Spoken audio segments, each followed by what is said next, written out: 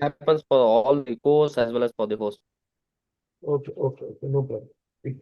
So to start with, I will take the initiative. I will introduce myself. I am Mubarak Khan. I am founder and CEO of Mohantis Industries. We are based out at Mumbai, India. Okay. So I've started. I request the others to please introduce one by one.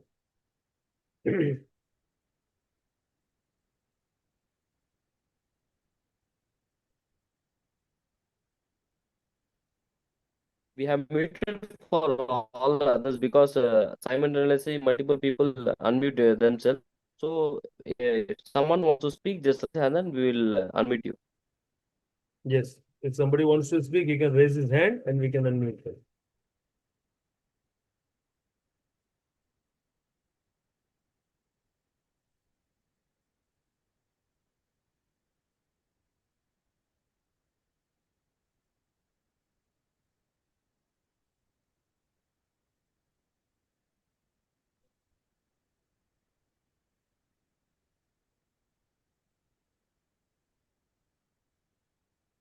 And I would also request all the participants to change their name to their actual name, company name, and the locations from where they are joining, so that it is easy for everyone to identify who are the participants.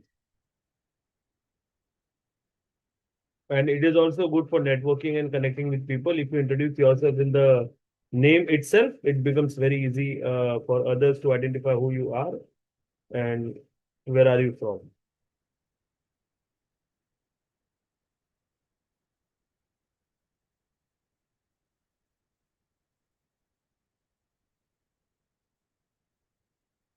I can see this Mr. Fasih Sheikh, Mohammed Fasih Sheikh, India.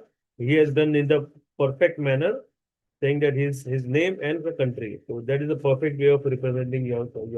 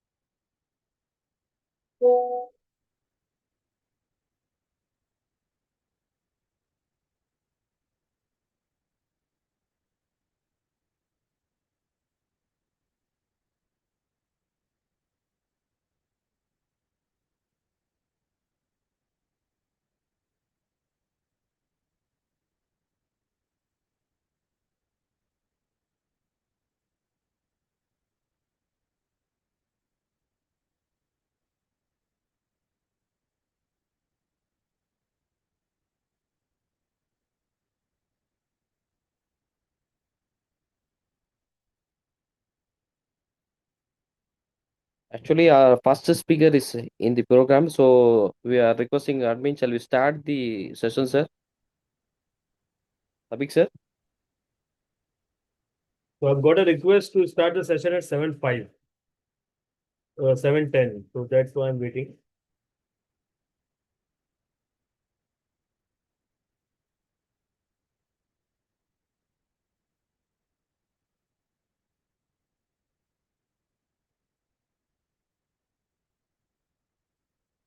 Sir, actually, we got a message that we shall start at 7:10. So if any networking, it can be done.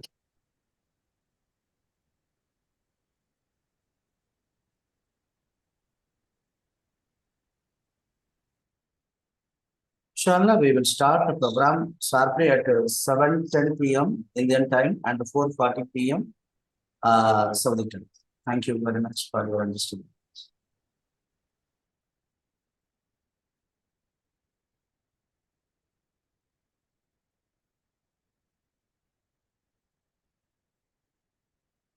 Meanwhile, any other want to introduce yourself, you can do it.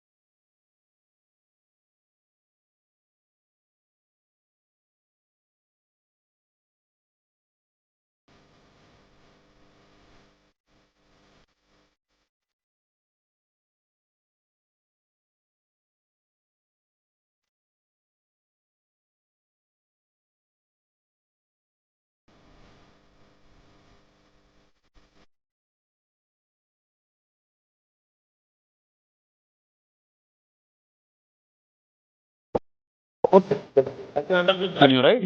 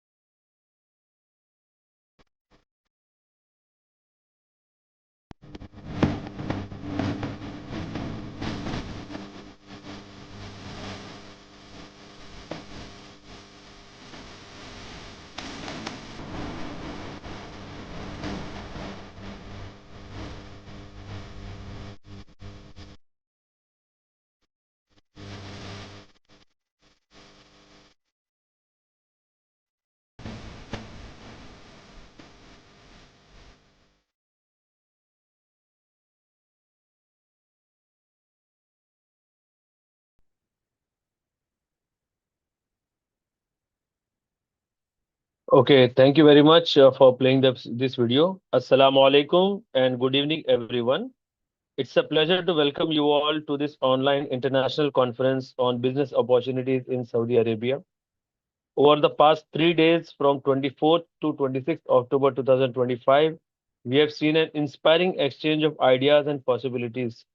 With more than 30 distinguished speakers, over 300 business leaders and entrepreneurs joining from across the globe. This event has been a true celebration of knowledge, connection, and collaboration.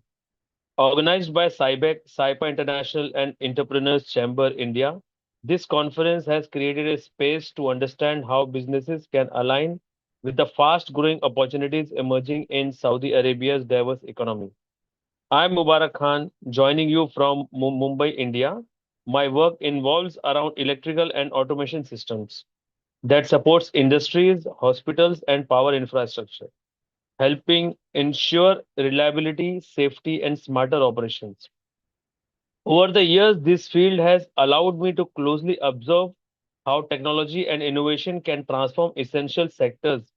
And that's something I deeply relate when I look at Saudi Arabia's ongoing transformation. What fascinates me about the kingdom is not only its natural resources and financial strength, but its clear sense of direction, the ambition to keep growing stronger every decade. Its commitment to diversification, innovation, and visionary leadership is something the whole world can learn from. From professionals and entrepreneurs like us, Saudi Arabia represents a land of partnership and progress, where ideas can take root and grow into something meaningful. And now, as we begin the final session of this remarkable 3 day journey from 4:30 p.m. to 8:30 p.m. Saudi time and 7 p.m. to 11 p.m. Indian time, let's carry forward the same energy of curiosity and collaboration. Let's listen, engage, and build connections that go beyond borders because opportunities don't just exist in markets, they exist in relationships we build and visions we share. Once again, a warm welcome to everyone here. Let's make this final session not only insightful but truly inspiring.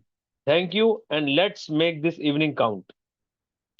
So, with this, it's my pleasure to invite my first speaker of the day.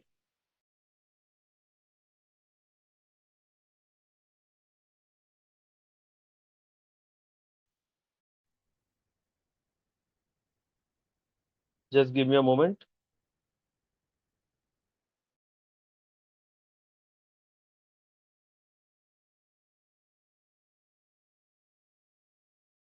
Syed Faisal.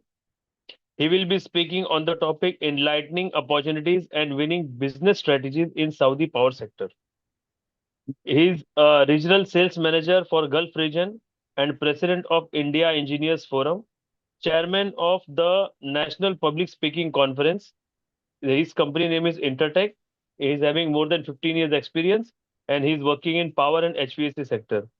A warm welcome to Engineer Syed Faisal. Brother, please start your session. Thank you very much, Mr. Mubarak, for the lovely introduction. First of all, a very good evening to all of you. And it's obviously great to see so many faces right now clocking at 93 at 7 p.m. on weekend in India. So I'm sure most of you over here, or perhaps all of you over here, are interested in what Saudi Arabia brings to the table for most of us here. So without any further ado, my introduction has already been made. So I'll jump into the presentation. So I had a quick discussion with the organizers, and I thought, instead of just restricting it purely to power segment and the HVAC segment, we'll speak in general about all the opportunities, by and large, which Saudi Arabia presents. I will, of course, be addressing also the opportunities related to the power and the HVAC segment, but for the benefit of all the 93 people and perhaps clocking more than 100 in a few minutes, I think it is in the best interest that we speak by and large of the opportunities which Saudi Arabia presents. So quickly, let's jump in the myths. I'm sure when most people, previously at least, when people would hear about Saudi Arabia, they think it's a land of deserts, it's a land of Bedouins, not much of progress, not much of development. But of course, things have changed over the few years. If you have seen Saudi Arabia of the 1980s and you compare that to the 2000s and the 2020s, the mammoth development is just incredibly phenomenal. So let me take you through what are the key economic indicators based on which I do make this comment that Saudi Arabia is the new place of investments, opportunities, and perhaps the new dreamland, as most people might consider it to be. When you compare Saudi Arabia's global growth, right, just in 2023, compared to the global growth, it was higher by 1.1%, whereas the global average was about 3.2% of GDP growth. GDP per capita increased from 16,500 USD to 24,800 as of 2024, which is massive. And as we speak about 2025, okay, that has to be corrected. The projected growth for 2026 is about 4.2%. Inflation rate has remained almost the same at 3.1%, which is again far, far less when you compare it to several other countries across the globe. Unemployment at this point stands at 9.6%, but we do have other opportunities which are coming up, which is going to be bridging the gap. And if we are to follow the news and the updates which you get, Saudi Arabia aims to bring down that unemployment rate by less than 4% by 2030. And the FDI, the foreign development investments in Saudi Arabia as of 2023 alone was 32.2 billion. Now I'm going to put things a little in perspective. This is basically just a general graph showing the GDP growth and what have you. 2020 obviously was a dip for the entire globe due to the coronavirus, but then they bounced back at a mammoth 4.2%. Now, for a comparative, why are we saying Saudi Arabia is the next place to invest? Why is Saudi Arabia the land of opportunities? Now, the countries that I've listed here, right, are essentially the countries which includes India, China, US, and Germany, are countries which is known for opportunities, which is known for business development and engineering opportunities and what have you. Amongst that, it may at the moment, looking at this table, appear like Saudi Arabia is growing only at 4.3% when you compare it to the other countries. However, when you do compare it to countries like US, Germany, Saudi Arabia is at much higher GDP growth rate. Now, in terms of FDI, again, when you compare it to the other countries, India, China, US, Germany, it may appear like $32.2 billion is far too low. But now, let me zoom out and show you how it is like in the Middle East region, right? The Gulf region.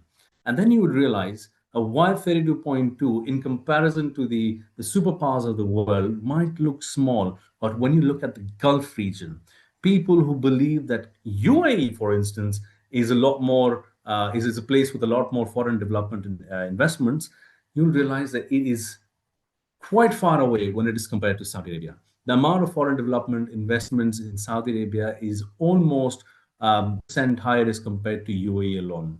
The growth rate in Saudi Arabia is averaging the Gulf, which is 4.3%, which is phenomenal. Now, moving forward, again, FDI, I don't want to get too much into the details of the FDI over here because I have something to share with you in the next few slides. The Vision 2030, which a lot of people really talk about, it might appear like a fancy little thing, which you see everywhere here and there, that Vision 2030, Saudi Arabia is transforming. You understand the kind of investment which is going into the Vision 2030, it is unbelievable. Looking of $800 billion of investment for the Vision 2030. Now, what does Vision 2030 have? I'm going to get to that in just a bit. Right?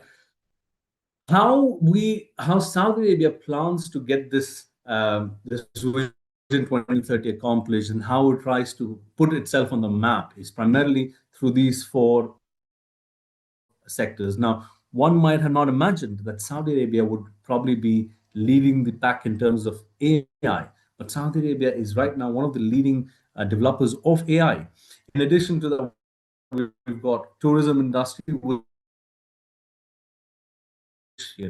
if anybody here is 30 years, tourism in Saudi Arabia essentially just meant, the pilgrimage, Hajj, Umrah, and that was it. But now Saudi Arabia is positioning itself to be a touristic location with Neom, Al Ula, and several other places, Riyadh seasons, Jeddah seasons, and the kind of events which Saudi Arabia is putting up. In fact, I think a few days back we had the Three Khans, the Bollywood was here. So Saudi Arabia is breaking the shackles of what people used to think of, and tourism is at the forefront of it. And if we are going to go with the objectives of now the prince, he wants Saudi Arabia to be the hub of tourism in the Middle East, not just in the Gulf for that matter. And if we are to look at the projected trends, very soon you will see Saudi Arabia overtaking UAE in terms of tourism. Second, the renewable energy. Again, the myth or the idea which surrounds Saudi Arabia is that it's an oil-driven country, it's all about oil, oil, oil, but that's not the case. Now, when we speak about the renewable energy, Saudi Arabia plans to move 50% of its energy development or energy generation to renewable energy, which brings about $50 billion worth of investments. Now, to give you a little perspective in terms of numbers, at the moment, Saudi Arabia depends heavily on gas and oil. But as of 2030, we can expect about 64 gigawatts of energy coming in from gas, 33 from oil, and a whooping 60 gigawatts from renewable sources. So essentially what that means for people across the globe is that renewable energy segment is a place where you are to look out for opportunities. Even now, as we speak, the kind of investments happening in renewable energy in the solar front, the nuclear front as well, is staggering. So there's a lot of business opportunities when you talk about renewable energy. And moving on to technology, as I just mentioned, Saudi Arabia is planning to be on the forefront of AI. And if you might recollect, maybe 2 years or 3 years ago, the first AI robotic lady was introduced here in Saudi Arabia, where the world was watching. Lastly, of course, the healthcare.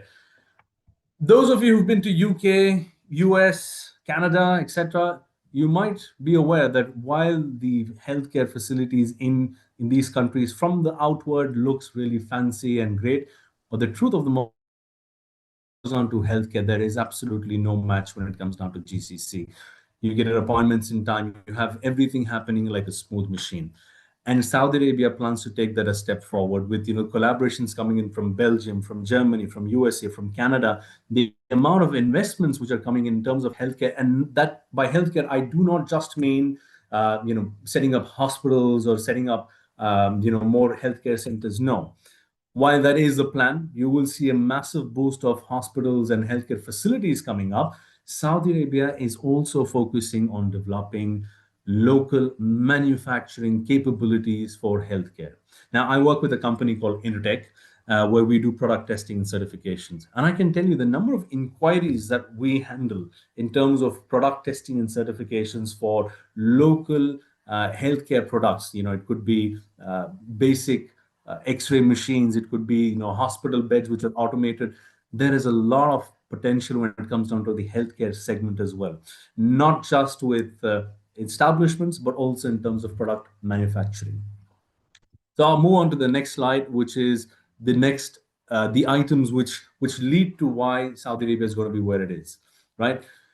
Mega projects and several events being hosted, and of course, development and nourishment of local talent, which is essentially an objective to reduce the unemployment rate from what it is, which is at 9.3 to perhaps below 5% by 2030.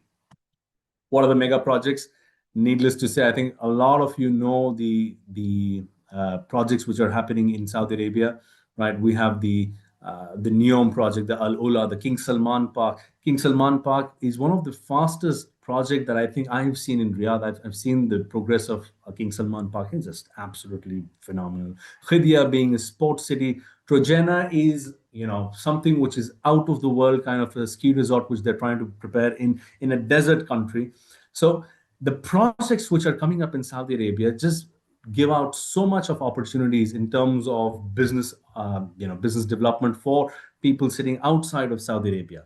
Now, while you do have a lot of opportunities while being in India, while being perhaps outside of Saudi Arabia, well, in my opinion, seeing the trend which follows, the localization concept which has come into be, which is essentially to reduce the unemployment rate, to engage more people, to make Saudi Arabia a more employable country,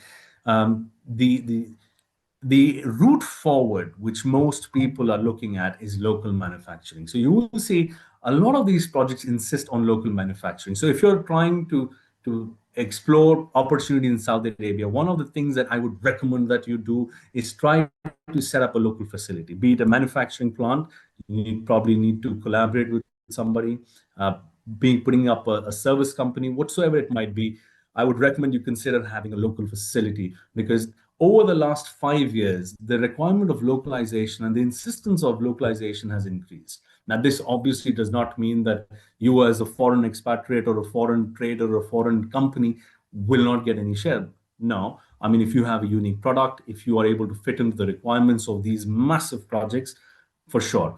And now, you might also wonder that, okay, there are so many projects, there's so many opportunities, so the market is most likely going to get flooded, it is most likely going to get full. But that's the entire beauty of the opportunities which Saudi Arabia is presenting at the moment, where there are so many opportunities that there is a piece of cake for absolutely every single person. If you have a product which can be it a simple plastic product to an extremely complicated turbine, for instance, you have opportunities. Now, how you get into and win these opportunities depends on how well you're able to localize, how well you're able to cater to the requirements, right? How well you're able to provide for the specifications of Saudi Arabia. Now, speaking of specifications and opportunities, see, one of the things that I was originally supposed to be presenting was related to HVAC.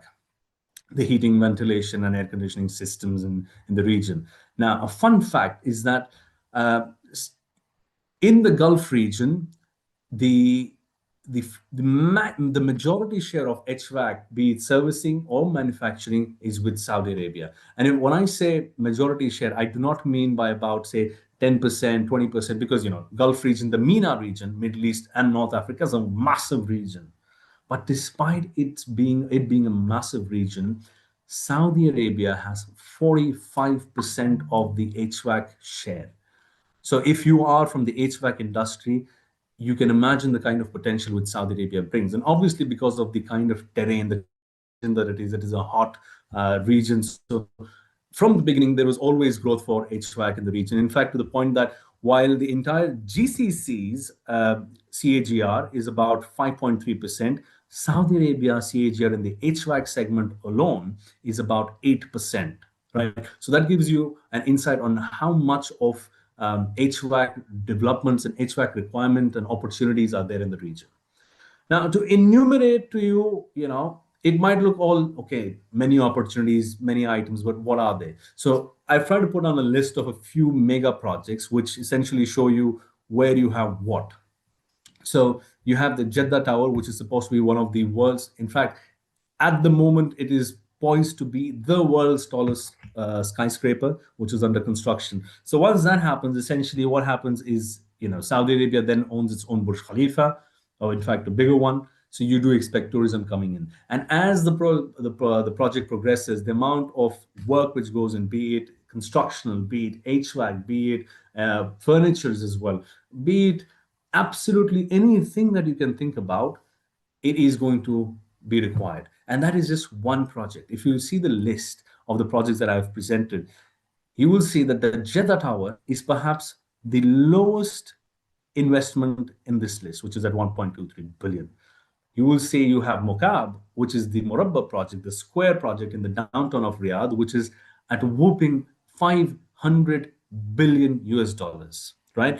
So when you can see the kind of investment which is coming in, the more the investment, it's always more the opportunities, right? So I don't want to spend or dwell too much onto all the items. I'm happy for you to take a screenshot of it because, these are just a few of the mega projects. Because I want to also swiftly move on to the other items as we're running a little short on time, right? If you do have any questions, please feel free to put it on the chat box. I will have a look at it and I will try to address it for you, right? I'm sure you've heard about Sindala, the luxury resorts which are coming up in Saudi Arabia, where once we thought, again, a Bedouin island or Bedouin land, now we have a luxury resort coming up. People from across the globe are now considering Saudi Arabia to be the touristic destination. You have other, utility projects like which is an entertainment and sports complex. The King Salman Park was a recreational park. Several. I mean, these are just the tip of the iceberg, really. And again, these are the mega ones. So you've got many, several smaller projects along the way. Now, in addition to this, Saudi Arabia is positioning itself to host events. Now, what kind of events? As I mentioned to you at a few slides back, Saudi Arabia is positioning itself to be leading the pack of wolves, for example, in the Middle East. So in terms of AI. So they are hosting the Global AI Summit. We're having the Davos, which is coming up in the desert. We're having the World Cup, which was, treated with pride in Qatar just a few years back, and now it's going to be in Saudi Arabia very soon. We have MISC, which is a massive event which has been happening over the last few years, where it positions all the technological advancements. In a few years, I do assume that MISC and related events will take over events like JITEX, like Middle East Energy Exhibition. Some of the biggest events which do happen in the UAE at the moment is likely to move to Saudi Arabia. And it's not only about projects. Again, we were looking at tourism as such. So we have fashion shows coming up. We have award ceremonies, award shows coming up, Formula One racing, and what have you. So essentially, Saudi Arabia is breaking the bubble of what people used to think, shattering beliefs that no, Saudi Arabia cannot do 1, 2, 3, 4, and anything and everything that you thought Saudi Arabia may not do, Saudi Arabia is venturing into it, right? This is the time to invest. This is a time to reap the benefits of being in Saudi Arabia, working with the Saudi Arabian projects. Right. So I've already told you about the World Cup. So finally, one of the things which Saudi Arabia is taking a lot of pride in, and rightly so, is the Expo 2030. And unfortunately for UAE, when Expo 2020 was happening, coronavirus practically wiped it off and it had to move to 2021. But it was massive. Anybody who's been to Expo 2020 in Dubai will acknowledge that it was absolutely massive. And that was with an investment of $20 billion, right? Now imagine what you can expect with an investment of $80 billion, right? And that again is the opportunity which Saudi Arabia presents for you. Again, what can you do over here? Anything that you can provide is sellable in Saudi Arabia. No matter what your product is, it is sellable in Saudi Arabia. Of course, so long as it meets quality standards, because Saudi Arabia does not compromise on the quality standards, right? So again, quickly, this is just a quick, let's say, a snapshot about the investments and the revenue which has been coming in, comparing it to UAE versus KSA. You will see that as of 2025, the investments coming into UAE is about $70 billion, whereas in Saudi Arabia, it's about $85 billion. And the revenue, like, as you can clearly see, as of 2025, the projected revenue from this 70 billion investment is about $500 billion, whereas Saudi Arabia is about at $650 billion. And that number is just going to keep increasing, at least for the foreseeable future. We do know that Saudi Arabia is going to have a massive revenue growth. And anywhere that there is revenue growth and you're part of that revenue growth, you make your own revenue, right? Lastly, the talent pool, talent opportunities. So for those of us who are looking for, opportunities in terms of jobs and not just business, like I mentioned, through and through, we have tourism coming in. We've got engineering activities. HVAC is booming in the region. Power segment is booming. People are moving from oil and gas to renewable energies. So we expect about 10 million new jobs by 2030 in Saudi Arabia. I've just mentioned a few of them over here, like about NEOM is one of those projects which is expected to employ 1.25 million employees. Now, when I say NEOM 1.25 million, obviously this does not mean just the NEOM company, but the project in itself entails so many recruitments. So that's a lot of job opportunities which come along the way. In terms of engineering opportunities, like I said, we've got NEOM, the Qidya, Red Sea project, Jeddah Tower, Amala Tower. You've got several opportunities where you have engineering. And that's not just engineering in terms of, say, electrical or mechanical or one or two.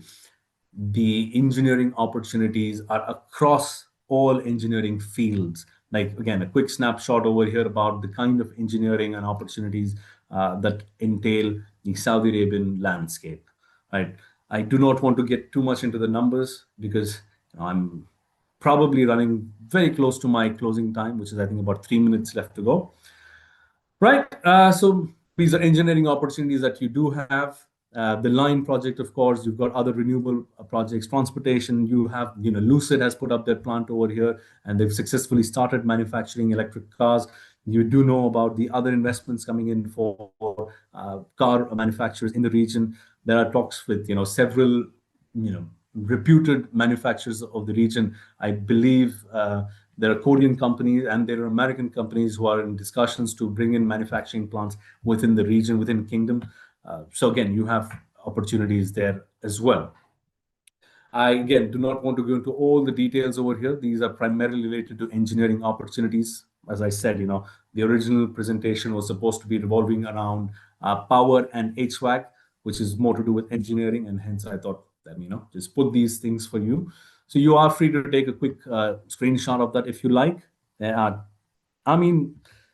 I'm trying to go as fast as I can for a simple reason that there is just so much that Saudi Arabia offers that really it's difficult for me to put everything within 20 minutes. And that just speaks volumes about the kind of opportunities which Saudi Arabia has, right? I would like to just briefly talk about the India and Saudi Arabian ties and the kind of collaborations that are happening between the two countries. In the energy segment, we have corporations happening between the Indian Oil Corporation and Saudi Aramco, where there's a combined investment of nearly 44 billion US dollars. Like infrastructure, we've got companies like L&T, we've got companies like Shapurji Palonji, who was, his name, Shapurji Palonji, who is into the infrastructural development. Several combined joint projects are happening. In fact, a few are not even publicly listed. Yeah, if you discuss with the embassies, they will give you a lot of information about the kind of cooperations happening. Imagine Brother there Faisal? is at the moment. Yeah. Yes. Brother Faisal, we are already 3 minutes past 20 minutes actually, and we started Okay. late also. So So I would give me request to like 2 minutes and I will finish this. I'm at the end, right? So, so I quickly just go through this. Like I said, you can take a screenshot. Basically, it talks about the sector and what kind of opportunities available. So this entire presentation is not made out of my own imagination, right? These are the sources. If you'd like, please feel free to go through these sources. And with that, I think, what they say in UAE, Habibi, come to Dubai, and now it's full. I'm sure you're seeing videos of people saying, go back. But Saudi Arabia is going to open you with open arms, with all the opportunities that it presents. With that, thank you all very much and appreciate you giving your ears to me. Thank you. If you have questions, I'm happy to answer them on chat. Thank you. Thank you very much, Brother Faisal. It was really nice and insightful presentation. What I noticed, what you have done quite a good research, and it was very to the point, what I can say. So I'm really happy to hear that. And I'm also happy to see the engineering company flourishing in the Gulf. And I hope there is a lot of opportunities for different sector of companies over there. So if somebody is having any question, we can take a quick 1 or 2 questions if somebody is having. Well, we can do it on chat because I do see that also Mr. Jabir has turned on his camera and is ready for his presentation. So I can take it on chat. We can club the questionnaire together in the next. Sure. That sounds good. Thank you. Okay. So thank you very much, Faisal. So now I would like to invite Mr. Ismail Al Ghamdi. He is senior lawyer of Al Makhtawi and Partners, Riyadh, Saudi Arabia. He will share his insights on the journey of investing in Kingdom of Saudi Arabia.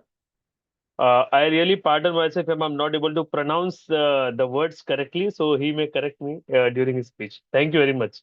Mr. Ismail, please.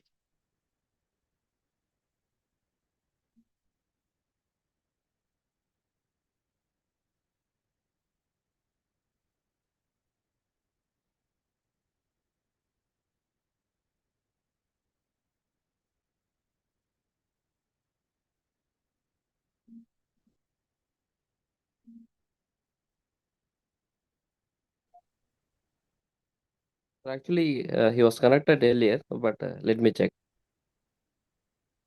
Okay.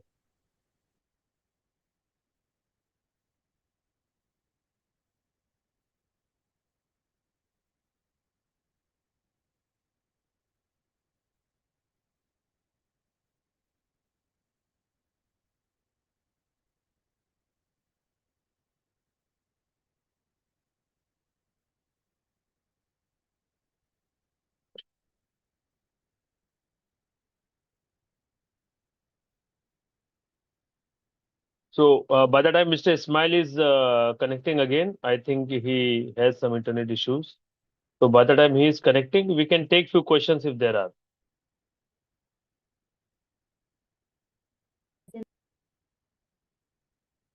If somebody wants to ask question, they can put it into the chat box, or they can raise their hand so that the admin can unmute them.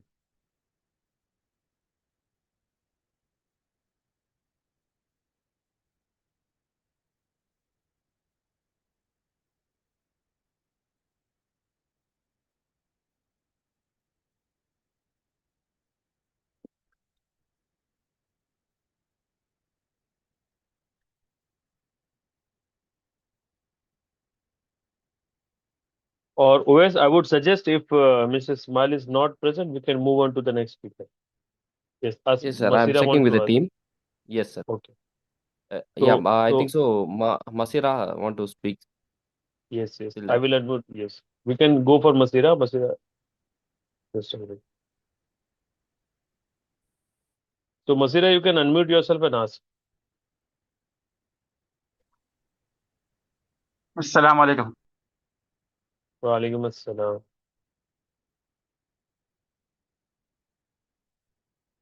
Wa alaikum assalam.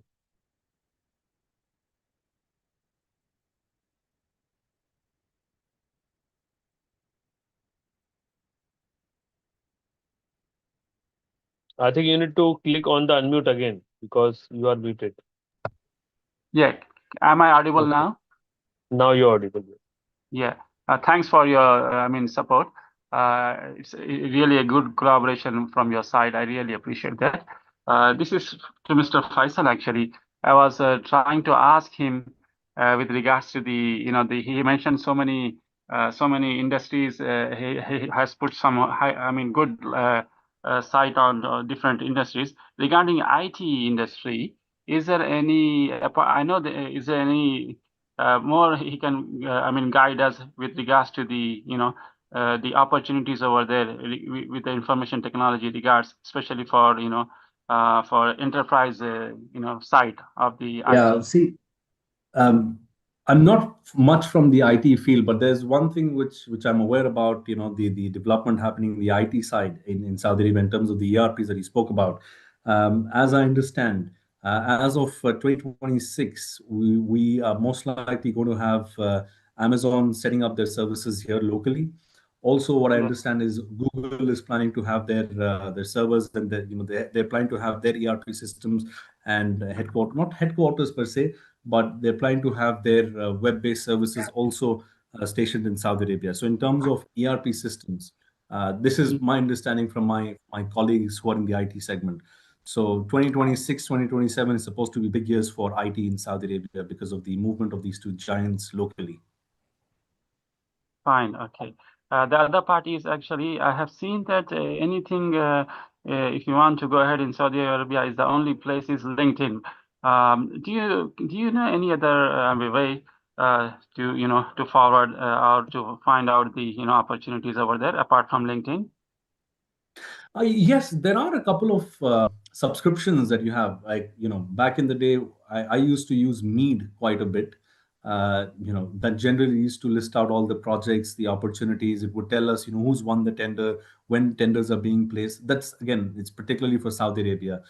In different countries, you have different, systems. For example, in Oman, you have something called GSRS.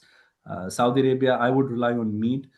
That has been my primary reliant on in terms of getting information on the projects happening in Saudi Arabia. There might be others, but that's not something I'm fully aware about. So Okay, thank you for MEED, Mead. MEED.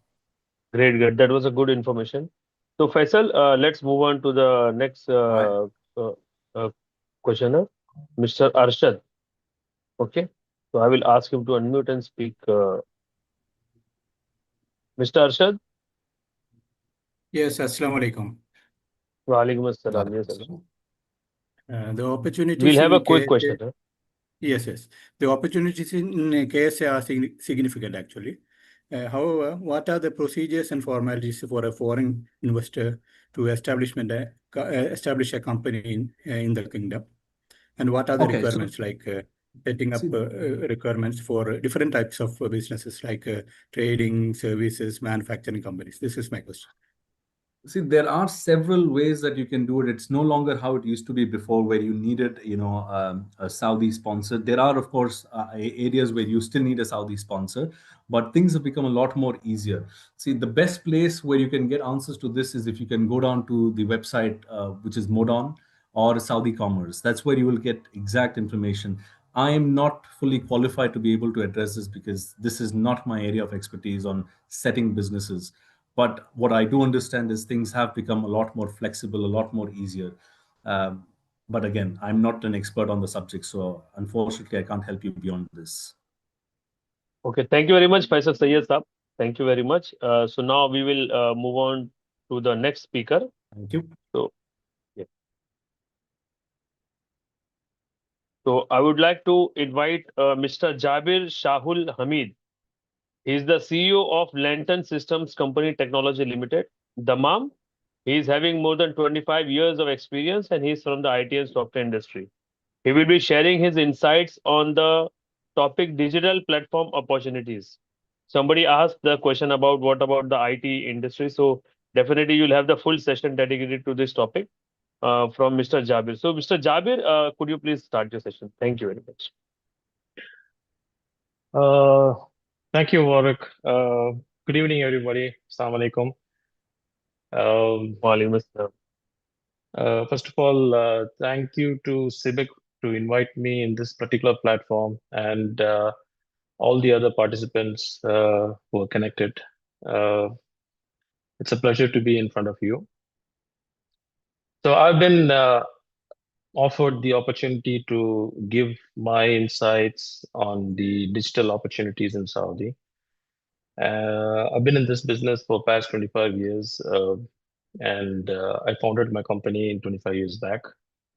So uh, I'm hopeful that there are some things which I can share. So when it comes to digital opportunities, so the past few days we've been listening a lot about so many projects, so many initiatives from the government of Saudi, and so many developments that uh, are planned in the future for the next 10 years or so. So let's take, for example, the Mukab project. So it seems that there is 100,000 smart homes in this Mukab project, right? So we've been hearing a lot of that, 100,000 smart homes. So you have one smart home. Assume that you are in one of these smart homes, and what type of services the smart home provides. You're all aware of that. What happens if you are inside the smart home or you want to enter the smart home and the smart home doesn't open to you? So how do you tackle that situation? These are certain things which creates the ingenuity for various opportunities in the kingdom. All these projects, all these digital opportunities, having such facilities available for us in terms of smart homes, there is a level of services and activities that accompany us to perform and venture into for Saudi Arabia. So that is what I'm going to talk about much, more or less.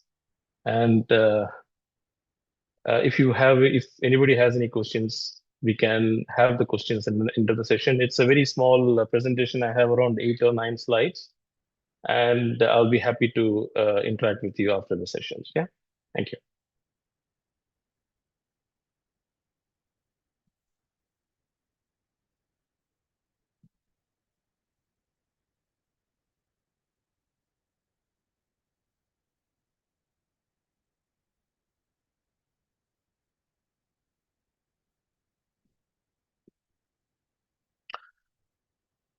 So it is very safe to assume that we have a digital gold rush in Saudi.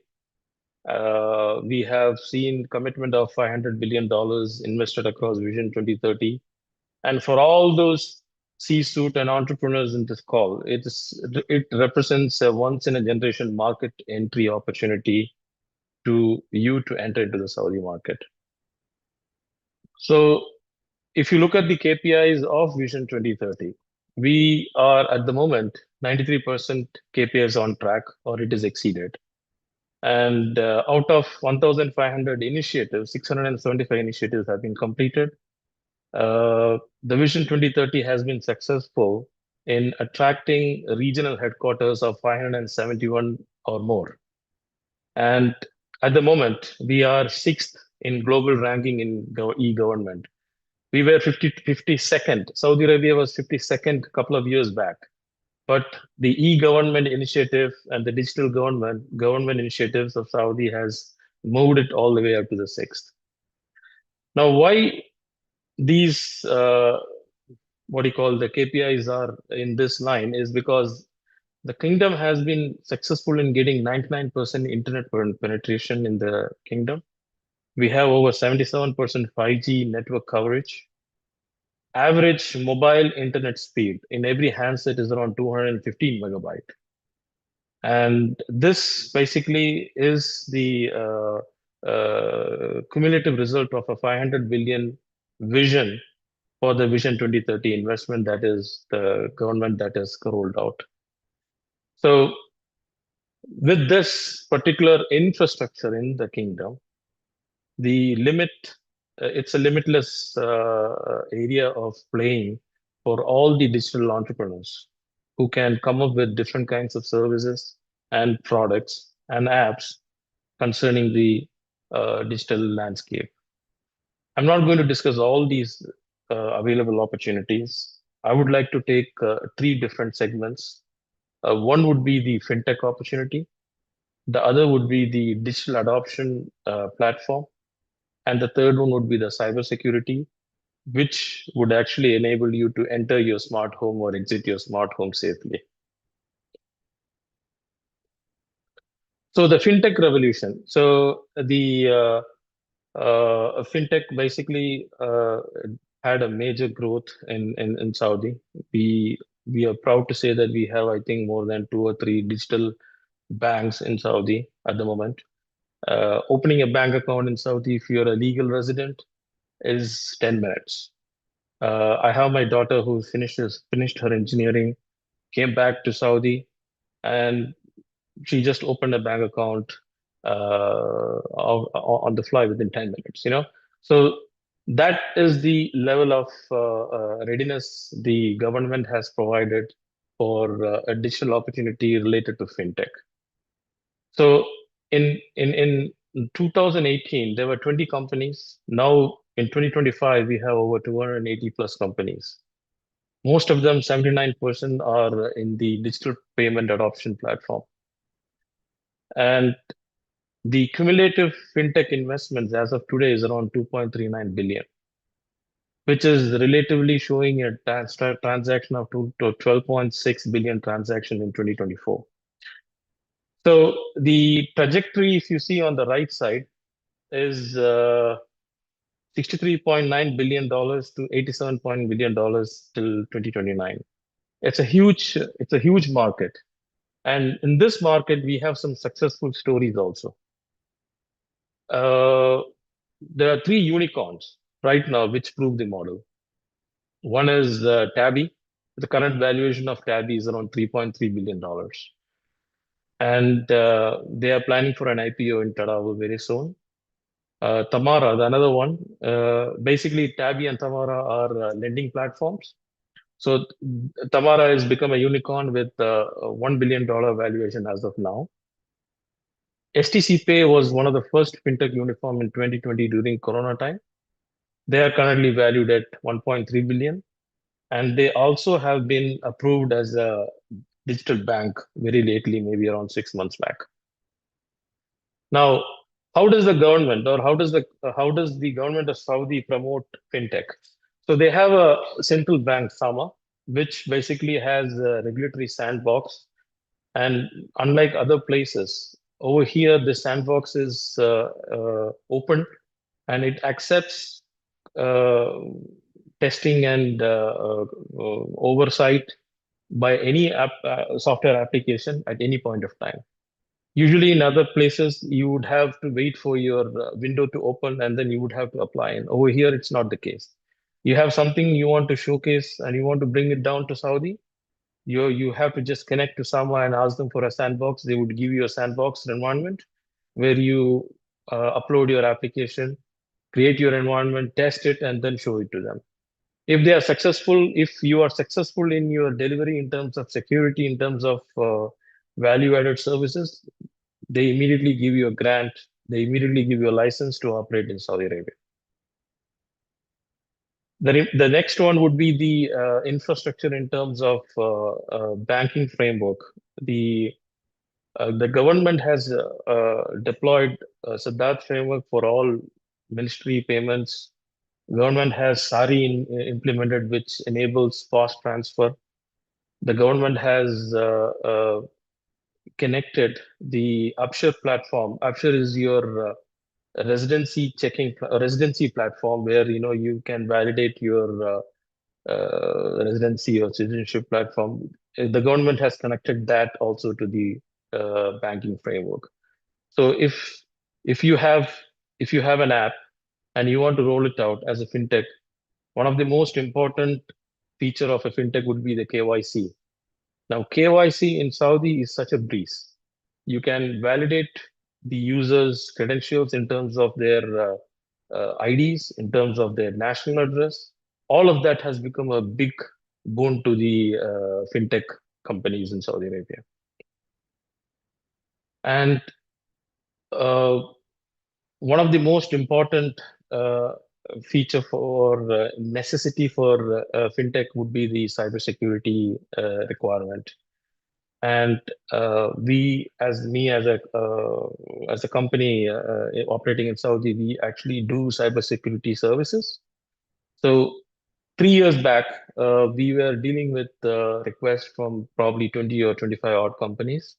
At the moment, the market size has gone all the way up to 512 companies in Saudi for fintech.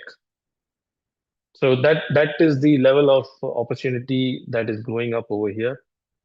So to all my fellow participants over here, whoever is in the field of fintech, whoever can think out of the box, this is a very good place for you to come and launch your business. The next would be the digital adoption platform. So this is a very unique platform in which I think there are only 3 or 4 players in the world, to be very honest. And what does this mean? So the drive is digital transformation, digital transformation, digital transformation. How would you do that? How would you do digital transformation? How would you educate the users on DX? DX is digital transformation, right?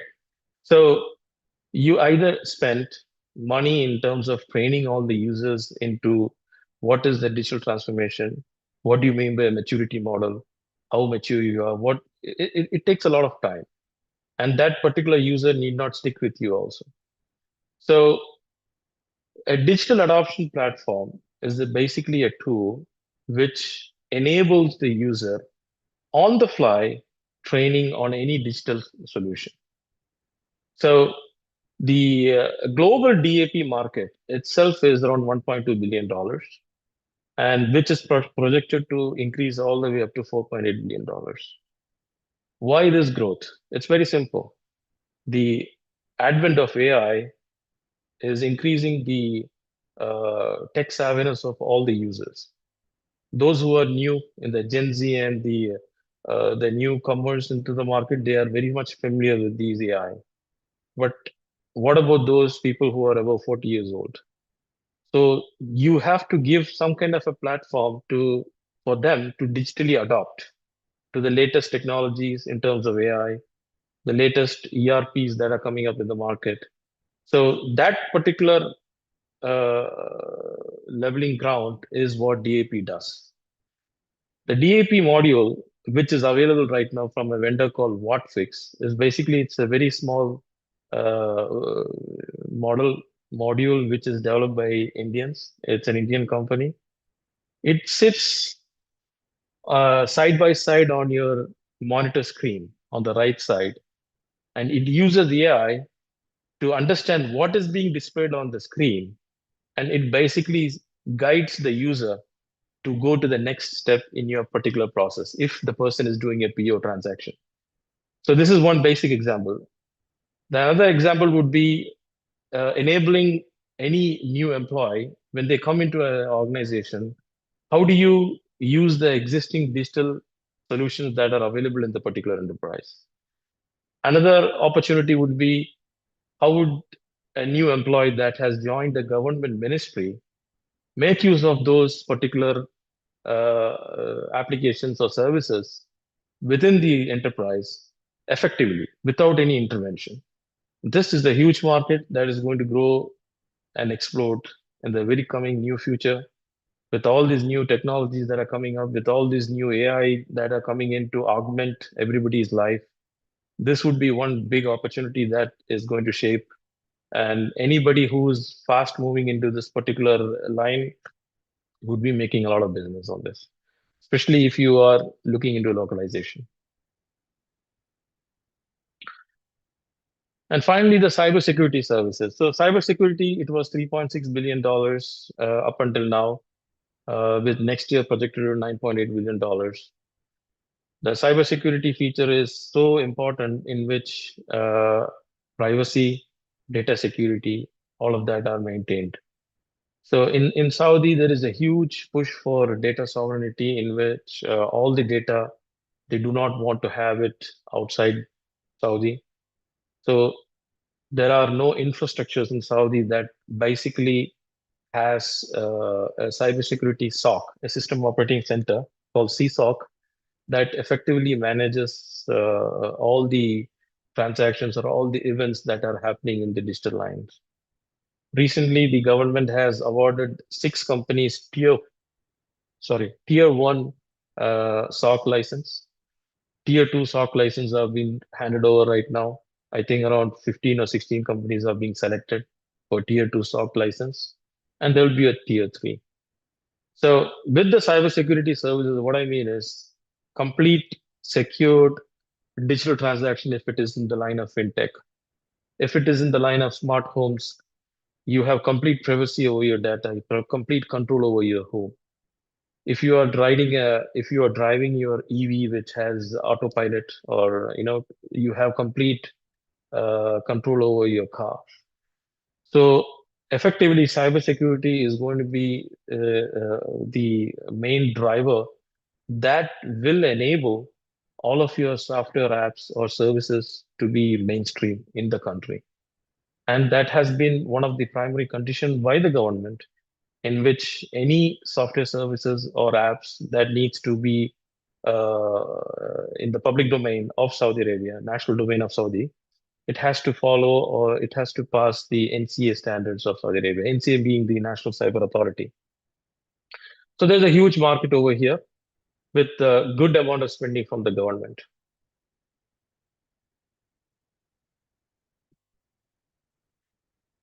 And these are the 4 sectors which I summarized. Cloud security and SIM solution basically is the stock requirement. And critical infrastructure protection would be the OT cybersecurity services that are required over here. A financial sector security would be the for the banks, and then the smart city and IoT security. That would basically augment all the smart city, all the smart projects, all the giga projects that are being launched in Saudi Arabia. I mean, without this, all of these projects will be just a talk. Cybersecurity would be the one who would essentially give assurance to all the users to go ahead and use all these digital services. And this one slide, which basically I want to align with my fellow participants, that what would be the success factors? What is the things which you should look into when you want to set up a business in Saudi? Localization is a big thing. Like, if you see that as the first one of the first things, it has to be Arabic first. That is the most important thing. If you look at the population divide, we are around 36 million. Out of 36 million, around 12 to 13 million is the expat population. And out of that 13 million, very few are English speaking. Remaining all are predominantly Arabic. Multiple payment methods. Yes, you have Visa and MasterCard, but in Saudi, we have MADA, the national network for payments. That needs to be a basic factor for your app or services. Cultural adaptation, local customer experience, halal and Islamic compliance. All of this play a big factor in your success. And then I would stress on the relationship building. Saudi is not a place like other place where here relationships really matter. Who do you know, and who all do you know? Those are the things which really matter for your success in your business. And the third one would be your vision alignment. If your vision for your company or your services, not if the vision for your services or your company should really aligned with the country's vision. And the country's vision has enough collaterals in the public domain as to what they plan to do in the next 5 years, the next 10 years, and the next 15 years, which we have seen in the last 2 days in all the sessions. So I'm also trying to mention some of the pitfalls that destroy new ventures in Saudi. We have seen there are success factors as well as there are failures, and it's always good to analyze why they fail. And these are the failures mainly, which I feel that results in destroying the ventures the entrepreneurs create in Saudi. Underestimating relationship, not giving importance to Saudiization. You know, some people don't have a lack of physical presence inside Saudi. Uh, uh, the team which they bring from outside, expat, they have absolutely zero cultural training. And of course, ignoring the regional headquarter requirement, which is mandatory for Saudi Arabia. This is my last slide. The window is now. So for all the leaders and potential business people, the key takeaways, as I mentioned, in my view, would be the fintech, DAP, and cybersecurity, and the 2025 investment law, which basically motivates and promotes all of you leaders to establish inside Saudi as early as possible, because you have a 2 to 6 week formation time. And what are the success factors? This is what I have discussed. And the immediate steps would be to engage with a Saudi-based legal advisor for a feasibility study. SIBEC can help you with that. I have seen a lot of legal advisors that have come and given their speeches in the platform. Strategic planning. Please have localization and Saudization in as part of your strategy, and your market timeline. This is the most important thing, because if you are a first mover, you will win, because after 2030, you will lose the tailwinds. You will face a lot of headwinds, and you will face a lot of obstruction in terms of regulatory approvals after 2030. That's all from my presentation. I'm open for any questions you have. So thank you very much, Jabir, sir. If there are any one or two questions we can take.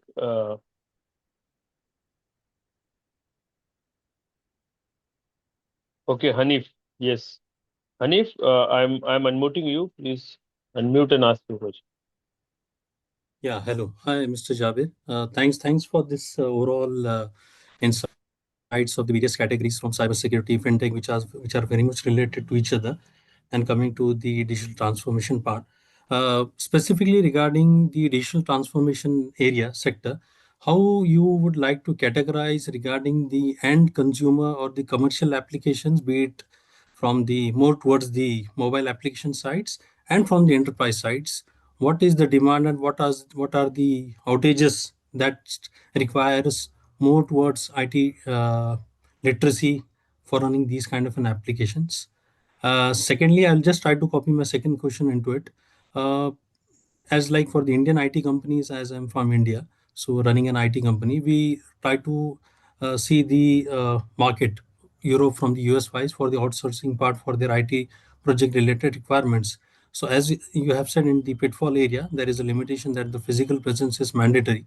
So having said that, still is there any kind of in scope before try to getting some kind of market capitalization by acquiring some of the customers, and then try to evaluating the physical presence of an organizations in Saudi to upgrow manner at these second stages? I hope I have articulated my two questions. Yes, Mr. Jabir. Yeah. Thank you, Hanif.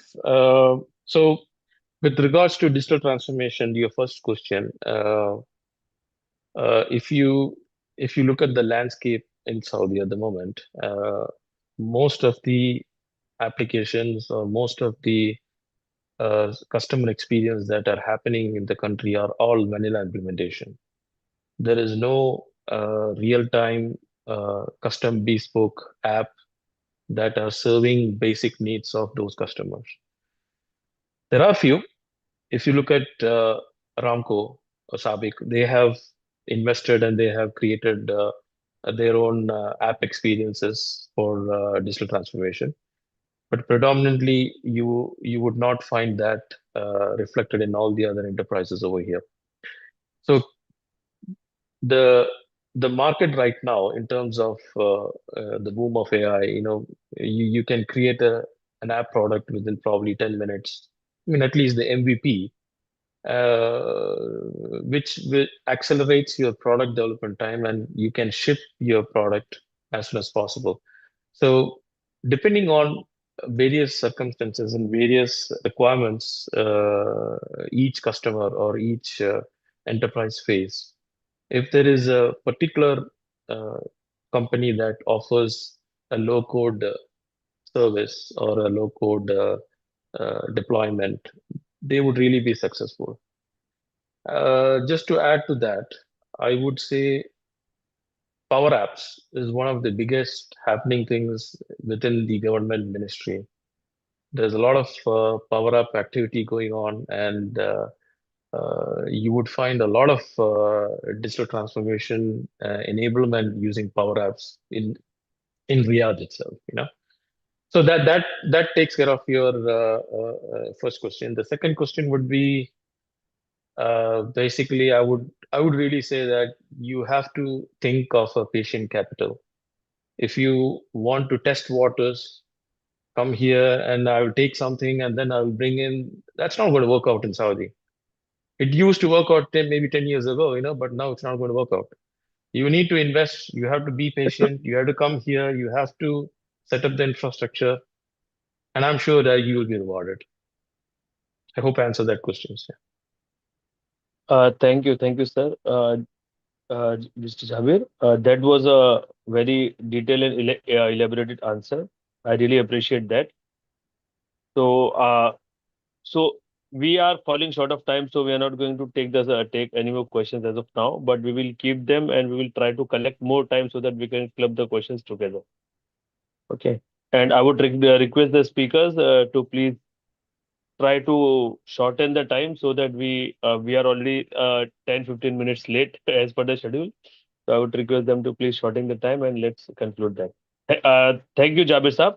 So now I'm going to, yes, I want to move to the next speaker. So our next speaker for the day is Mr. Anwar Sadat. He will be speaking on the topic business opportunities in Saudi Arabia in the batteries and related fields. Mr. Anwar is a business consultant, independent consultant for Asian country batteries manufacturers. He's having more than 30 years experience. His industry is automotive and storage batteries. So, Mr. Anwar, please start your session. Unmute yourself. Please switch on your camera and start the session. Thank you. Assalamu alaikum to everyone. Good evening to you all. Walaikum assalam. Walaikum salam. Thank you very much for calling me for this, business meet. I express my sincere thanks to the organizers and participants, everyone. Actually, my name is Anwar Sadat. I have completed my engineering in PSG College of Technology. I completed my MBA in IGNO, MPhil with in Tamil Nadu, and now I am doing my PhD in international business. Okay, let us come to the Saudi Arabia battery business market. Actually, Saudi Arabia, there is a lot of opportunities in the car and truck batteries and storage batteries. Now, what is the situation in the market? Let us discuss. Presently, there is 10 to 11 million vehicles in Saudi Arabia, which include car and trucks and commercial batteries and all the equipment vehicles like this. And every year, the vehicle population increase around 4 to 5% every year. The vehicle population also increasing in Saudi Arabia. So all these vehicles, they need batteries. Mostly 40 to 50% of vehicle or more than 50% of the vehicles, they have to replace the batteries on every year basis. Saudi Arabia, they are Two factories are available in automotive batteries. One is MEPCO.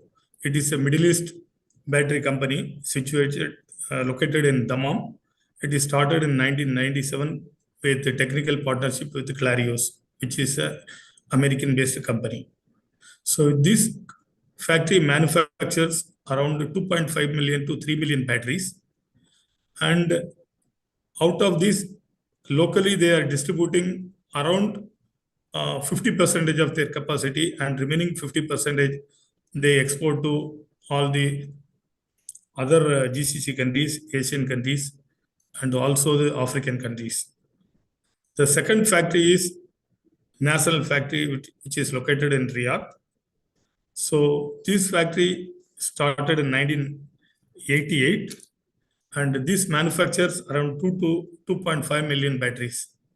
Same like MEPCO, this also 50% they use in Saudi Arabia, and remaining 50% they export to other countries.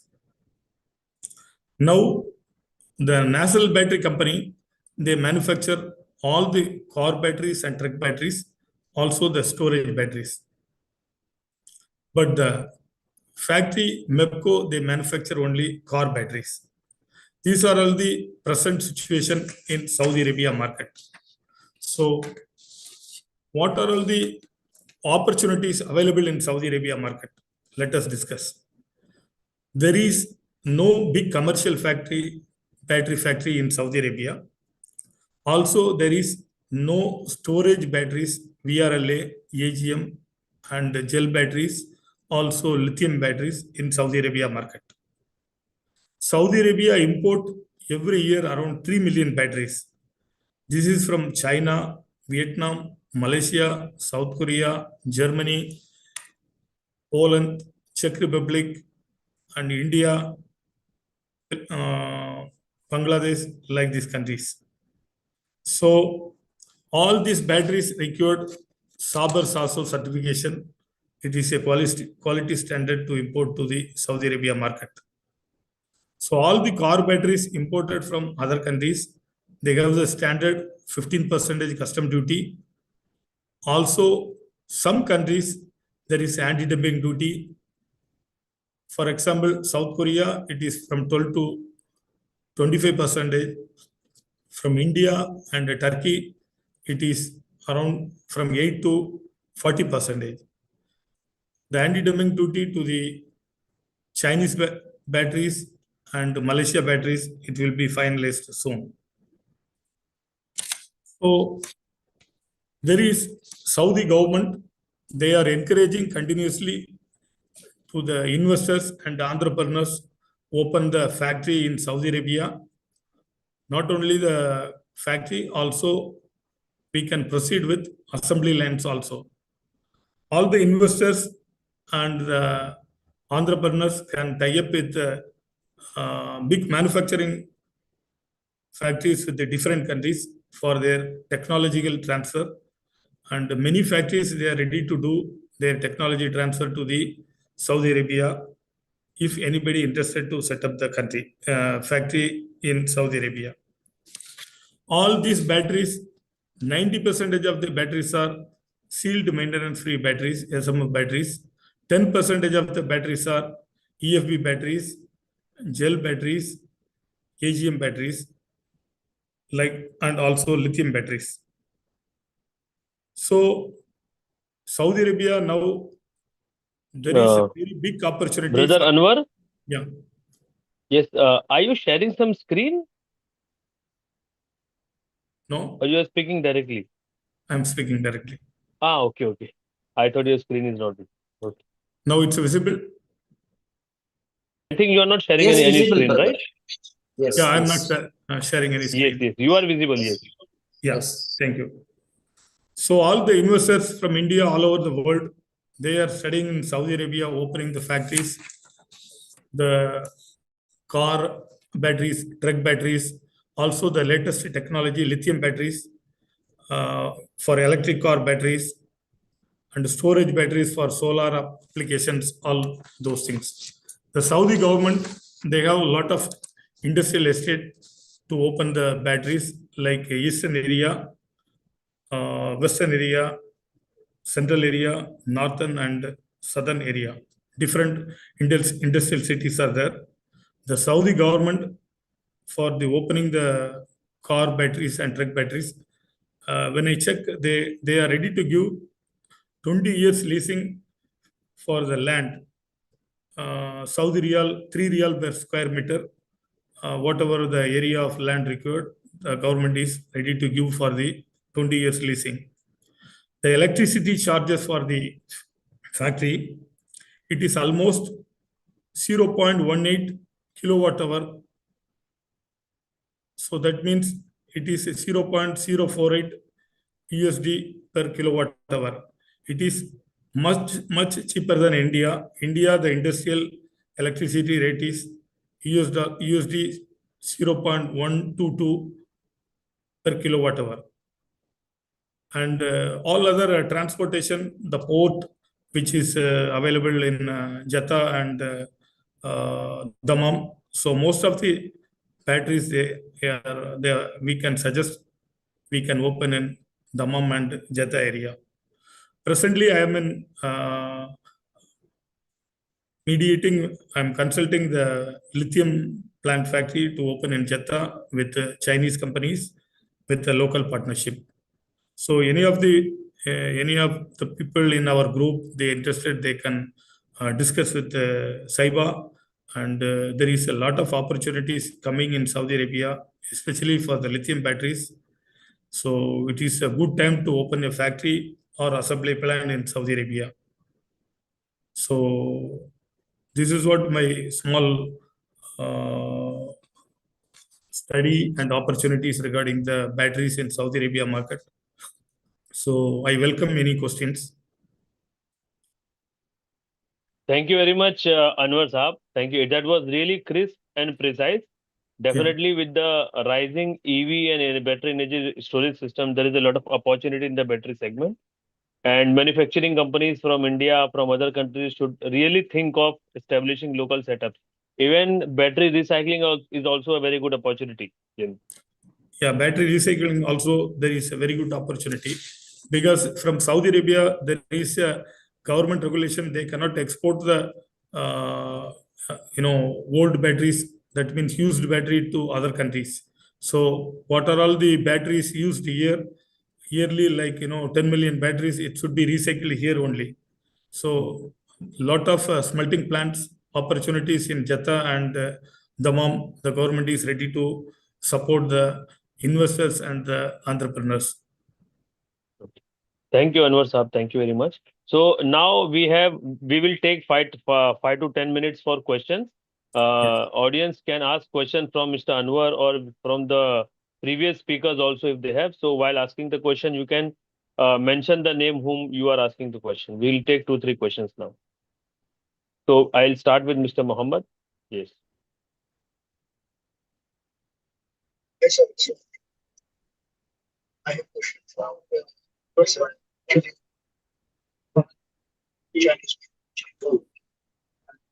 Muhammad, your voice is not clear. Hello, now it's clear? Yes, it's better now.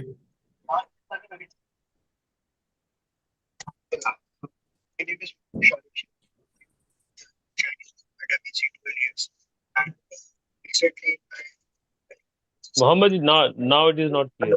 It's not audible. Here? Hello? Hi, now it's Hello? coming. When you are testing the mic, it is coming, but when you're actually speaking, Yeah. it's Hello. going away. Actually, myself, I work with the Chinese government. Muhammad, we are not able to understand it. Hello. Hello, now it is okay. Yeah, hello. Actually, I work with the Chinese government MNC 12 years, and one of my colleague recently opened a battery manufacturing company in Australia and South Africa, and he is very interested to open the battery manufacturing unit in South Africa. So can you please share me your contact detail, Anwar sir? So we will connect. Yeah, you can get it from SYPA. Definitely, SYPA will coordinate with you. I have more than 30 years experience in the engineering field. More than 10 years I'm in Saudi Arabia. I have visited more than 20 countries. I have very good relationship with manufacturers and technical team from Asia, and even TAP from Slovenia, and Clarios from Germany and Czech Republic, Spain, uh, Poland, so many countries. So definitely we can give technology partnership to the anyone they are interested, whether in sealed lead acid batteries, lithium batteries, and AGM batteries, EFB batteries, whatever the storage batteries we can give. Good, so thank you very much, sir. Thank you, brother. Excellent, excellent. Thank you very much, Anwar Saab, for the nice answer. Thank you very much, Mohammed, for the question. I hope the question was answered. So I will go on to ask Mr. Yasir to ask his question. And meanwhile, I have this somebody is sharing his screen. I think we should restrict him. I don't know how he's able to share the screen otherwise. Yasir, you can ask the question. Hi, sir. Good morning. Yes, How are brother. you? Yeah, good. Your presentation is very nice. Sir, I am currently in the Jeddah only. Okay. And you are going to start. It's a warm welcome. Sir, you are trying to open the battery manufacturing regarding the lead acids, right, sir? What about that energy storage container? Are you preferring to manufacture it locally, or you are? Yeah, actually in Jeddah, I am the consultant to open the factories, especially for lithium storage batteries, for solar and household applications for storage batteries. We are planning initially from 2.5 kilowatt, 5 kilowatt, 7.5 kilowatt, 10 kilowatt, 15 kilowatt, 25 and up to 50 kilowatt. From Jeddah, our client, we were planning to export the batteries, lithium batteries to, especially for Yemen market and Syria, Iraq, Lebanon, and African markets, also the GCC markets. Okay. Thank you very much, Anwar Saab. Thank you very much. We have Mr. Thank you. Hanif who has raised his hand. So we will unmute him and ask. He will ask the question. Hanif, Yeah, please. hello. Yeah. Thank you, Mubarak. Hello, Anwar sir. Thanks for Hi, sir. highlighting the importance of the battery-related insights for the Saudi region. Regarding the lithium batteries, means now this is being in India. It is being overly being rated, and it is getting replaced by the chemical-led batteries. So, having said that, as you have said, you are also exploring a business manufacturing setup with one of your customer. We are also about to start one of the smaller unit of lithium iron battery manufacturing in India. So what could be the import feasibilities if we can try to do from here in India towards the GCC region, especially to the Saudi market? Any kind of an import? Actually, mainly the lithium cells, the India many manufacturing factories, they have contacted and I have keep in touch. Mainly, they are getting the lithium cells from China. Yes. Mainly, they are getting the lithium cells in China and they are doing the assembly in India. Battery assembly. Yeah, now the market in India is for storage batteries, tall tubular batteries, which is manufactured by many factories, and soon maybe another 5 to 10 years it all will be replaced by lithium batteries, because the life cycle of the lithium batteries, it is around 10,000 cycle. If it is a date of discharge is around less than 50% like this, compared to the tall tubular batteries life more than 3,000 cycle, around 3,000 cycle, I think. So you can get the batteries cells from China and directly to India, and you can assemble it in India. Yeah, lot of factories are there to provide the cells and also the technologies. And next month, actually, I'm planning to, after 10 days, I'm planning to visit China, Shenzhen, with my engineering team to give the training for the assembly factories, all those things. You can contact SYPA, so they can also through SYPA, I can provide you all the details of the technical support with a very good technology team from China. Excellent, Anwar Saab. Thank you very much. That was really insightful session and question answer session.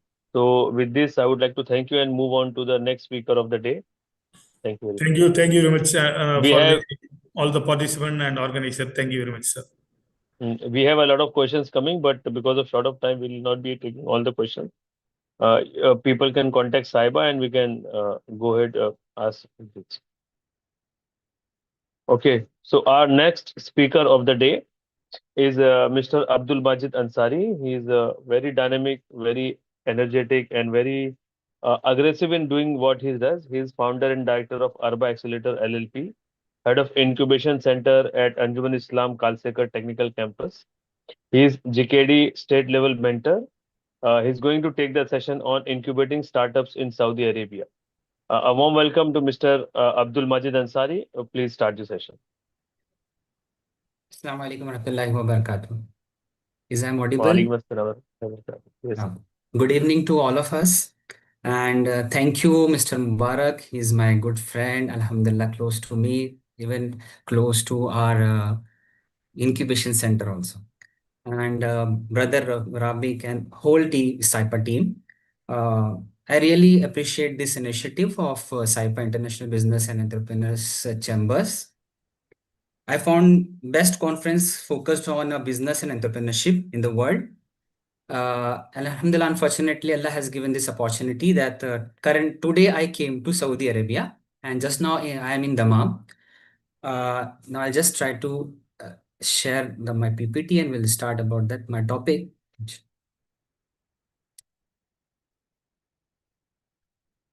Is my presentation is visible to all of us? Not yet. Not yet. Can you please check again?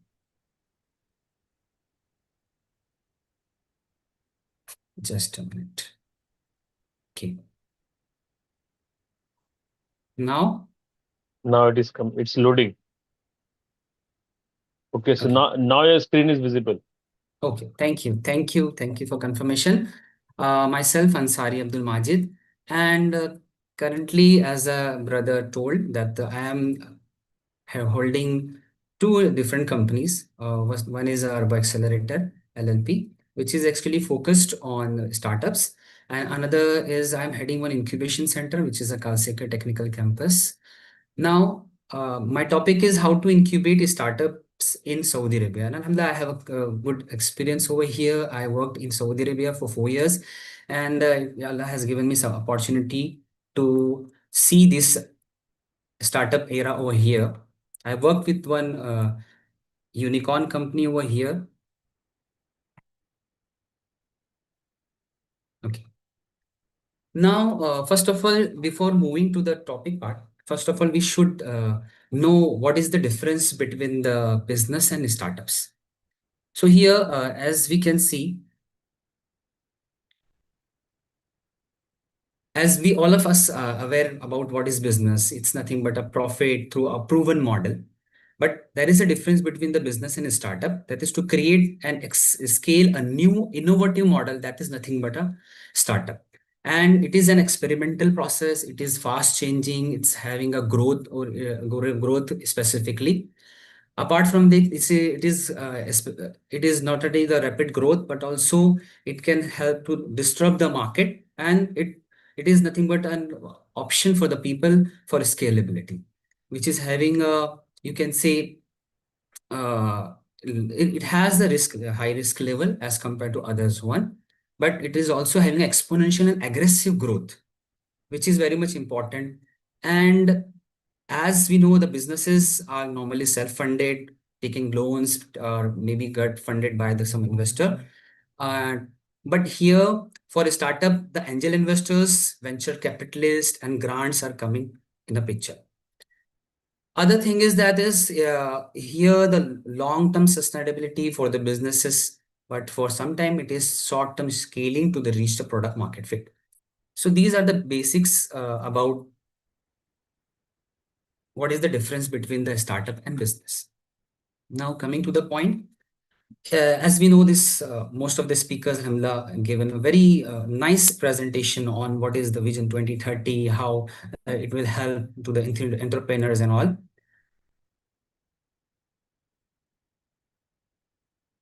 Now here, what is exactly the startup ecosystem? So here, specifically in Saudi Arabia, we can find there are 4 specific regions which is having a you can say, drastic growth in startup ecosystem, specifically Riyadh, Jeddah, Dammam, and Neom City. So these all are working like anything. And till as result shows that till 2024, the $1 billion is invested on a Saudi startup ecosystem. Now, these are the few domains, which is exactly the growing domain in Saudi Arabia for startup ecosystem. Now, why, as we know this, if we want to start a startup in Saudi Arabia or anywhere in the world, so the best way is to incubate ourselves in some incubation center. First of all, whenever if we have only idea, so we can pre-incubate, then incubate with the help of the MVP, a minimum viable product, if we have, and then if we want to go for the growth stage, that can be also done with the help of the accelerator. So here, so why the incubation matters? Because if you only have an idea and if you want to make it successful startup, so for first of all, you have to validate your idea, whether it is market fit or not, whether it is suitable for the specific market or not, whether it is feasible for us or not. There are several key points for that.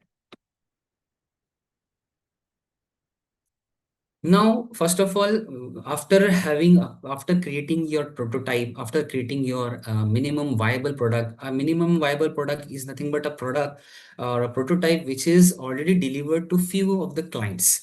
So that will become some clients are using your product. So that is nothing but your MVP.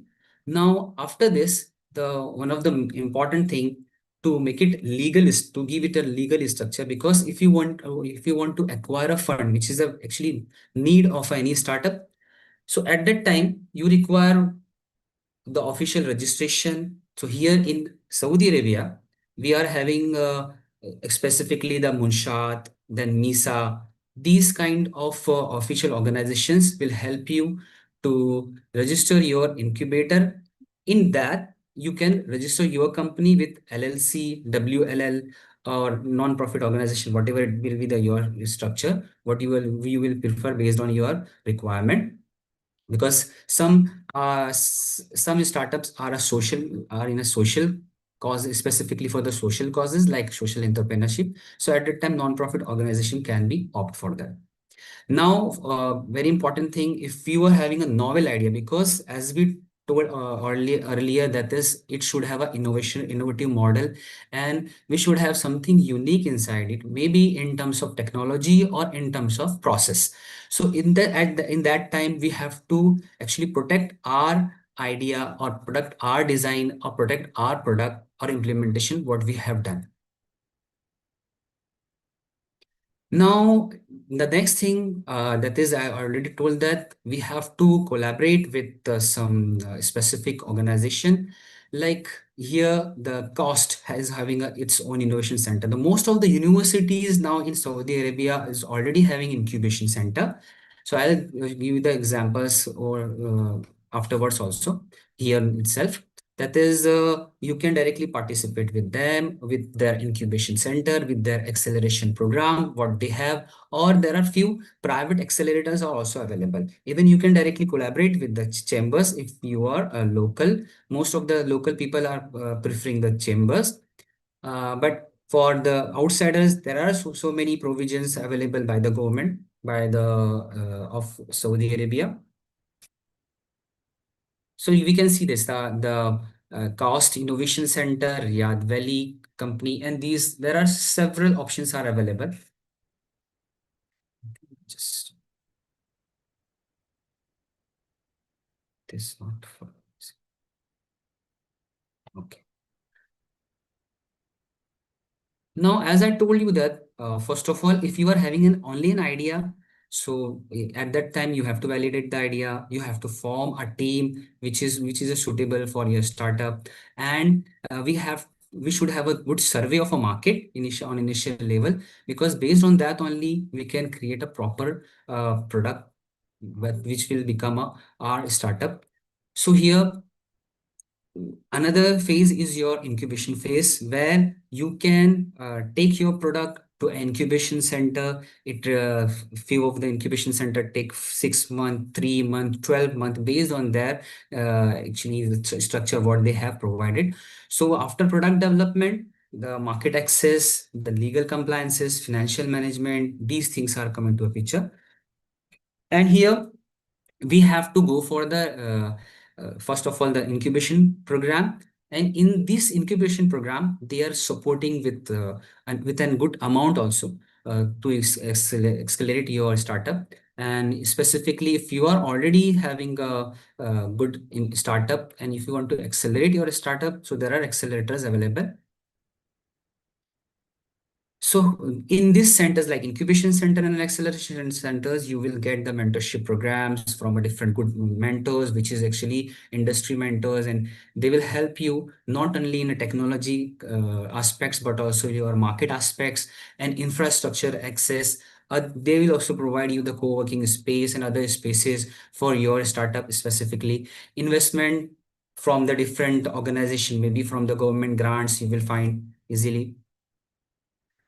So here, this is nothing but how your journey starts, how you can launch your startups in Saudi Arabia. I'll just show you a few examples over here.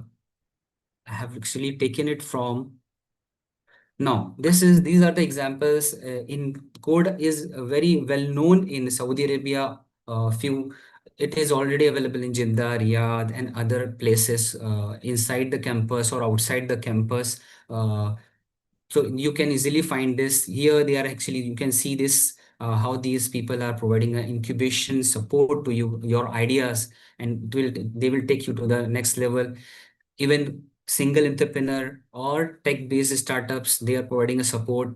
And if the project must be technology-based, like they are focusing on only technology-based products. And if you are not from your non-tech, so you can choose another incubator or any other platform. So this is nothing but here, for example, if you are having a MVP stage or other stage, so these kind of benefit they will provide. For example, as I told that free access for 4 months, the co-working space is provided by this code. Now, another, which is the biggest one in Riyadh, you can find this is the Al-Garaj in Arabic, and the Garage in English. This is also good, very nice program. Here also, they are also providing this kind of supports, like benefits of private offices they are providing, and foreign investment licenses they are providing, and investor connections. So this all mentorship you will easily find over from here. Here also, they are also having an incubation support. So this is nothing but for early stage startup. Those who are in the early stage, they can also find this. Those are in a growth stage, they can also go for the other plus program, other programs. Another, apart from this, MISC, which is Mohammed bin Salman Foundation, and this is also 3 months zero equity acceleration program is provided to the startups specifically. So you can easily find they are actually having few batches like this. This was ended just now, but you can easily find another cohorts. You can participate in this kind of cohort if you are having a startup already available and you want to just raise a fund. You can easily visit this. You can easily participate in this kind of cohorts where exactly they will evaluate your idea and they will select the best ideas maybe 10-20 ideas actually they are taking at once, and they will also provide a coaching. They are also providing you can say lessons, master classes, workshop, investor nights, and demo day. So in this acceleration program you will find all these things. Another is ScaleX. This is the one also under the KAUST University, which is a well-known university. The ScaleX specifically, you can register directly from here, like scalex.kaust.edu.sa. So here also you will get a good support for your startup. So I think we got an idea how we can exactly incubate ourselves in a Saudi Arabia specifically. So what I saw, alhamdulillah, there is a huge support by the government of Saudi Arabia specifically for the startup, and alhamdulillah, the people in Saudi Arabia are moving towards the startup ecosystem specifically. So Tamara and Tahara, and then Hala, and these kind of startups actually came from outside and incubated over in a kingdom, and now they got a fund from here also, and they are running very well. So I think it's clear to all of us that what exactly my topic that was how to incubate a startup in Saudi Arabia. And for that, for example, which is very much important, that while you are incubating yourself, so as I told, first of all, you should have a good idea. You have to evaluate your idea. On next stage, you should have a good prototype with that, and you try to make it as a MVP. That should be you should give it to the few clients in a market.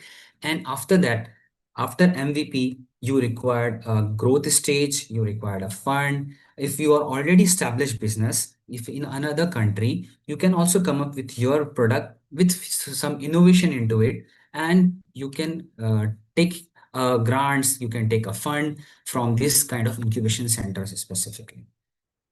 So for that, there are so many things required, like you require a pitch deck, which is a small pitch deck based on a different organization incubators requirement, maybe 10 slides, 12 slides, in 7 minutes, 10 minutes. You have to represent your startup with what is the uniqueness inside it, what is the competitive advantage. And so what are the competitors available, and what is the USP inside in your specific product.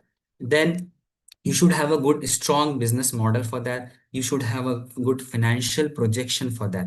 So it is this all things will help you to get a good fund, and you can easily incubate your startup in Saudi Arabia.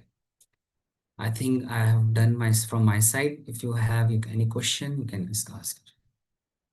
Thank you, Abdul Majid Saab. That was really insightful. And what I felt was that there are some technical terms which is related to the startup ecosystem, which if everybody understands, that will be really helpful. But what I understood were the stages through which a company or a person trying to do the startup should pass on, so that he first assembles his team, then he makes a minimal viable product, and then so on and so forth, right? So that is really insightful. Actually, startup ecosystem itself is a science. If we understand it properly, it will be good to do things properly. So we move on to the question answer session. I would first request Mr. Ashraf Sheikh to ask the question. جزاك الله خير. السلام عليكم ورحمة الله وبركاته. ما شاء الله. Any very good initiative from SIBEC and a good presentation by Mr. Abdul Majid Bhai. By the way, I'm based in Riyadh, and I have got a small idea, and that is the app-based idea. And so I want to develop this product or something so that we can provide some services to the agriculture industry. And because I understand from your presentation that ecosystem when you were defining, you have got a slot also for agriculture-based innovation idea if you have it. So in this case, will you be available to guide me how to go any step by step, inshallah? Sure. As now the Saudi Arabia is specifically moving towards the agriculture growth, specifically. You are specifically from Riyadh, which is already having one agriculture department. I think, Alhamdulillah, you're aware of it.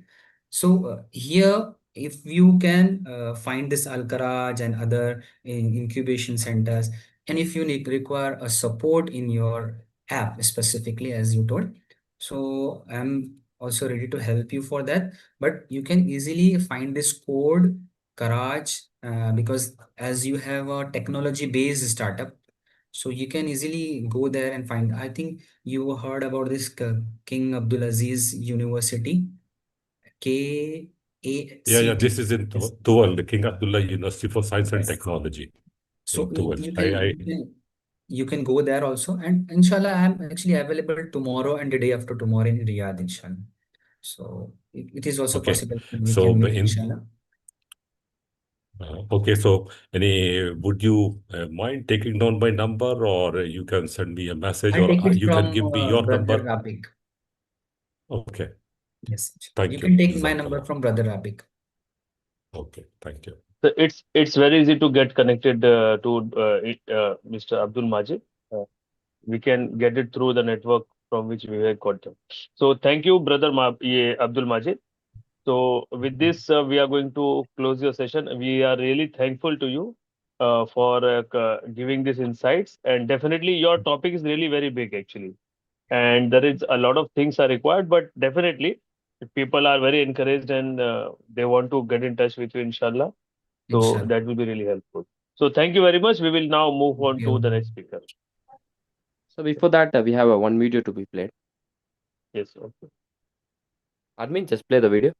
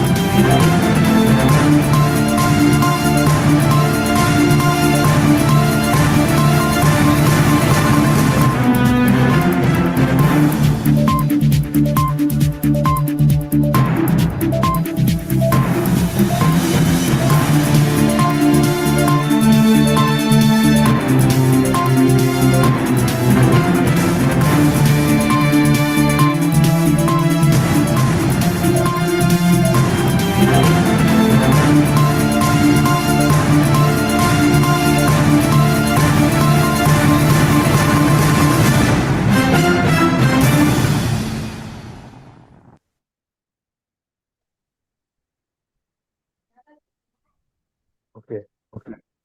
Thank you very much for the nice video. So now it's time to invite our guest of honor for the day, Mr. Ismail Al-Ghamdi.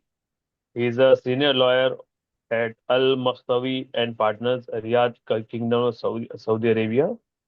So he will be sharing his insights on the journey of investing in Saudi Arabia. So Mr. Ismail, please start your session.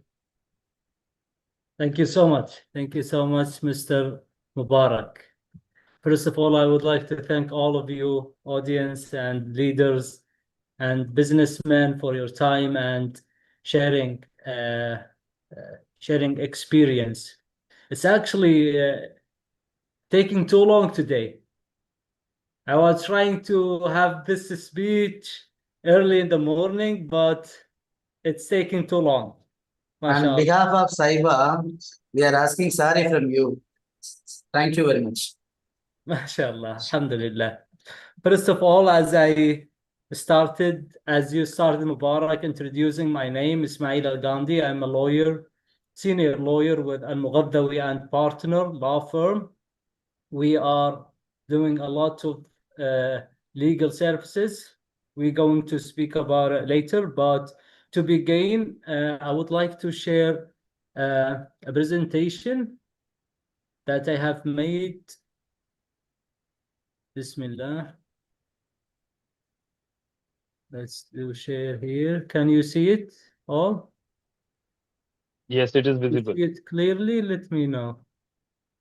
Your presentation is clearly visible, sir. Okay, perfect. So the topic today, I chose the journey of investment in Saudi Arabia. And as we introduce ourselves, Ismail Al-Ghamdi, senior lawyer with Al-Mughaddawi and Partner, speaking about investment and opening door for Indian and other countries to be a part of our future here in Saudi. I want to express, as I said, then as a part one, a vision that changed everything. Just a few years ago, Saudi Arabia economy was mainly known for oil and gas, exporting, and now and after the Vision 2030 launched by our Royal Highness Crown Prince Mohammed bin Salman, a bold strategy vision, diversify our economy, empower our people, and opening door wider for the world. Thriving the business, and today Saudi Arabia is not only transforming its economy to or redefine, it's actually redefining investment mean in the region. From a mega project like Neom and Red Sea to a new sector like technology, renewable energy, tourism and logistic, healthcare and entertainment. The kingdom is moving from an oil economy to an opportunity economy. Vision 2030 made one thing clear: Saudi is not just an export of energy, it's actually a global partner for innovation, talent, and sustainability growth. Today, Saudi is one of the fast growth in G20 economies and among the most attractive, distinguished for global investors.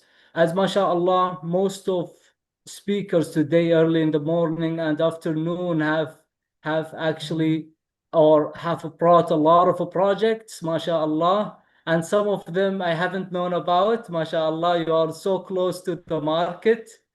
Indian businessmen, you are the most like well-known people, and I personally have experience with Shanghai business people, and I will speak about it later, inshallah. Saudi Ministry Investment and the Saudi Vision Realization Program have made it easier to faster for foreign companies and establish, operating, and grow easily. But beyond policy, what truly defines our success is confidence. The confidence of a partner like Indian who see Saudi Arabia as a trusted, stable, and dynamic environment for business. And I wanted to mention something. I have heard it early in the morning from a Dr. Muhammad Sultan, I think. He had some experience with people from Dammam, if I am not wrong, but I wanted to got in touch with him about this case. It's really made me sad about what happened with him. He have said twice he got in a cooperation with two people back in, I don't know what time was that, but either way, I have to see what made his result in that way. India and Saudi already shaped a deep economy and culture ties. MashaAllah, we have seen the population of Indian here in Saudi. I say population because there are, MashaAllah, too many, about around 2 million or so. Contributing to development story, mashallah. And today, more Saudi and Indian companies are collaborating in energy, IT sector, manufacturing, and pharmaceutical, and fintech as well. Fintech, I have one client here in Saudi from India, mashallah. They are really good with coding. Mashallah, Mubarak. Mashallah. And fintech, the collaboration is not just economy, it's a human. It's built on trust, respect, and share ambitions. So the part 3, the future partnership and possibility.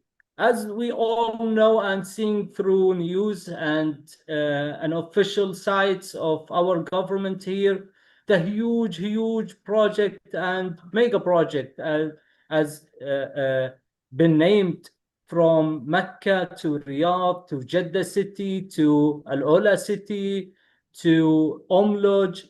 It's a huge opportunity here in Saudi, around the suburb of Riyadh as well. The kingdom is investing heavily in infrastructure, in aviation from Dhahran. We see in 2027 we holding a huge conference for aviation in the region. So you could be a part of that story, inshallah. Technology, entrepreneurship, from a smart city to a green energy. Mr. Siraj yesterday has spoke about the green energy as well, mashallah. He opened our eyes on a lot of things as well here in Saudi. So you see something, we might not see it clear from inside. And that's what I earning through these 3 past days, mashallah. From a smart city to a green project and healthcare, education and opportunity versus a growing. طيب, mashallah. What keep it, or what we seek is not just a capital, but a collaboration. Sometimes money, it's not mean anything without of ideas. Sometimes ideas versus a huge amount of money. So collaborating could be with capital or without capital. It depends on the situation there. Together, Saudi and Indian could build a bridge of innovation and connect our market to the world. As our crown prince once said, the future belongs to those who built it, not people who just speak about it. So we have to get together and build the wonderful future of the world and Muslim people all over the world, inshallah. Sure. And today we have a privilege and responsibility to build it together.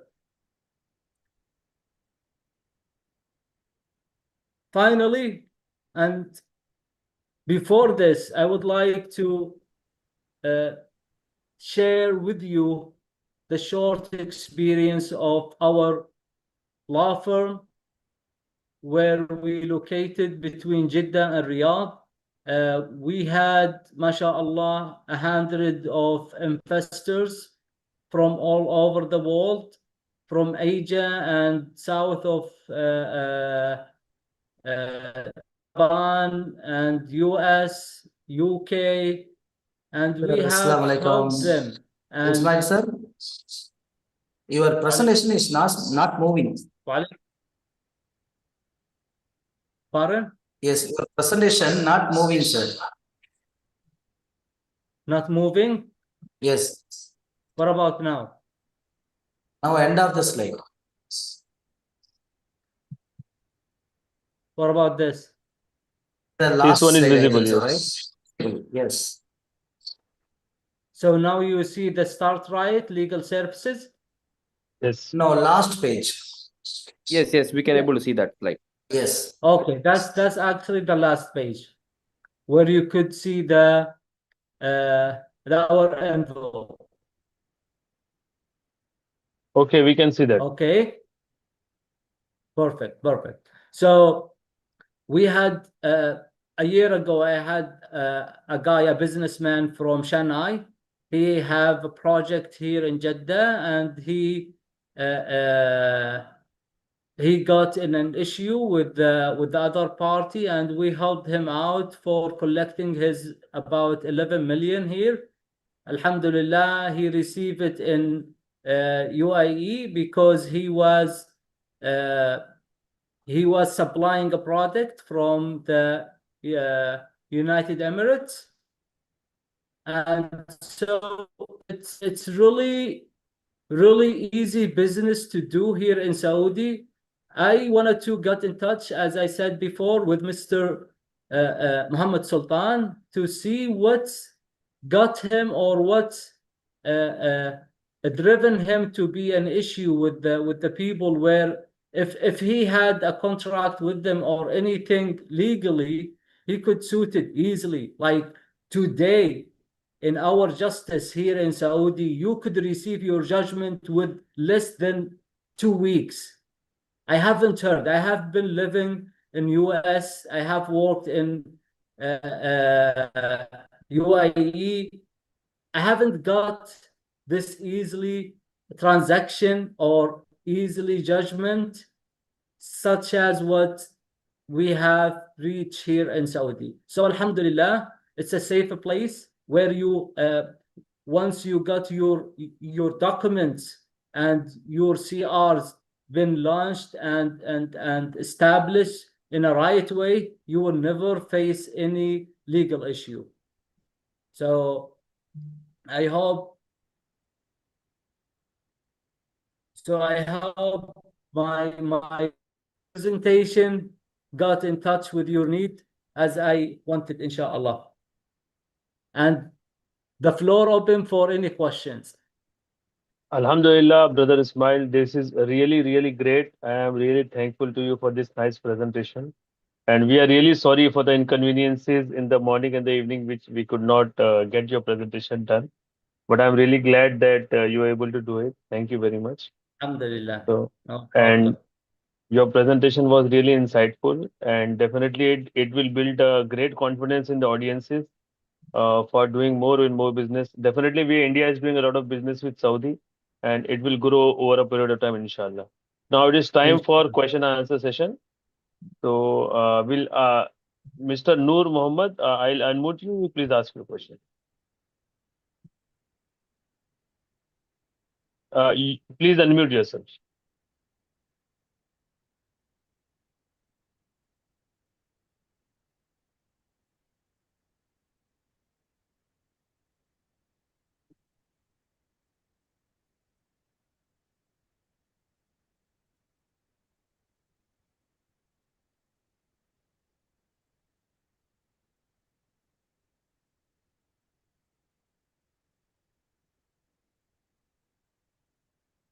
Mr. Noor Mohammed, you can unmute yourself and ask the question.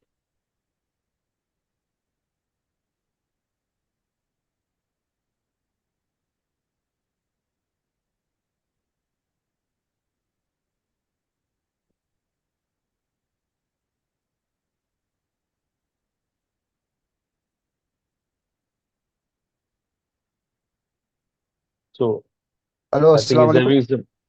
Assalamu Walaikum alaikum. assalam. Walaikum assalam. How are you, Mr. Ismail Gandhi? Nice to hear your presentation. MashaAllah, it is very encouraging, and the projects also has been very good. I am here in Saudi Arabia. My question is for the last 29 years, and I want to know about the PR Premier Residency Services. Is it done from your consultancy firm, law firm? And if it Yes. is so, what are the possibilities and what are the documentation required? Can you share your email and mobile number so we can communicate on this? Absolutely. It's not a huge process because it has if I'm not missing, it's about 3 steps only. You have to show your financial ability, and you have to pay the fees for the visa, and also you have the La ilaha illallah, I forgot. The department have to do a search on you if you don't have any legal record before. So it's not a huge process. And yes, of course, I will share my contact here in the chat for foreign got in touch later, inshallah. Yeah, please. If you can send it in the chat, then I may need to discuss further details in order to see the possibility. Sure. No problem Inshallah. at all.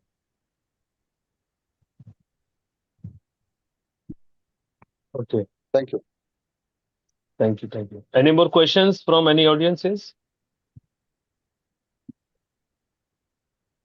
Okay. So, thank you very much, Sir Ismail. I think there are no more questions from the audiences. So, please allow us to move to the next speaker. You're welcome. Thank you so much for your hosting, and I wish to be in another event, inshallah. Inshallah, inshallah. Maybe we will come and meet you before the event. Inshallah, no problem. Inshallah. Thank you Okay. so much. Thank you. So it's time to introduce our next esteemed speaker, Mr. Bandar Masad Al Mutairi. He is the CEO of company Visible Stars, based out at Riyadh, Saudi Arabia. He is having around 8 years of experience, and he will be sharing his wisdom and knowledge on the topic of customer experience and market research consultation. So I would like to invite Mr. Bandar. Please unmute yourself and start the session. First of all, Assalamu alaikum. Wa alaikum assalam. I am, I hope I am, you can hear my voice? Yes, we can hear you. Okay. First of all, thank you for your, invite for this event. It's really good to have people like you talking about business and opportunity in Saudi Arabia. And I want just to speak about something what government supported here, the investor, and what is my experience with investment, because I'm running a company which is a Sagia company here, and I'm doing also another business, related to the construction and the event side and the logistics side. But based on the on the business here, government is supporting the investor to come here to Saudi, as now our market is open to everyone. So they are giving a lot of support. Like sometimes they are paying the salary for the half the salary for the employees through Hadaf, and they are returning the amount what you pay to the CR and the government services. They are giving it back, and they are giving also free places to work. If you have a small company and you want to have an office and you don't have that big investment to invest for the rent, as the rent is high here, so you can have some offices supported by Munshaat here. Other thing, country here is looking for, for expanding, the economy between each countries, for bringing also the product from outside, which is the intelligent product, AI, something like the expert guys to be here, living here. They are supporting with, permanent residency. This all. My experience with the investment here is, alhamdulillah, very clear. I am having an investor here from India. So once we register our company here, it was really smooth. We got a lot of support from government, and it was very smooth to, to have the SAGI certificate. We are investing at the IT sector, which is, financial sector, which is fintech sector, for the customer experience platforms, and for the also research, market research. We are doing a lot of market research in Saudi, and as well we are also having big team here, which is working especially in the financial sector.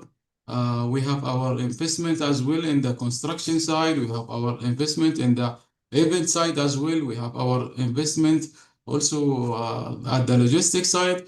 And we are, alhamdulillah, we are seeing the potential in the market is huge, and every year is expanding. Every year is the potential growing in the market. As I said, there is big support from here.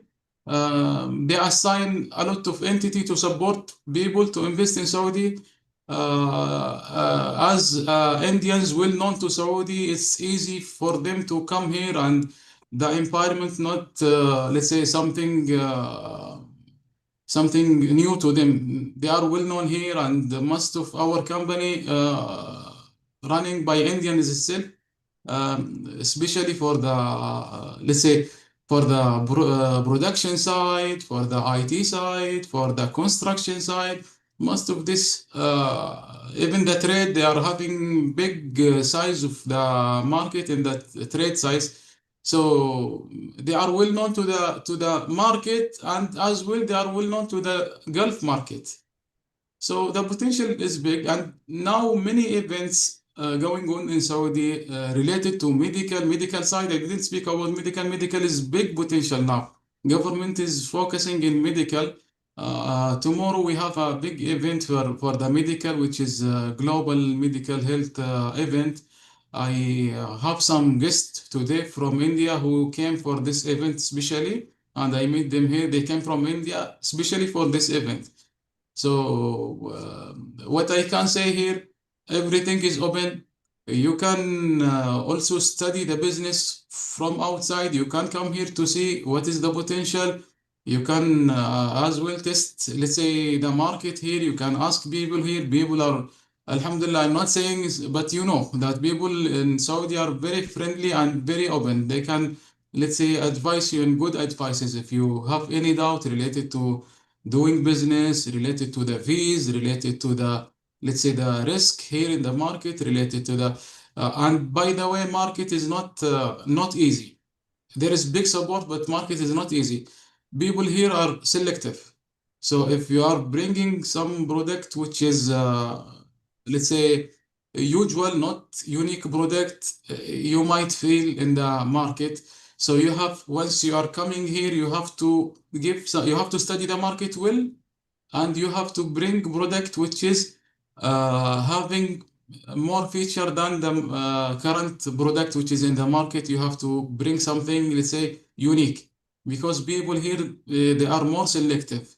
They are not running with any product. They are selecting what is the best for them, related to the quality, related to the design, related to the let's say warranty, related to the technical support, related to uh, even marketing wise, related to the price. All these elements are people is checking here. Yeah. This is what I can say, and if anyone having any question, we are here to support everyone. Okay. Okay. Thank you very much, Thank you. Dr. Bandar. Yes, it was really nice and crisp presentation. I really liked the way you spoke and you gave this opportunity. And one thing I really like about Saudi Arabia, because I am an innovator myself, and I love what about Saudi Arabia, every time everybody is saying, if you have something very unique, very special, you are most welcome in Saudi Arabia. And that is a very good welcome remark. I'm sure people, audience will be having some questions. So the dais is open for questions now. If anybody is having any questions, they can ask directly. Either you can put your questions in the chat box, or you can ask directly if you want. Mohammed, yes, Mohammed wants to ask a question. I'm going to unmute him. Mohammed, please unmute yourself and ask the question. Hello. Yes, Assalamu alaikum Yes, hello. warahmatullahi wabarakatuh. Thanks a lot for your complete information. And as you have provided the all information, I'm very keen to know about this, because few of my Chinese friend wanted to come to Saudi Arabia, and they wanted to start as One China Telecom. Is my friend company, and Hikvision, like MD also there. So please share your contact details, so we will be in touch and we will discuss further for the same. Most welcome. I will share it with the team, and as well, if anyone also want to open a factory here, you know, the work permit will be free for the laborers. You can bring your laborers with the cost of 100 riyal for the renewal. You know, here the renewal will be charging too much, which is 10,000. So if anybody bringing a product to be manufactured here, he might get also the land for free.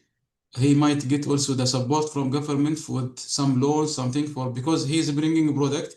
He will be getting the support of getting the work permit on free of cost.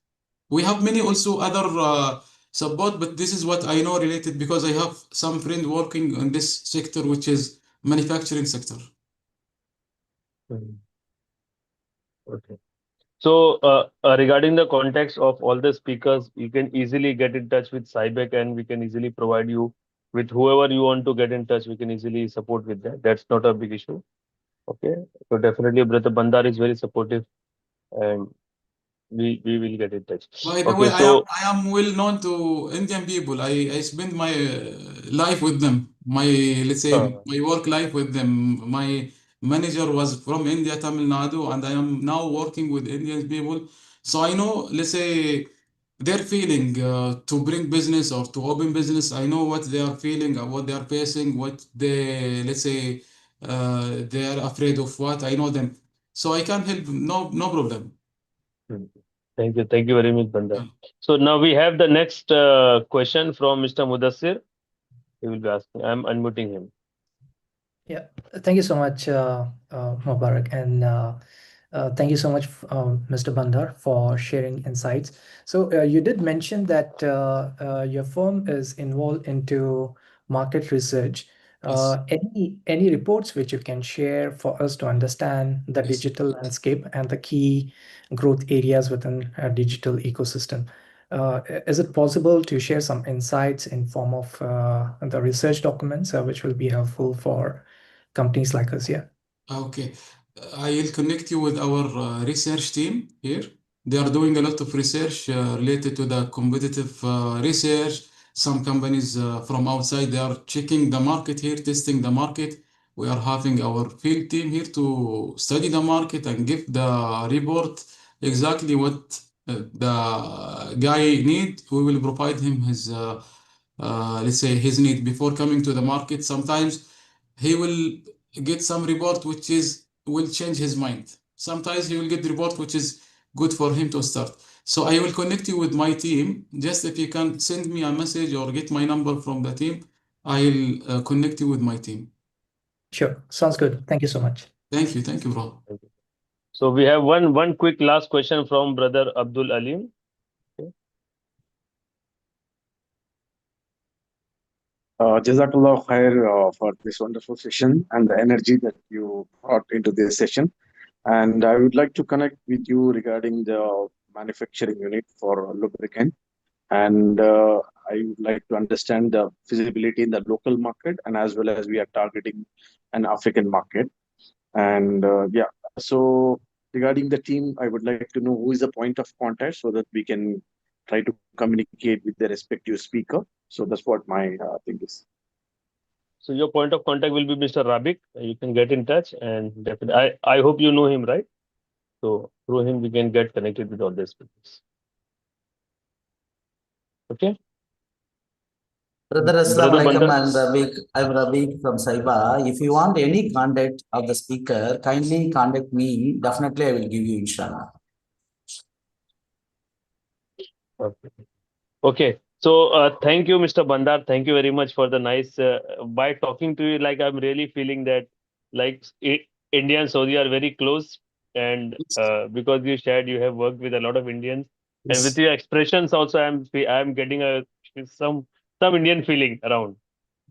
Yes, I have some, let's say, I feel I am mixed Indian and Saudi because I spend, let's say, a lot of my life with my, let's say, Indian friends and my Indian managers.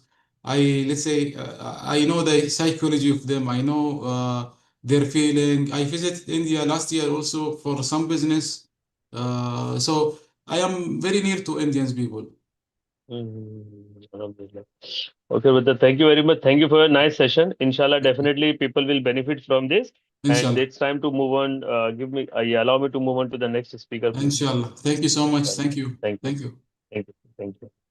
So now we have our next speaker, Mr. Mahmood Yusuf. He is CEO of Grand Restaurants Company, Riyadh, Saudi Arabia. He's having more than 8 years experience and he's from the food and beverage industry definitely. And so he's going to share his insights about food and beverage business specifically for Saudi Arabia. So, Brother Muhammad Yusuf, please unmute yourself and start your session. Assalamu alaikum. First of all, actually, thank you so much for the opportunity. And because past 2 days and today was wonderful experience. And even as a speaker, also, we'll learn actually so many things. And even for the listener, also, I hope it's a very good opportunity. And by the way, opportunity in a F&B industry, which is fantastic. Let me just explain to you. Let me share my screen. I hope you can see my screen.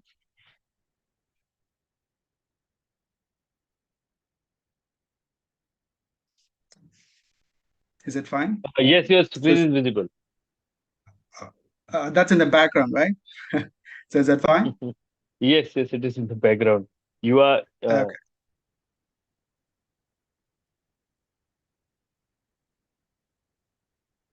1 minute. Or should I just share you? This is also fine. It's looking good. This is also fine, right? Okay. So I think now it's fine, right? Now we can see the full screen. That's great. That's great. So this is what I'm going to explain today. Number one, about its market overview, which is the Saudi F&B market is valued over 60 billion US dollar. Growing. So it's about 67% every year. The restaurant and cafe industry contribution, it's more than half of this figure, with a population of 36 million, most of them under 35. Its dine out has become part of our lifestyle. This combined with a rapid tourism growth makes an ideal market for F&B investors. And number two, growth drivers. Saudi Arabia vision, which is 2030, encourage a lifestyle and tourism investment with a giga project like NEOM and Red Sea. The hospitality industry expanding rapidly.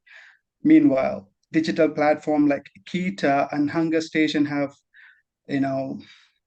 grow so fast. Consumer are becoming brand conscious and quality drive, opening doors for both premium and fast casual concepts. And restaurant segment analysis, which is every restaurant format has its own style. Fast food brands are expanding through drive-through and delivery as well. Family casual dining is extremely popular for gathering. Fine dining has high margin in cities like Riyadh, and the cafe culture is exploding. Saudi Arabia has more than 9,000 cafes, growing nearly 18% annually, which is huge. And franchise opportunities. Saudi Arabia is one of the most franchise-friendly market in GCC, similar like Dubai. An investor can bring international brands or create new local franchises. And government has made registration simple and transparent. High demand orders include premium and fast food, desserts and cafe chains. And the main thing is, the SWOT analysis.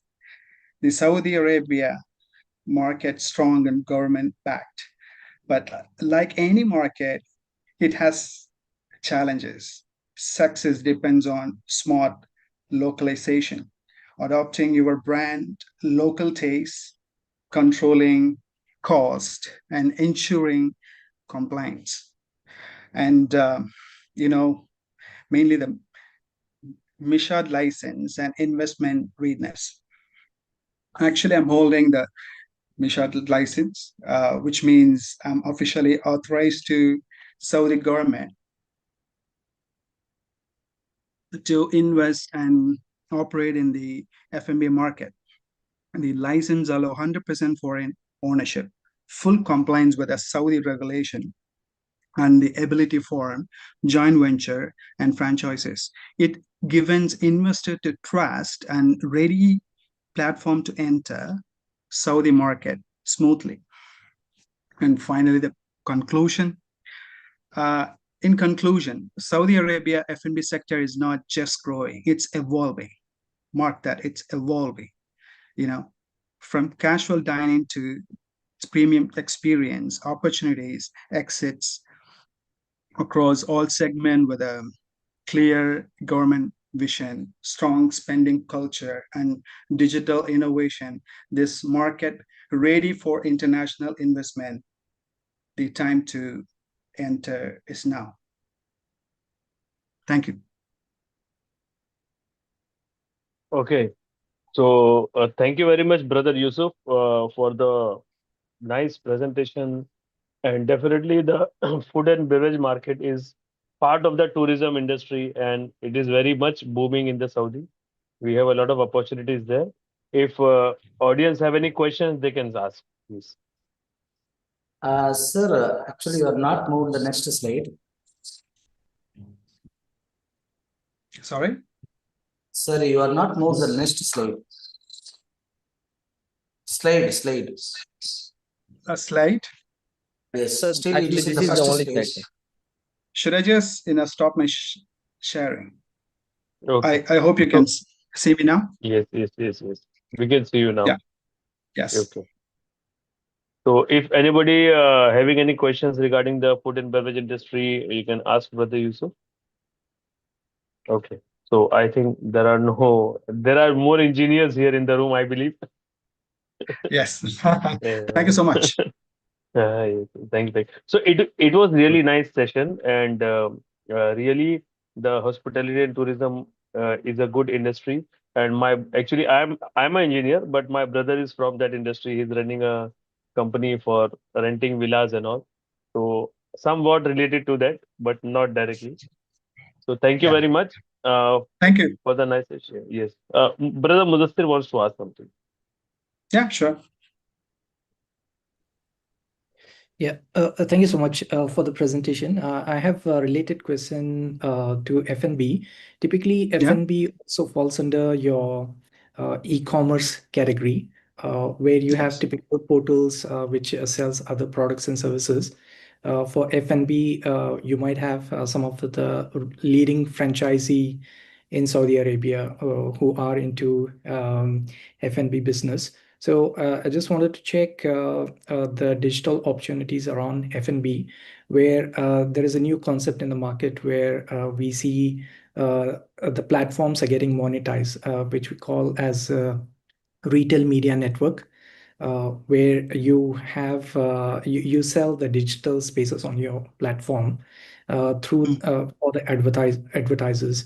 So do you see this new domain or a concept evolving within Saudi, and who are the key players with whom we can collaborate and support on this opportunity is something I wanted to understand. Because digital collaboration. Right. So it's like marketing, right? So that's what Yeah. you. Yeah, I'll give you an example. I'm based out of Singapore. One of our main retailer here is called Fair Price, which is partially owned by the government of Singapore. So they have their website where they list the products and services from the F&B standpoint. They also have the mobile app. So what they smartly do as of today is within their platforms, they have the tie-ups with the beverages companies like Coca-Cola or L'Oreal, whoever display or keep the product on the shelf as part of their retail stores. So what they typically do is allow a opportunity for the advertisers to promote their products on top of the search page on the website or the mobile app, and they get the revenue out of it. And just like the paid media ads, they sell their own channels as one of the platform for the advertisers advertise their products and monetize their platform.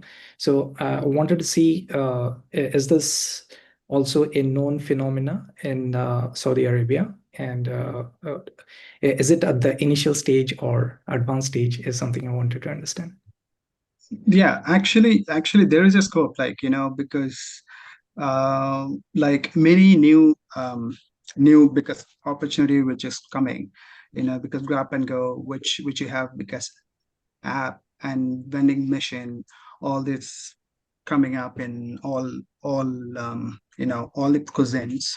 Of course, definitely, there is some opportunity. Like, get my number through admin. We'll just discuss about that.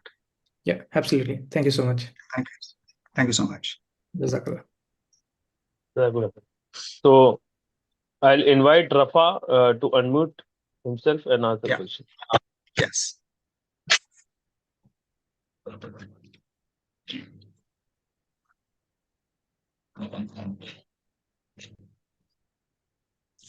Rafa, please unmute yourself. Of yeah, can you hear me now? Yeah, hi. Yes, I can hear you.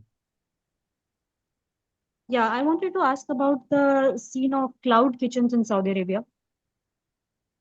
Yeah. So cloud kitchen, yeah, because I think, if I'm not wrong, it's last 6 years. It's one of the because promising business. There is a very good opportunity for this cloud kitchen too. So I know there are some Indian because actually small kitchen, they because operate in cloud kitchen, they don't have any physical restaurant, but they still operate, and then it's very successful.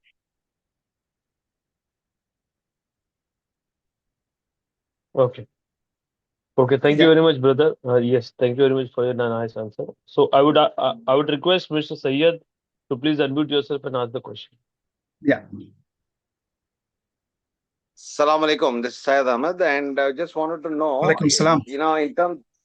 in terms of IT recruitment and manpower services for white collar and blue collar jobs, how's the opportunity there? And because primarily I'm asking because I understand that with the Vision 2030, the new objective of having local Saudis be more employable, and they are also skilled. That's something that I've noticed as well with a lot of Saudis. So how does that happen? Is the market still there? And the next, in line with the same question is, how is the market opportunity to get that, right? So how do we get those kind of customers? Thank you so much. So it's regarding manpower or F&B? Manpower, right? Manpower.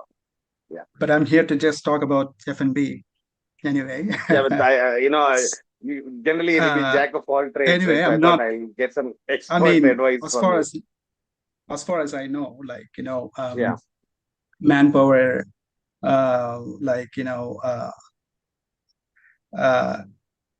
every 3 foreigners, we need to have one Saudi. So in F&B industry, there is no any big Saudization as another industry. So we still, it's free to go with many foreigners. Like every one Saudi, we can have 3 foreigners. So, and then another industry, I'm not sure about it. There is many professional in these groups. They can able to answer that actually. Thank you. Thank you very much. Got it. Thank you so much, Mohammed.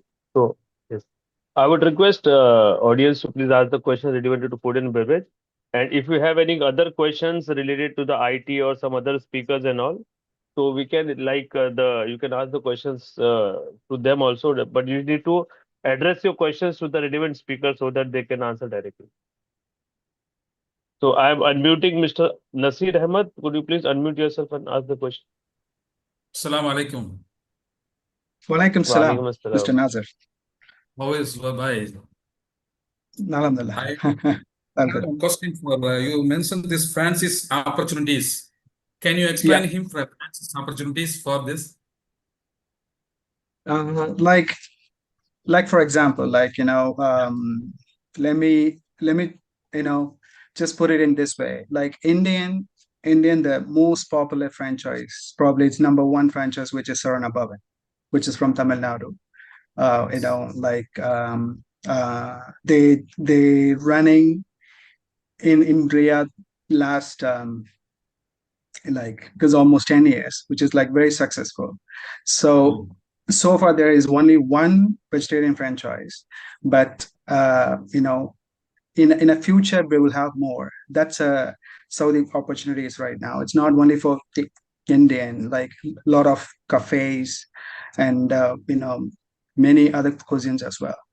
And when we have the Mizat license, we can do everything under our name. So be free to go with our ideas. Okay. Thank you. Thank you very much for your advice. Thank you. Thank you, Mr. Nas. Thank you. So now we'll take this last question from Mr. Saklan. Yeah.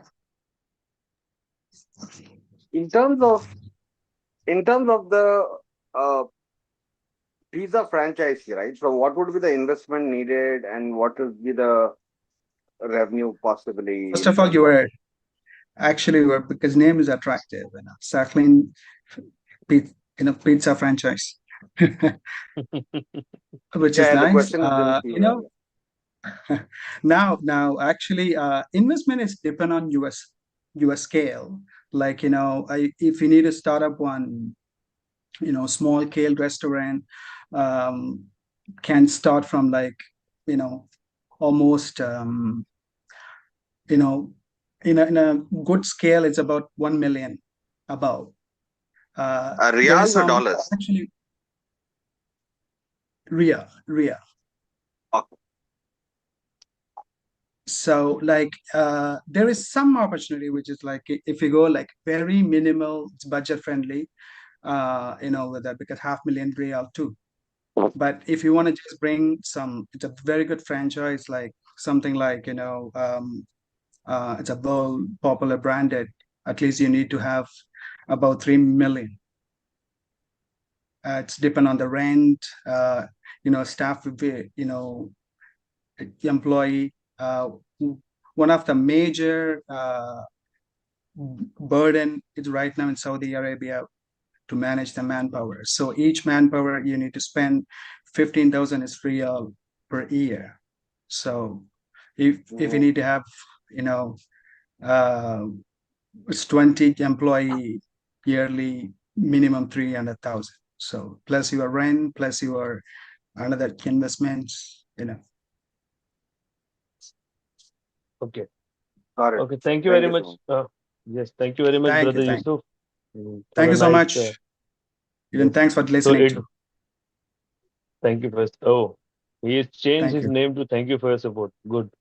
That's great. That's on your way. The chat is blocked, so you have to come up with some innovative ways to thank. That's excellent. We need to learn a lot from you. Huh? You please connect with me later. Means I'll learn some marketing from you. Sure. Definitely. Thank you so much. Okay. Thank you. Thank you very much. All right. So Take care. Mohammed Yusuf, please allow me to move on to the next speaker. Okay. Sure. And before Thank that, we you. are going to play one video for SIBEC. You can play the video, sir. Admin, play the video. Bye. Bye, Sitama.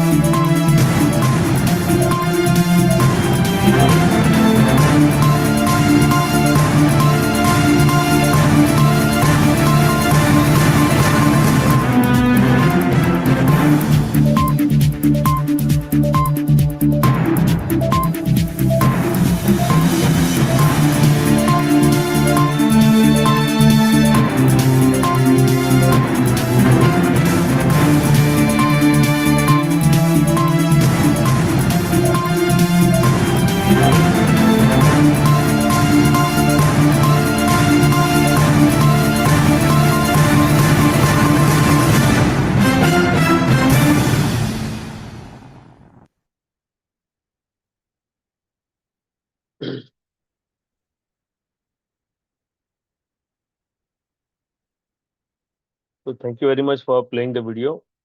Now, we would like to invite Mr. Kamaluddin Muhammad.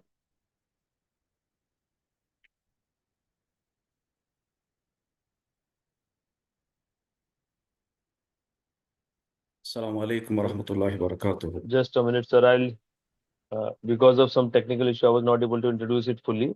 Thank so, you. Yes, I'll just do that. I'm really sorry for the delay.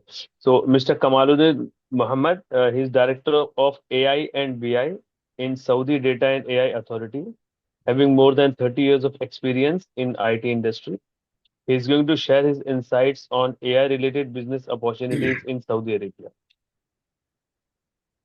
So, brother, please start your session. Come on. Assalamu alaikum wa rahmatullahi wa barakatuh. My audio is clear for everyone? Yes, it is clear. Okay. Bismillah ar-Rahman ar-Rahim. First of all, I'd like to thank Almighty Allah for providing such opportunity to be part of this great evening. Secondly, I'd like to thank the custodian of the two holy mosques and the crown prince of this country who are taking this country with a very good leadership. Thirdly, I would like to thank SYPA for creating such wonderful platform to collaborate with all the entrepreneurs of Indian origin and other nationality as well. Because before I move on to my topic, I want to say something about the business opportunities in general in Saudi Arabia. Just the whole business opportunities lies on three key mantras in Saudi Arabia. The first one is the connection and references. I remember, there are many projects has been awarded in a coffee shop through a very good reference. I think through this SYPA, such wonderful connecting people, maybe SYPA will create such wonderful opportunity for everyone to find optimal business opportunities. The second thing is the trustworthy. Like in Saudi Arabia, the most important thing is trustworthiness. You have to build the trust with your stakeholders. That's the second thing. And the third thing is the value proposition, like what value that you produce. I have attended some of the sessions from different speakers. One gentleman was talking about the legacy that you create out of your business. So it was a wonderful message from that gentleman. And also SYPA made this wonderful platform to know more about independent of your field. So to more about other engagements, other entrepreneurs, success stories. So this is really an excellent initiative from SYPA. So I'd like to thank them as well. Now I would like to move to the my topic, which is AI-related business opportunities in Saudi Arabia.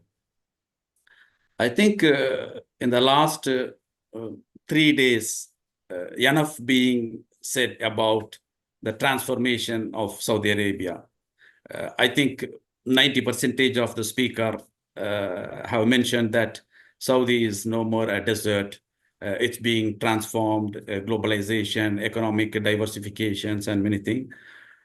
So I don't want to repeat the same, but I want to tell something about that transformation using myself as a use case. I am Kamaluddin Muhammad. Actually, I am from Indian origin. I am from Pondicherry, India. And I have been granted Saudi citizenship in 2020 from the Royal Court of Saudi Arabia. So I hold Saudi passport, and all my family members are holding Saudi passport.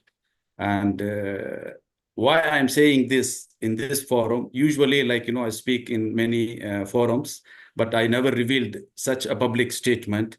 But why I'm revealing here is I want you to understand the transformation intensity that's happening in Saudi Arabia.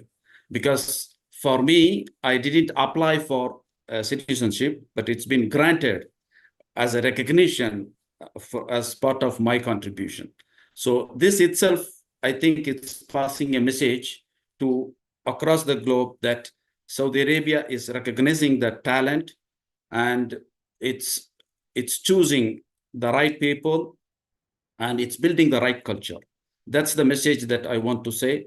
And about me, like I know I'm working as a director in Tawakkalna in Sadaya, and also like I'm the CEO of Excelia Training Institute, which I have recently launched a couple of months ago. So with this, I'd like to move to my topic. Just, an agenda for my topic today. Just I'm going to discuss the topics that I have listed here.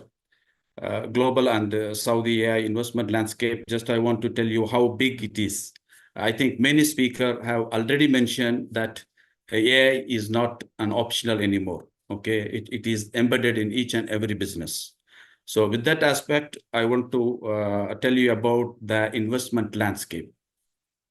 And also like what are the AI opportunities in different sectors, and what are the product and service innovation areas, and most importantly, the regulatory and compliance framework around the AI business opportunities, and what are the Indian unique advantage of entering into the AI business in Saudi Arabia, what are the partnership models that you can have, and finally a conclusion.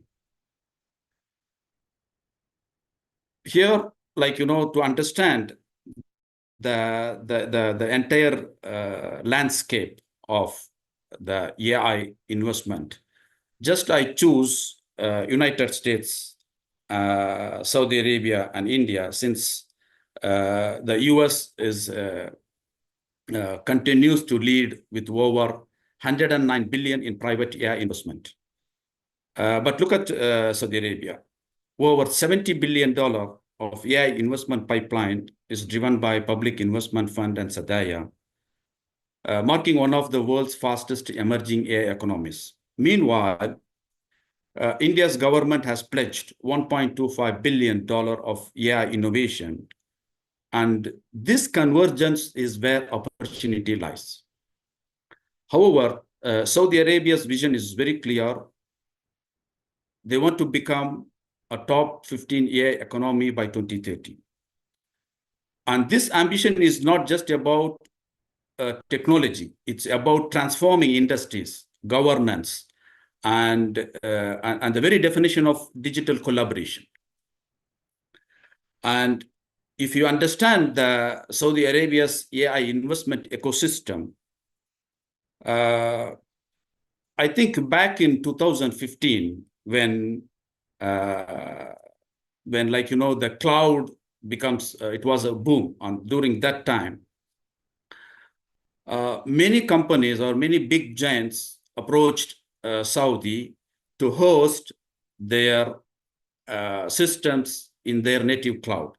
It could be like, Google, Microsoft, Oracle. But Saudi Arabia took a very bold decision that the sovereignty of the data should reside inside Saudi Arabia.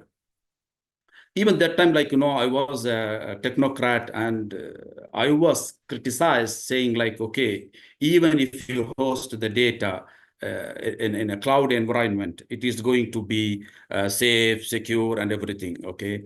But now people have realized, after the geopolitical situation across the globe, that what Saudi took as a decision of sovereignty of the data should reside inside Saudi Arabia, it's really a decision which needs to keep the data inside Saudi Arabia is a bold decision. Based on that, Saudi Arabia has launched Humane, a national AI company in Saudi Arabia. It was formally launched by the Public Investment Fund, I think in May 2015, and it was chaired by Mohammed bin Salman, our crown prince. The mandate of Humane AI company is to operate end-to-end across the AI value chain. When I say end-to-end across AI value chain, from infrastructure, which includes data center, cloud, GBU, and the models, the large language models, which is Arabic first model, and to the application key sectors like energy, healthcare, manufacturing, and finance. Humayun is like, just if you are new to this terminology, Humayun is an open AI of Saudi Arabia. It is Saudi's own AI infrastructure hub, and it's built over Alam language model, which is 34 billion model,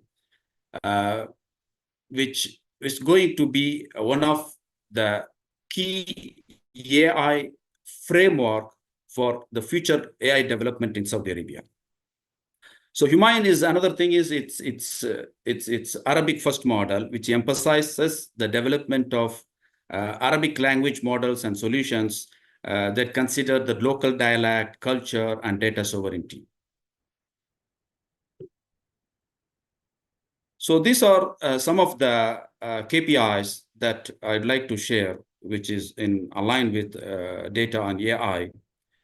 By 2030, around 20,000 AI and data specialists to be trained. So you can pitch a business based on this single KPI, which is related to the training domain. And also like 300 AI-focused startups to be fostered, 20 billion AI investment to be attracted, and Saudi Arabia to be part of the top 15 global AI economy ranking by 2030.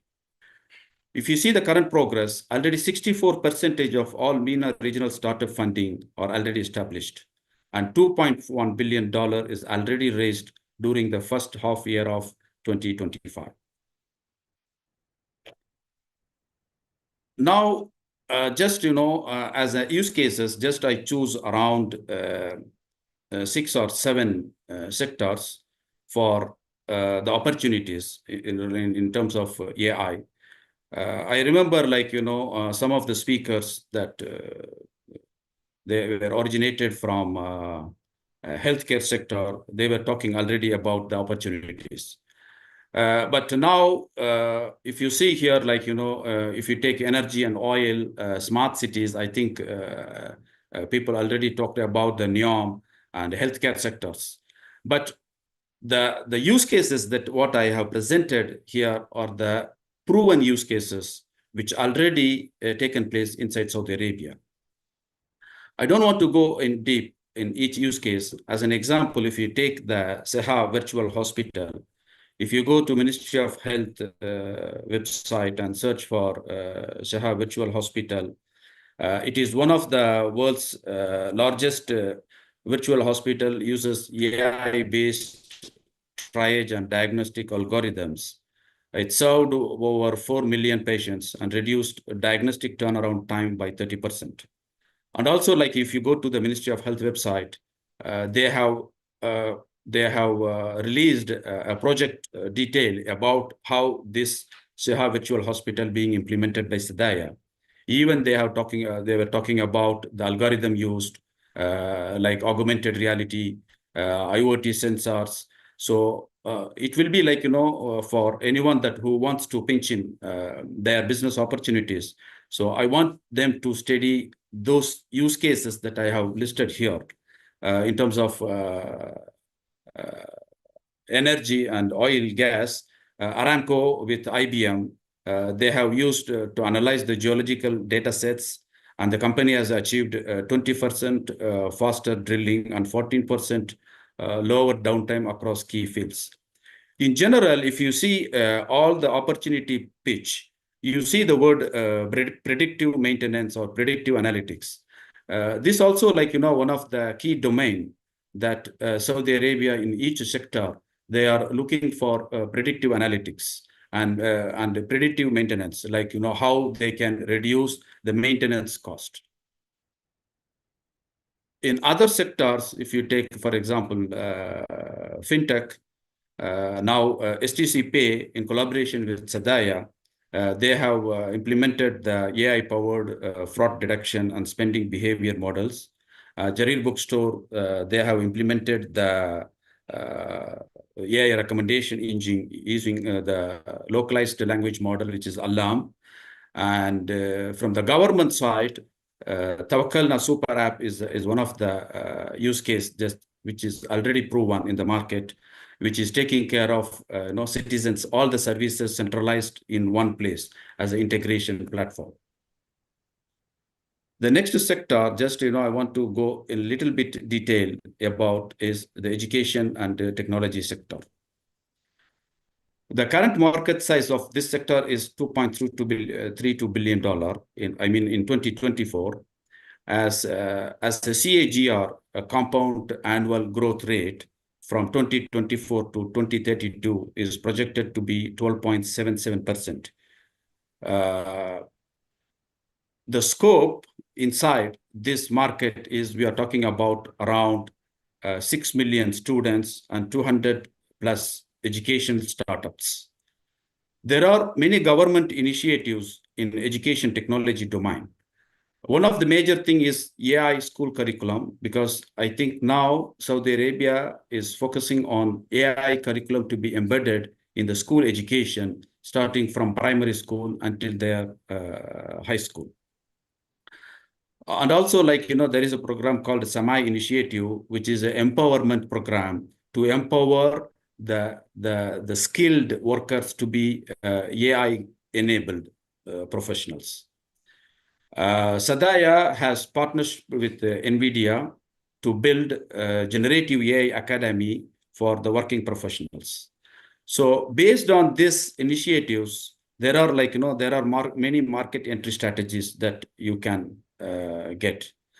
First one is the government contracts, where usually government is releasing bid in Etimad portal or Forza portal about the government contracts.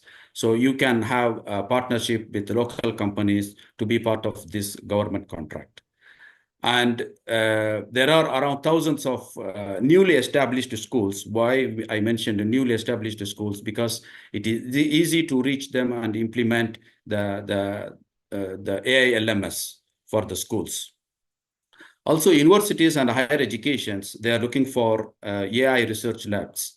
Now, the agentic AI become a boom in the industry now, and most of the universities in Saudi Arabia, they are looking for research labs which is equipped with AI agents. Apart from that, the corporate training, the leading companies, they can have a partnership with companies over here to do the corporate training in the AI domain. The why I mentioned the EdTech as a separate slide, this sector is easy to enter, because the other sectors where you have to have a compliance and you have to follow all the framework compliance and security and everything. But here, if you have a partnership with a local firm, you can easily enter into the education technology market. And these are some of the verticals where the product and service AI opportunities are there. As an example, if you take AI training programs, as I mentioned, there are 20,000 AI specialists need to be trained by 2030. If you look for example, AI for project managers, AI for teachers, AI for engineers. So those are the attractive training programs that can give a good business opportunity in Saudi Arabia. Also, fintech is another area where you can see a good market potential over there. HR technology and recruitment, I think now the HR platforms and talent acquisition solutions are looking for AI recruitment strategies and solutions. So these are some of the product and service which can give AI business opportunities. As I mentioned in the beginning, I think I'm getting a mark on the slide. Okay. As I mentioned in the beginning, the regulatory alignment for AI in Saudi Arabia is very much essential for AI-related business. As I mentioned, the bold decision taken by Saudi Arabia about the sovereignty of data, to comply with it, Sadaya has formulated NDMO to ensure the data governance, data quality, and classification of the data across all the government entities. And also, as we have GDPR for UK, we have personal data protection law for Saudi Arabia, and we have NCA cybersecurity controls. And if you take, for example, any banking and fintech solutions, SAMA has its own framework to comply with financial regulations. And above all, CITC and NIC, they have the regulations for cloud-hosted AI systems to meet the localization. So anyone who wants to develop an AI solution for Saudi Arabia, they have to ensure that they follow these regulatory alignments. Moreover, even the regulatory alignment itself will give a business. Like the many of the organizations, they are looking for their adaptability to AI, so that they want to do assessment of their existing infrastructure to comply with the regulatory standards. So this itself is a business. Like, you know, if the companies, if you have equipped resources who are familiar with ISO standards, GDPR standards, they can study the regulatory framework requirement in Saudi Arabia, and they can do a business in Saudi Arabia in order to provide the assessment and compliance with the regulatory framework of organizations in Saudi Arabia. I think this was already discussed by many speakers about the market entry with strategic partnership. As they have mentioned, like, you know, you can have a joint venture with the existing company in Saudi Arabia, or you can have, like, you know, because the AI is an area where development intensity is there, so you can have outsourcing and remote hiring partnership, knowledge transfer initiatives through the training programs. And if you are a startup and if you have a good investment scale, then you can be a part of a strategic investor with PIF stakeholders. As usual, like, you know, why Saudi Arabia needs India. So each country, like, you know, they have their unique advantages. When it comes to India, everyone knows that it's a tech talent powerhouse. It's world's largest pool of AI engineers are available over there. And they have a proven track record with many companies that they have already delivered proven track IT and AI solutions.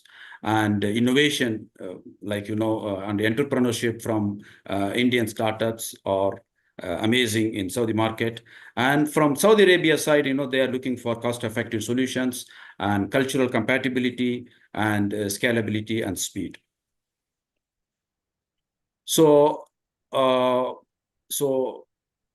as what I want to convey as a message is the market is huge and it has good potential for Indian entrepreneurs in terms of talent and innovation.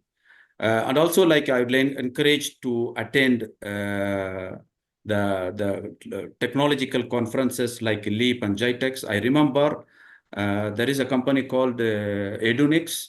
They have signed a data center agreement to have their data center inside Saudi Arabia using LEAP 2025 conference. So I encourage you to attend such conferences so that you get to know more about what's happening inside Saudi Arabia with respect to AI. So with this, I'd like to conclude my presentation. I hope, like, I may not cover all the slides in deep, but I can share my presentation with the SYPA so that, like, you know, you can go through it. And also, like, if you want to contact me, like, as the moderator said, you can contact SYPA SYBEC so that, like, you know, they can act as a bridge connecting people across the globe with me. Thank you very much. Jazakallah khair. Assalamu alaikum. I'm waiting for your question. Yes. Walaikum assalam, Brother Kamal. It was really, really, really very nice session and well articulated, well planned. And we are really inspired by your experience, what I can see, that whatever journey you have gone through, that is really inspiring for all of us. Definitely, it's a result of hard work, dedication. And the best thing which you shared during the presentation is the trust. So you have developed that trust over a period of time, which had yield the result which you are currently into. Thank Okay, you. so Thank you, Mubarak. so we will go for the questions. So we'll go to Mr. Samir first, and Mr. Samir, please unmute yourself and ask your question.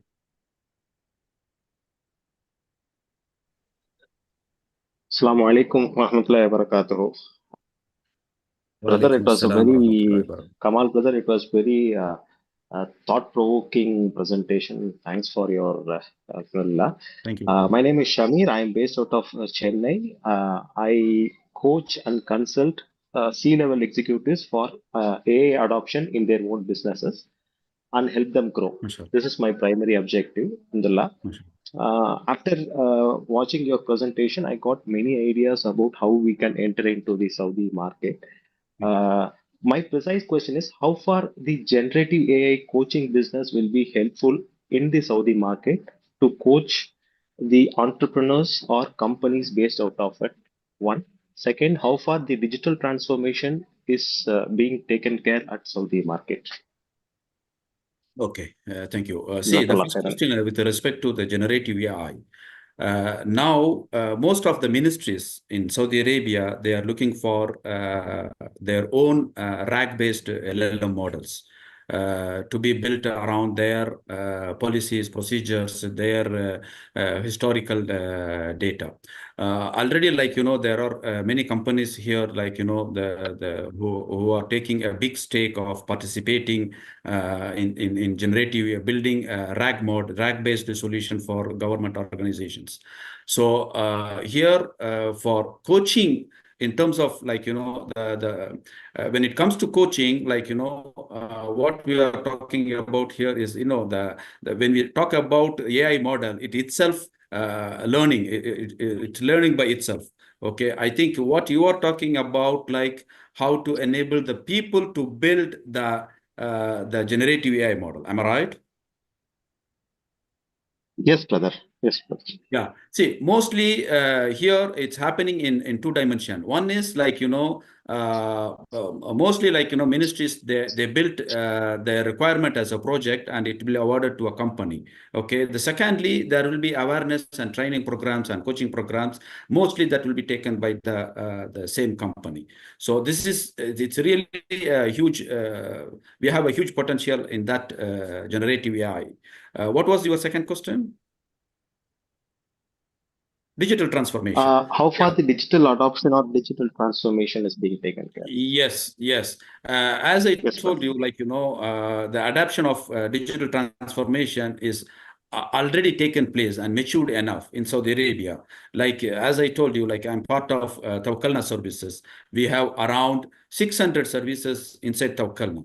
So, which is integrated with most of the government entities inside Saudi Arabia. For example, being a Saudi, like, you can see your title deeds, your residential information, your kids' education, your certification, your cases in Ministry of Justice, your commercial registration license, all in one place. So, but still there is a huge potential which requires, like, the digital transformation. And if you go to the dga.gov.sa site, there we have formulated the digital governance authority, where you can have more insight on that part.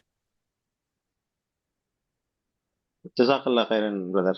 Thank you, Shamir. So next we will go to Mr. Nafa. Nafa, please unmute yourself. And yeah, am I audible? Yes. Yes. Assalamu alaikum, Kamal brother. Walaikum assalam. My question is about your predictive maintenance and analysis, because I've been in the industry for energy management for almost 15-20 years in India, worked in NTPC kind of energy analysis projects. So I just want to know, is there any main data center is available where all the industry's data are fed into the system? Like in India, every state has something called SLDC, where that information from the generating station as well as the industries will be fed to the system. Something is like that is available in India, I mean in Saudi, and Yes. that was the plan, which to bring a predictive model and current signature analysis, which was that my dream project. Like in almost 10 years, I've been, but with AI, I think it can be done with very quickly, developed quickly. So how we can proceed with this, and is there any company which is working on these lines in Saudi?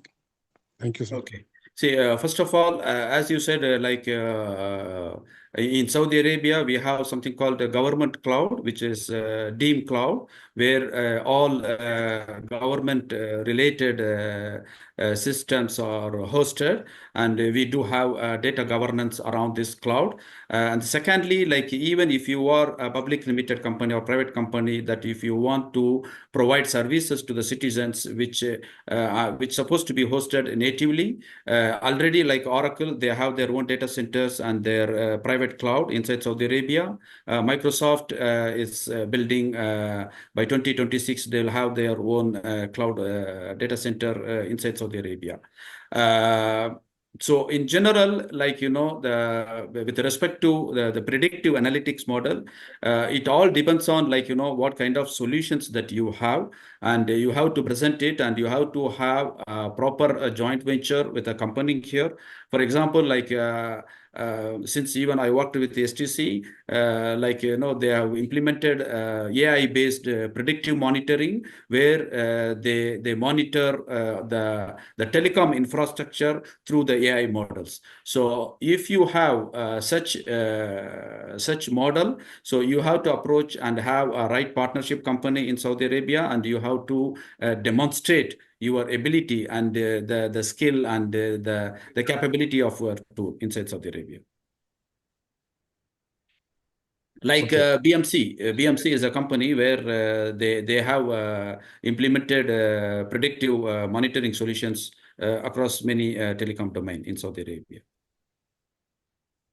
Okay, Thank you, Thank you. Kamal sir. I'll contact with you later. Sure. Thank you very much, Nafa sir, for the good question.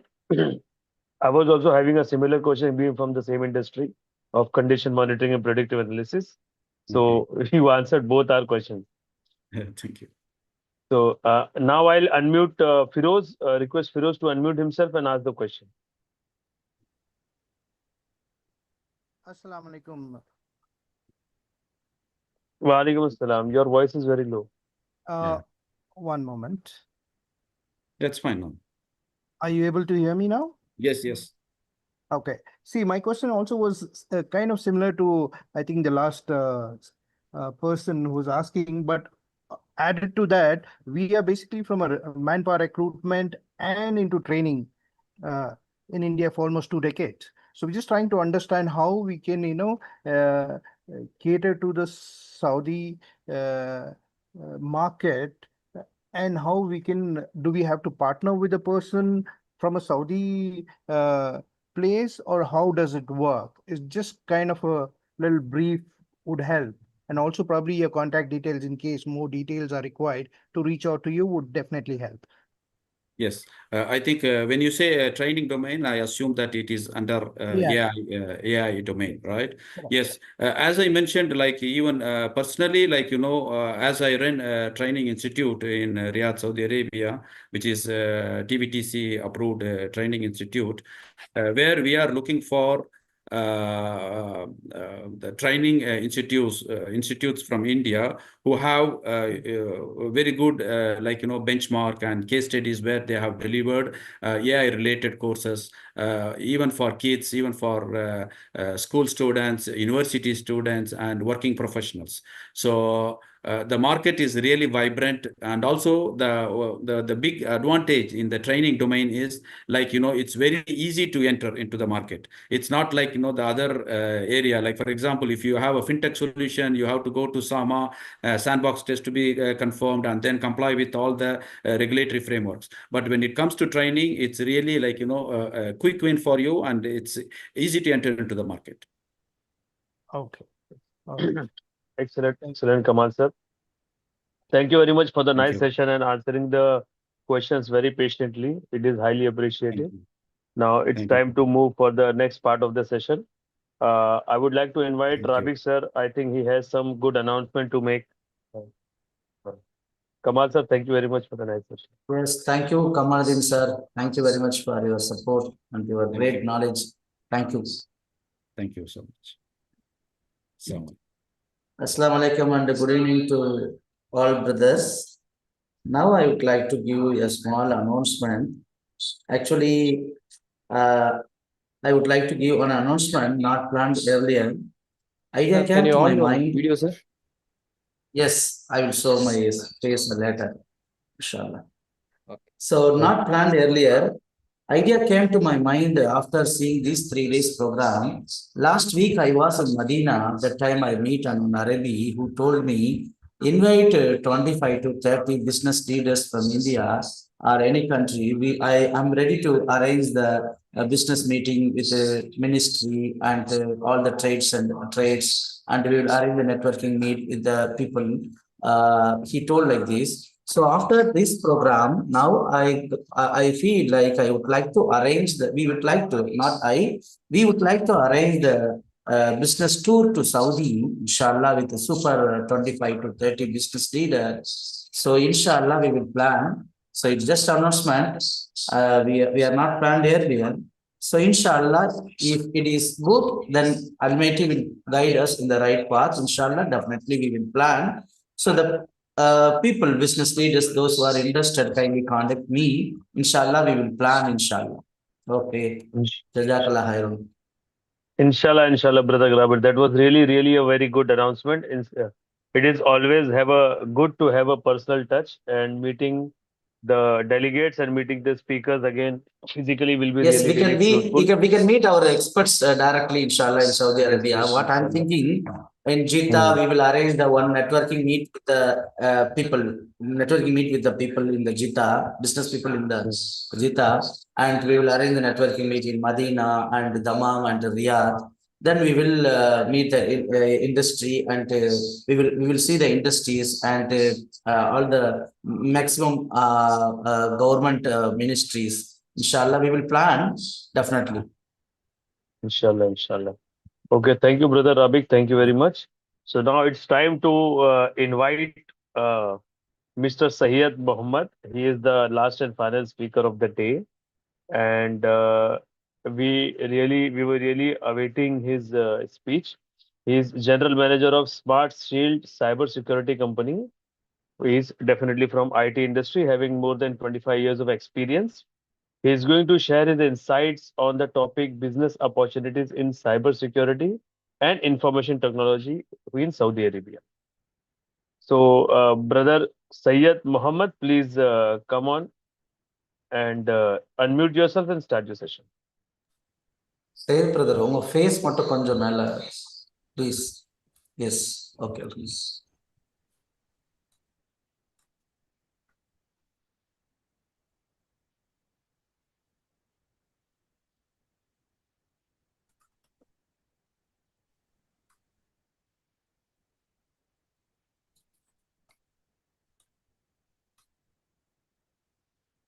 Assalamu alaikum. I am audible. Yes, you're audible, sir. Okay, Assalamu alaikum. I am Sayyid Muhammad. Sir, your face is not having... visible, sir. Hello, can you? Your face is not. Okay.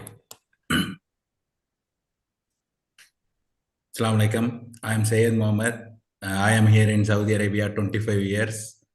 I am a co-founder of Smart Shield cybersecurity company.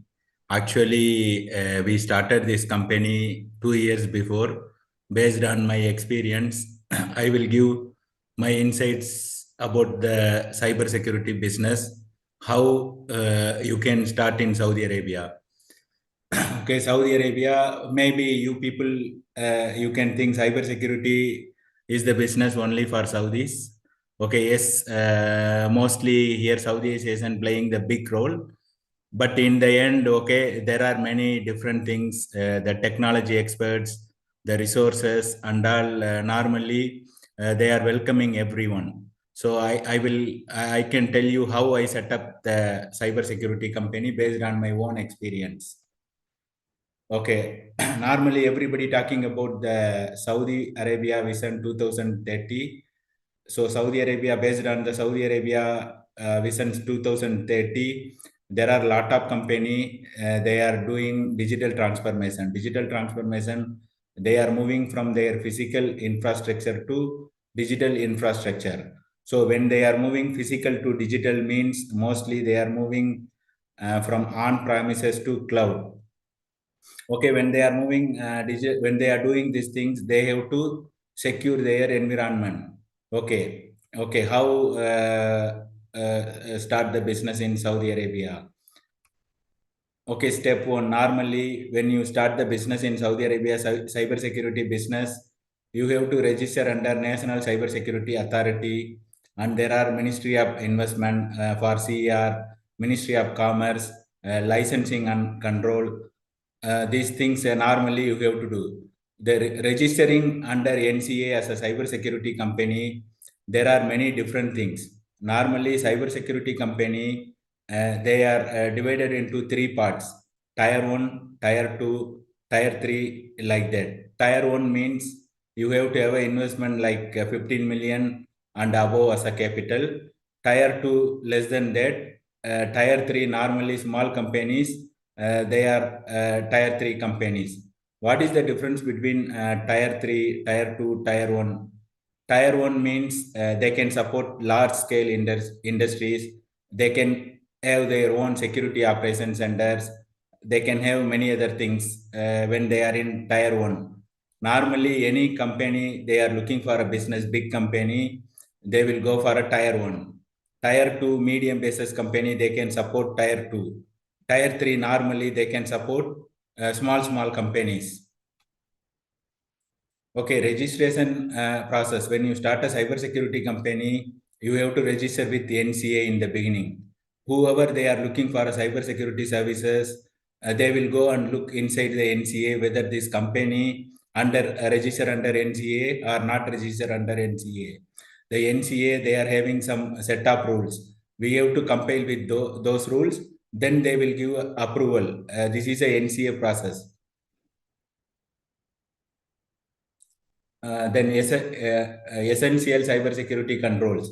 Normally, if you start a cybersecurity company, you have to have a cybersecurity governance, you have to have a cybersecurity defense, third party and the cloud computing cybersecurity, resilience.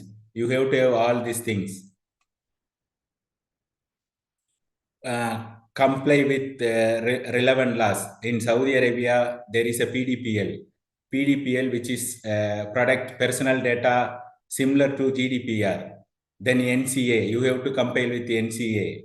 NDMO, there is National Digital Management Office Regulations and Digital Governance. SAMA, if you want to work with fintech companies, you have to compile with SAMA. Then there is CST, it is for all the ISPs. If you want to work with any ISPs as a cybersecurity advisory service, you have to go under CST. CRF is a framework. If you want to work with defense and other areas, you have to be registered under CRF. Aramco, if you want to certify Aramco related companies, your cyber security company register under Aramco. So NCA or Aramco or SAMA, they don't have any registration fees. What normally they will do every year, they will come and check whether you are having employees, capable, certified employees, you are having these things regularly, they will check. And if you are a cyber security company, you have to have a large scale of team, certified members. You have to have normally, if you want to have employees, you have to have a certified employees. Thank you very much. Thank you for your time. Okay, thank you very much, Brother Syed Mohammed, for sharing the insights about starting a cybersecurity company in Saudi Arabia. It was short, crisp, and very insightful. Really, thank you for that. So now, what we are going to do is that We had a very good, insightful session. This was the last session of SIBEC, this conclave. And I would like to invite all the speakers to be available, and I would like to invite all the audiences to ask the questions to either Sayyid Muhammad or any speaker. If you want, you can ask the questions. Okay, I'll unmute one by one. So I'm unmuting Mr. Abu Bakr Nuhu John, right? Okay, so please unmute and ask your question. Oh, Assalamu alaikum, brother. First of all, Waalaikumsalam. greetings from Toronto, Canada. My name is Abu Bakr. I'm the Indo-Tamil Canadian living in Canada for about 28 years. Yesterday, alhamdulillah, I got this invitation from NATMA about this, virtual conference. So, alhamdulillah, I joined today. I attended some sessions and it was amazing. Very, very helpful. So since I'm from Canada, my background is I'm the past president of Indo-Canada Chamber of Commerce. So I know very well about the trade, bilateral trade, how you do business meeting, all these things. Anyway, so what I'm looking for, is it possible as a Canadian, I know this look like an Indian origin kind of associations. Can we become a member with our organization? How we can collaborate? How we can have a business tie from North America, especially Canada? Even for example, I think Brother Kamal or there's an announcement today. You were talking about you wanted to have trade delegations, vice versa between Canada to Saudi along with India.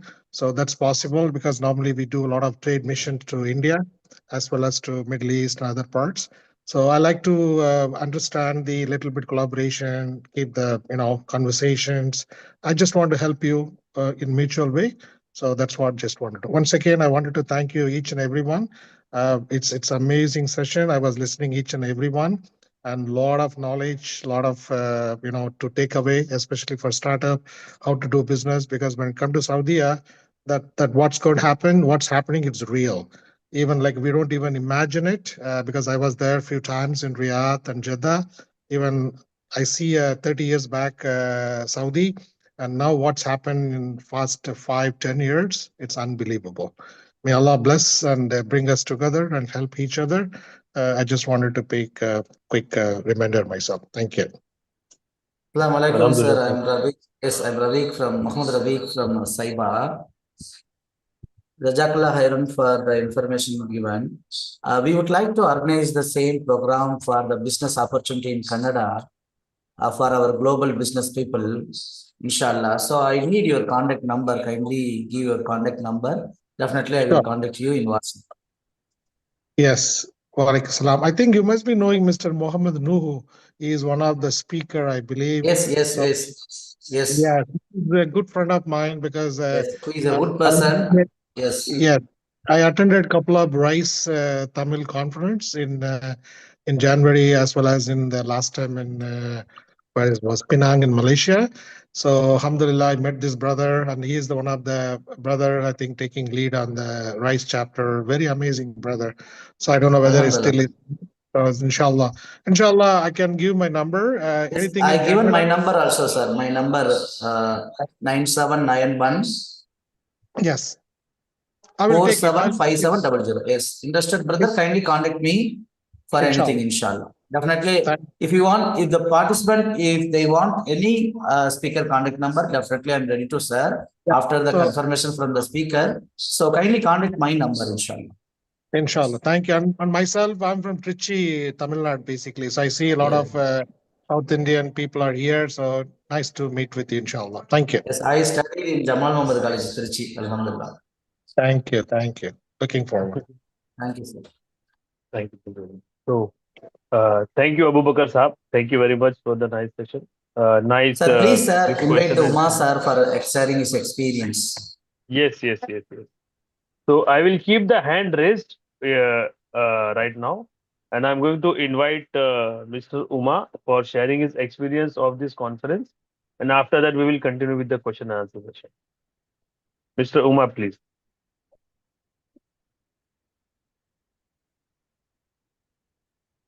Mr. Uma, are you able to? Do I need to unmute you? You already closed.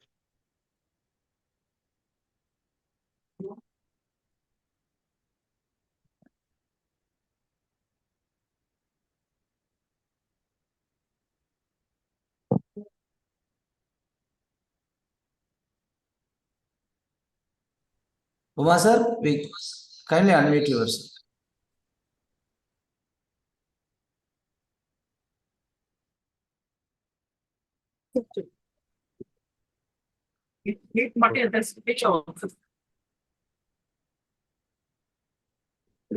Hello, sir.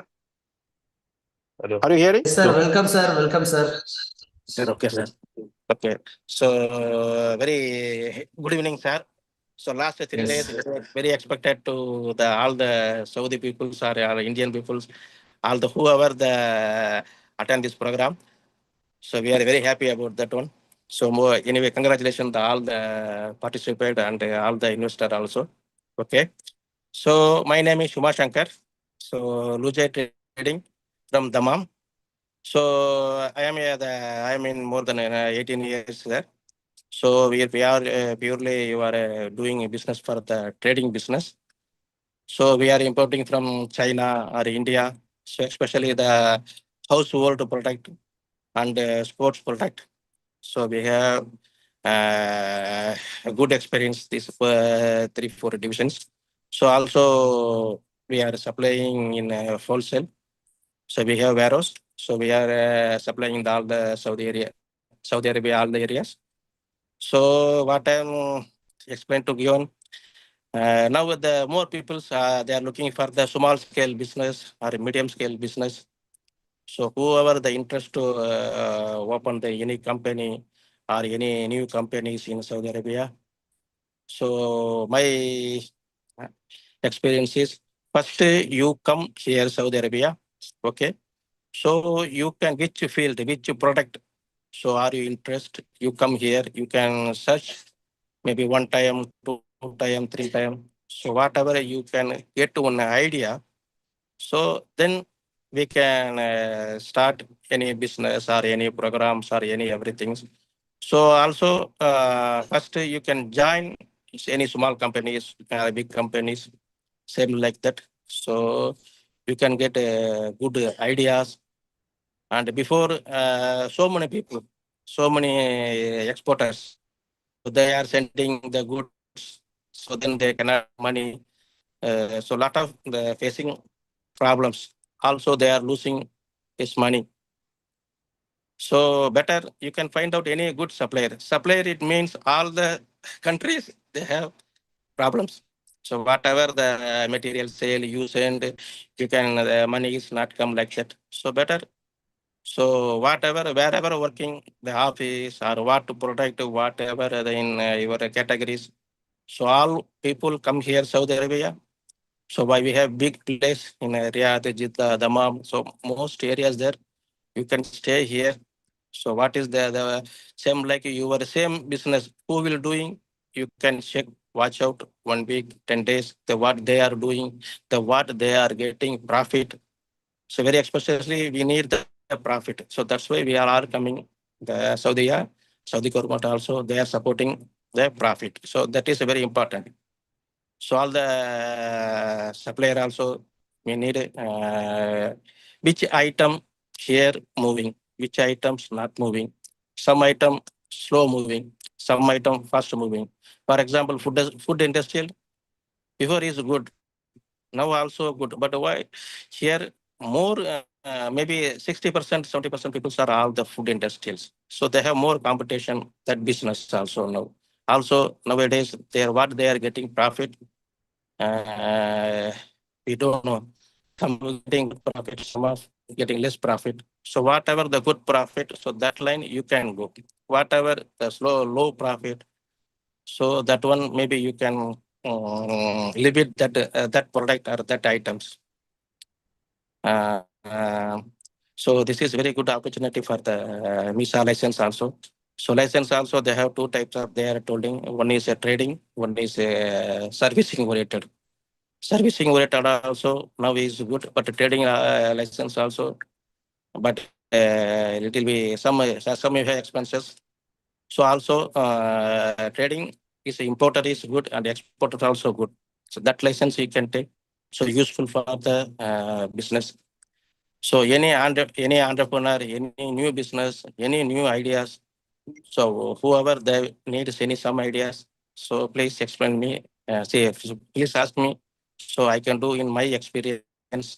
I'm actually a small scale businessman, so 100% trading person. So if you have any knowledge of in Tamam, Riyadh, Jeddah, so also they have. So any inquiries, any ideas, so I can explain to you. I give you some ideas. Thank you. Thank you very much. Any questions to Umar sir? Sir, tell me, sir. Yes, sir. Thank you, Umar sir, for sharing your real on-the-ground experience. Really, that is like Yes, thank we you. hear a lot from the presentations, from the insights and all, but real ground personal experiences are the things which really count. So now we are open for questions. If anybody is having any questions to Umar sir, to any other speaker, they can ask that. So I can give you one more idea also. So here in Saudi Arabia, they have the small people. They have more ideas. For example, I have my housewife. So she want to make any textiles business or any jewelry business. Somebody's make food. Somebody's make this one.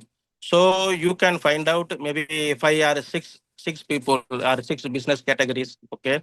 So you can make one group. So one group, wherever in India, Tamil Nadu, so whatever, one person they have gold. So for example, gold, this one, food items. So you can collect one container. So mixed container, mixed product, you can loading there, one person. So you can come clearance here. Then you can make separate. So whatever the expenses come, you can share with them. So small businessman, that one also we can do it. So futurely, if you need anything, you can tell. Okay, thank you. Okay. Thank you very much, sir. Thank you. So now we have Mr. Swayam Ranjan who wants to ask a question. Please, Mr. Swayam. Yeah, thanks, Mr. Mubarak. It was a very healthy session that I had, and I was going through every speaker and the questions. That is, I have a couple of questions as we are an IT industry from India. And I was looking like KSA is looking for, mobile app. When we are talking about a digital transformation, we are looking for a mobile app, web application development and other things. How do you see this particular positioning right now that in India, we are automating multiple manufacturing plants in the real time? All these aspects taking it to AI and ML level, but I heard about people are really gracefully taking cybersecurity and AIML to the next level. But if I ask the question regarding the maturity of physically handling, as somebody was talking about taking a physical aspect to digital aspect. So what is the current percentage that is being transformed, and how do you feel we can help you, and as well as how we can incorporate the investors as well to explore this opportunity together? Okay. Anybody, I'll be So I happy think, to. yes, I think Mr. Jabir or Kamaluddin from IT field can reply to this question. Okay. Yes.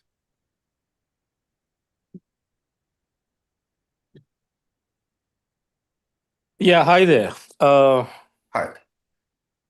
This is Swayam here. Yeah, hi, Swam. So, with respect to applications for industrial use, yeah, it's a highly regulated market because there is one point which we all have to understand that in Saudi, the technology which is followed is basically a very matured model. So things that get tested out, innovated in the Western side, they are normally implemented and deployed all over Saudi. when I say Western, even Indian, so for example, certain banks, they have the Indian banking software solutions still running in Saudi. So if you are talking about developing bespoke mobile apps for industrial purposes, it should add some kind of a value in terms of maybe automation or maybe robotics or maybe remote monitoring or so those kind of opportunities are really available. But as of now, if you really ask what type of percentage of penetration such applications are there in the industries, it's pretty close to maybe I could say that 18 to 22%. Why? Because most of these applications are OEM driven. That is, Siemens is a major player in the industry over here. Second, you have Honeywell, and third, you have Yokogawa. So, as you know, the industry is completely oil and gas concentrated. So, these three major OEMs have their application predominantly on their equipment maintenance, predictive monitoring, etc. Apart from that, if you are coming up with some innovative ideas for the industries over here, definitely it will be welcome, but you have a longer life cycle for this. The PLM would be very long. It would even stretch more than a year to get something really approved and running in the industries. Great. Thanks, Mr. Jabir. It was really a, healthy answer that what I received from you. So apart from, how do you see the sector variations in terms of percentage? Like I can understand that oil and gas, renewable source of energy might be covering around 90%. How other industries are being covered over there?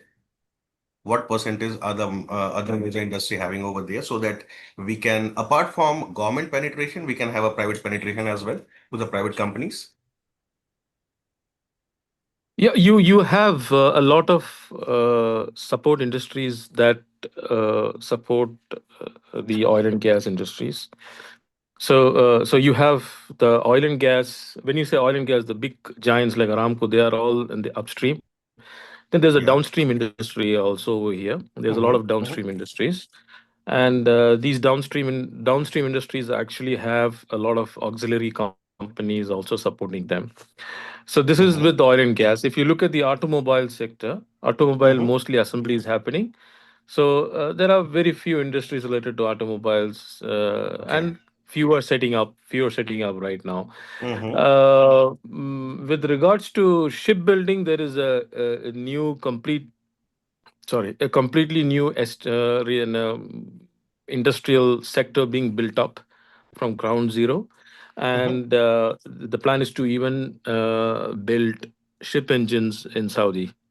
So that industry is coming up with all the support industries. So when you are building a ship engine, you can understand the kind of magnitude of auxiliary industries required. You have to have complete forging, you have to have investment casting, everything is required.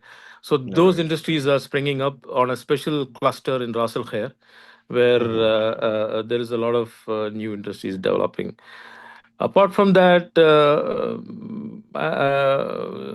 pretty much you move to the commercial side where you have plastics, you have all that kind of industries. That's the kind of penetration here. So if you really ask me, the concentration is more towards oil and gas, petrochem, downstream, and then you get some mechanical industries like steel manufacturing. Those are the kind of industries available here. We do have a very famous Saudi family who manufactures air conditioners and they have an export market, by the way. They make air conditions, and they even export out of Saudi. So that's something which is really, I think we are all proud of. Yeah, that absolutely. company. Yeah. Yeah. Great. Great. Yeah, thank you very much, Swayam, for asking that question. Swayam Ranjan, I believe you are from Bangalore, right? Hello? Okay, anyway. So we move to the next question from Mr. Samim Ansari. Okay, Samim Ansari, please unmute yourself and ask the question. Yes. Sure. Thank you so much for giving me this opportunity. It was really a enlightening session throughout for the past 3 days. And my question is regarding cybersecurity. And Said Mohammed, sir, it was really wonderful giving us the complete insight on how to set up the business and industries. All I need to know now is how does the organization work here, the team members? I mean, do they have to be within the KSA, or can we hire remote support, or can we outsource certain tasks to other countries outside Saudi Arabia? Just explain me on that, please.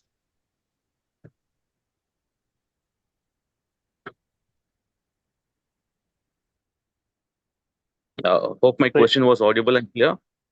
Yes, question was audible and clear. Sayyid Thank you. Mohammed, sir. Sayyid brother is there?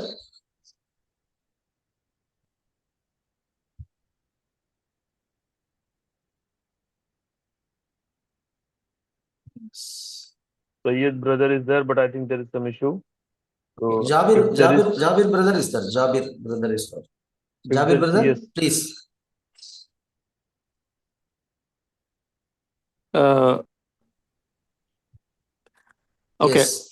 So if I understand the question clearly, you are asking about the cybersecurity. So cybersecurity is very much predominantly localized, by the way. So if you are going to set up a CSOC, you have to have it starts with minimum 4 engineers all the way up to 32 engineers. All of them have to be Saudi cybersecurity engineers, approved and registered by NCA, the authority of Saudi Arabia. There's no other way. There's no bypassing that. This is number one. Number two, whatever events which is generated by cybersecurity in the cybersecurity domain, so those events cannot be transferred out of the country. So if you are planning to have a satellite office and sit and remotely monitor all these events, that's going to flag a violation and might lead in cancellation of the license. Very, very specific escalation protocols are available, where you have L1, L2, L3 layers, where maybe the highest layer can be addressed remotely, but that's on a very, very special case. This is what I know. Okay. Thank you very much. Hope the question was answered. So now we move on to the next question from Mr. Rafa.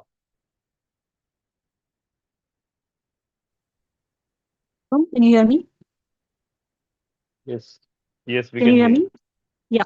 Yes, we can hear you. Okay. So I'm an Indian. I've been living in KSA and I have a master's degree in accounting and finance. I studied 3 years in Singapore and I've always worked in a 9 to 5. So I just want to ask from all of the panelists here, how do us young people bring courage and confidence in ourselves to start a business when we have no background in business?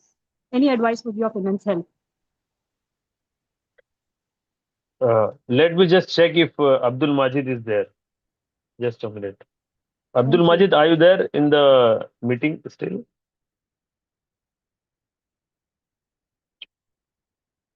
I think he left. So any of the speakers who have right insightful, they can share this and reply to this answer question. Because Abdul Majid was from the entrepreneurship startup incubation, so I wanted him to answer. But if he is not available, any businessman or the speakers from the speakers can answer the question.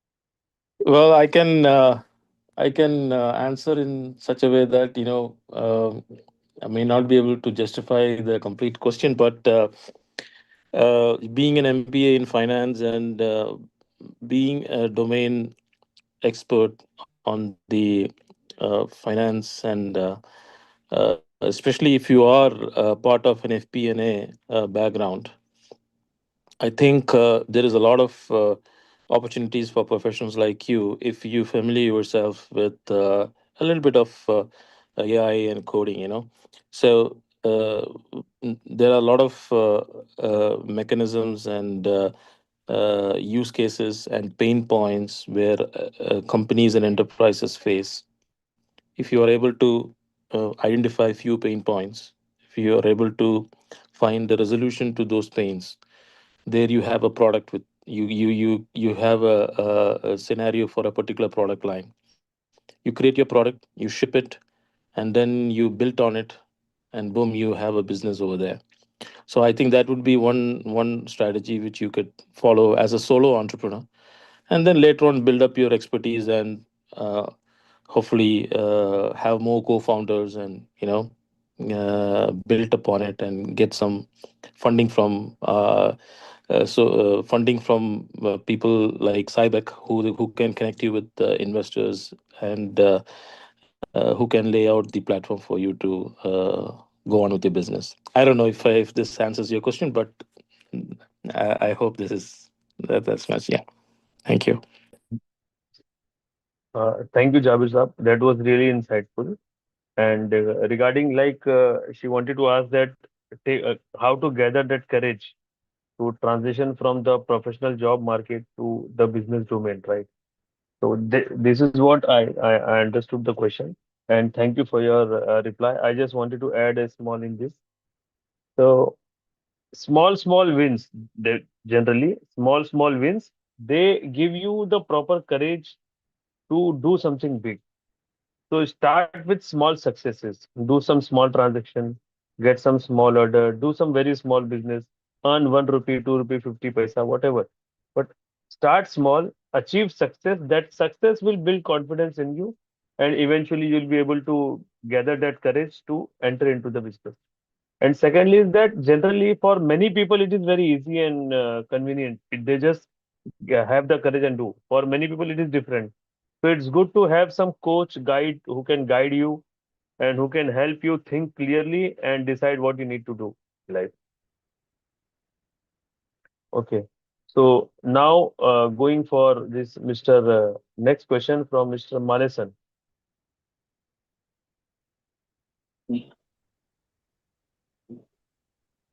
Hello. Hello, hi everyone. Hello This is everyone. Malay. Hi. Yeah. Last 3 days I'm unable to attend because our Andhra Pradesh Chief Minister in Dubai. We are here in Dubai. So now I'm a founder and president of SATA Saudi Arabia Telugu Association, and this is very good initiative that encouraging the people like entrepreneurship. Thank you very much for organizing these wonderful meetings. But Saudi Arabia, you people already discussed what are the opportunities you have, whether it is oil and gas industry or this cyber security, artificial intelligence, data science. As already one other mentioned, as cyber security, completely they are localizing the employment. But the Saudi is mainly focusing on the manufacturing, means Saudi made.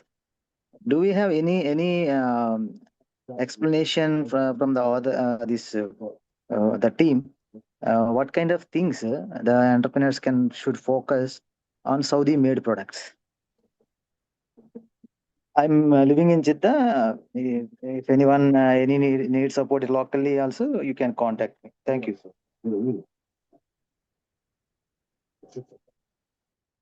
Thank you. Thank you. So anyone among the speakers can share the answers?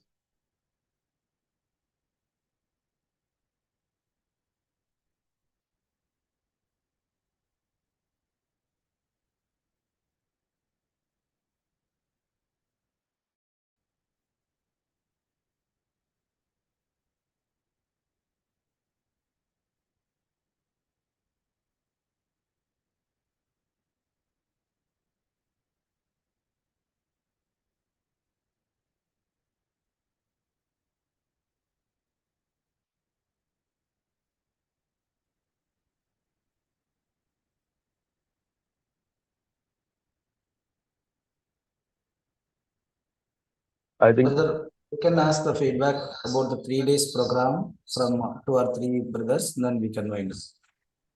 Okay. Actually, the right person for answering this question was Engineer Saeed Faisal, who is not there in the meeting currently. So that is why we could not reply to this question. So now we will end the question answer session. Okay. And if somebody is having any feedback, they can raise their hand and we can allow them to speak. So I'm lowering the hands now. And if you have the some feedback to share, you can share by raising the hand again. Okay.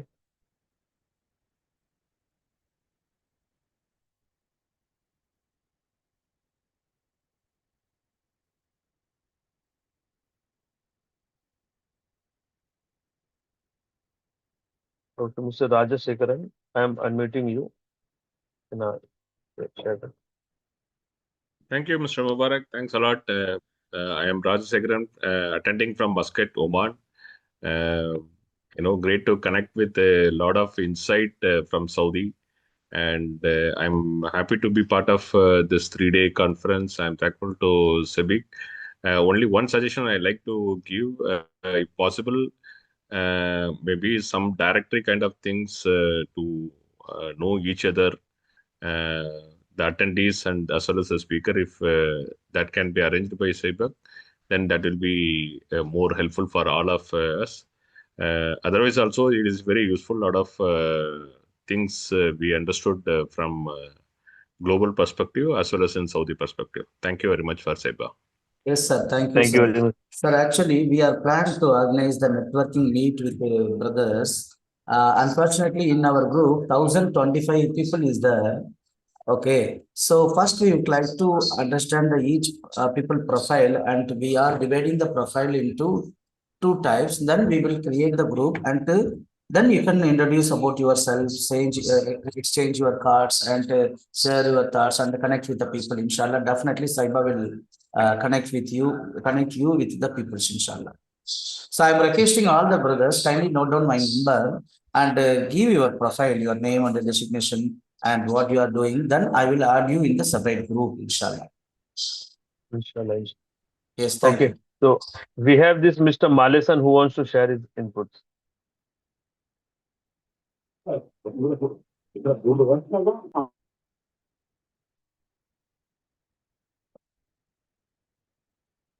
Yes, Malesan.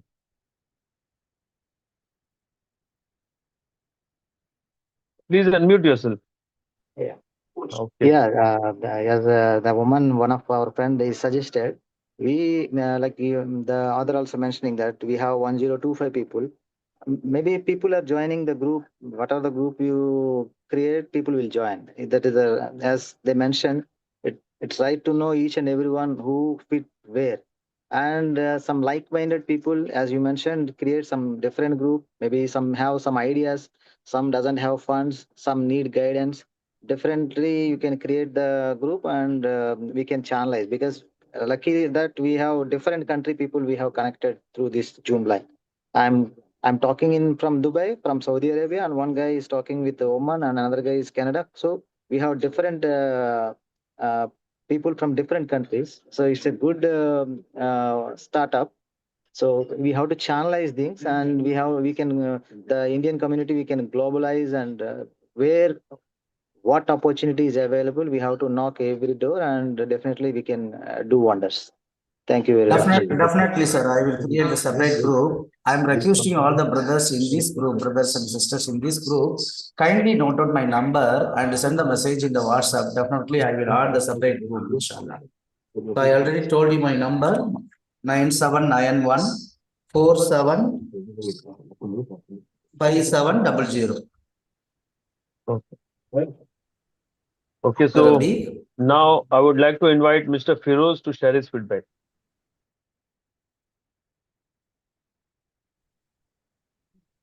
Yeah. Are you able to hear me? Yes, yes. Yeah. See, the feedback which I have is it's a very good and interactive session what we had. And as Mr. Kamaluddin Mohammed suggested, that they're going to keep some physical so where we can meet also, so that we get to understand the industry over there, that would help in much better way as you, for at least our industry, which I am from training and from the recruitment manpower background, right? That would help to interact with them and probably meet them and get to, as he also suggested, the connections are also very important in Saudi, right? So you can get to meet lot many more people and get connected, and post that we can, channelize ourselves and move ahead with whatever we are looking at. That would be Sure, my feedback. definitely. Yes. So Mr. Rabik has shared that we are Yes, going to sir, have a definitely. physical Correct. visit. Yes. Yes, definitely. We will arrange the Saudi business tour, inshallah. Thank Then you. we are frequently organizing the networking meet in Chennai. We would like to conduct the networking meet across the world, definitely. So we need your support. So if anyone interested to join with SIBA to organize the networking meet in your country or state, kindly contact me. And also, we would like to organize the same program like business opportunity in UAE, business opportunity in Bahrain, business opportunity in Oman. And we would like to organize this program, the same type of program across the world, inshallah. So if you have any knowledge, if you are from various countries, kindly guide us to organize the similar program for the welfare of the business leaders across the globe. Okay, so kindly contact me. For example, some person from here, some person from Canada. If sir is interested to guide us into what are the various opportunities available in Canada, we are ready to organize the same program, definitely. So we need your guidance. Thank you. Also, one more point, along with, as I suggested for doing an event in Saudi, also, as you suggested, there are a lot many people are also from India and from different states. So in case anything can be done, say, as you're suggesting in Chennai, that also would help. Definitely, sir. Definitely, we will update you. We will actually upcoming December 13, 14, 15.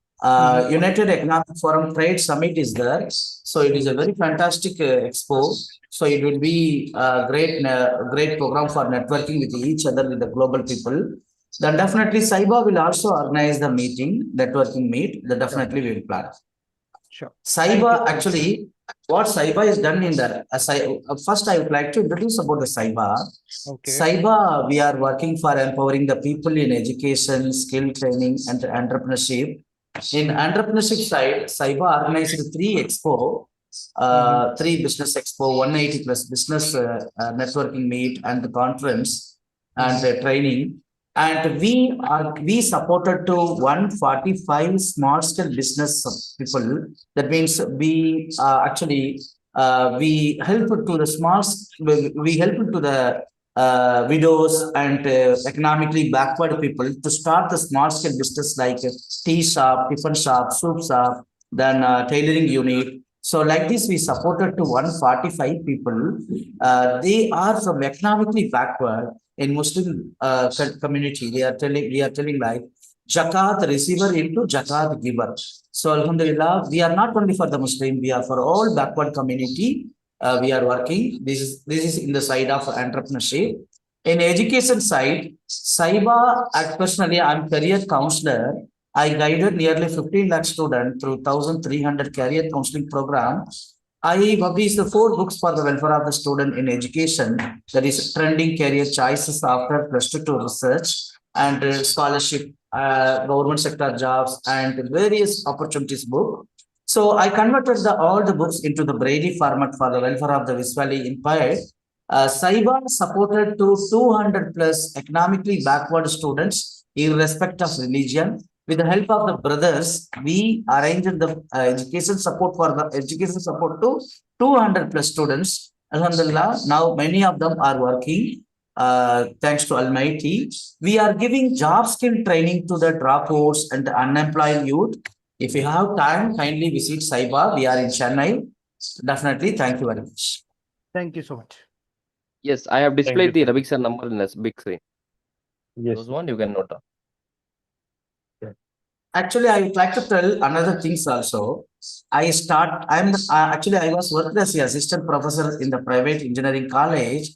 I started SIBA in 2016 along with my students. So now my students are the managing directors and they are with me. So this organization SIBEC is started by student and the professors. Professor me. Thank you. Thank you. Thank you. Thank Any organization started with a vision, mission, and noble initiative, Alhamdulillah, Allah gives it a success. Okay, so I will I request Brother Kadir to quickly share his feedback.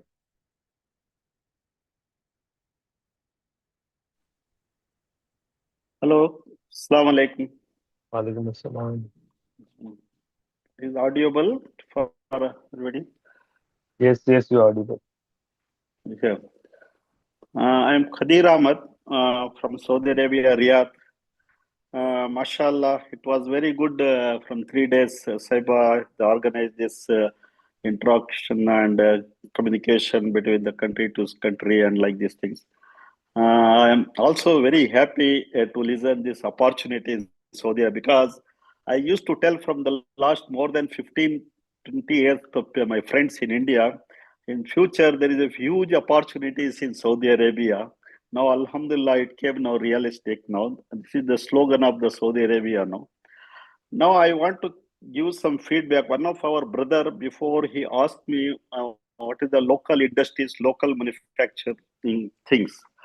See, really now Saudi Arabia from the last decade, from the last of 5 or you can say 6 years, they made it too much like an industrial revolution.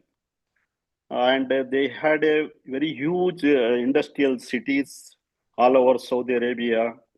And they are giving very attractive facilities for the industrial local manufacturing. Because why the Saudi Arabia targeting to go for the local manufacturing in all the sectors? Like already they started in defense, already started in some, especially I will tell you in the utilities, like Saudi Electric Company and National Water Company and STC, all they 2025 they go up to the 40% of the local content, local manufacturing product they are using. Now the future for all the utilities, they have the target 2030 should have to reach 90-95. So in that case, for the industrial, it is a huge opportunities in all the sector. Whatever the products are there already, Alhamdulillah, from the Indian, they started so many, even one or two, we also collaborated now here for the solar panels cleaning, robots cleaning, started from collaboration and they're starting to manufacturing here.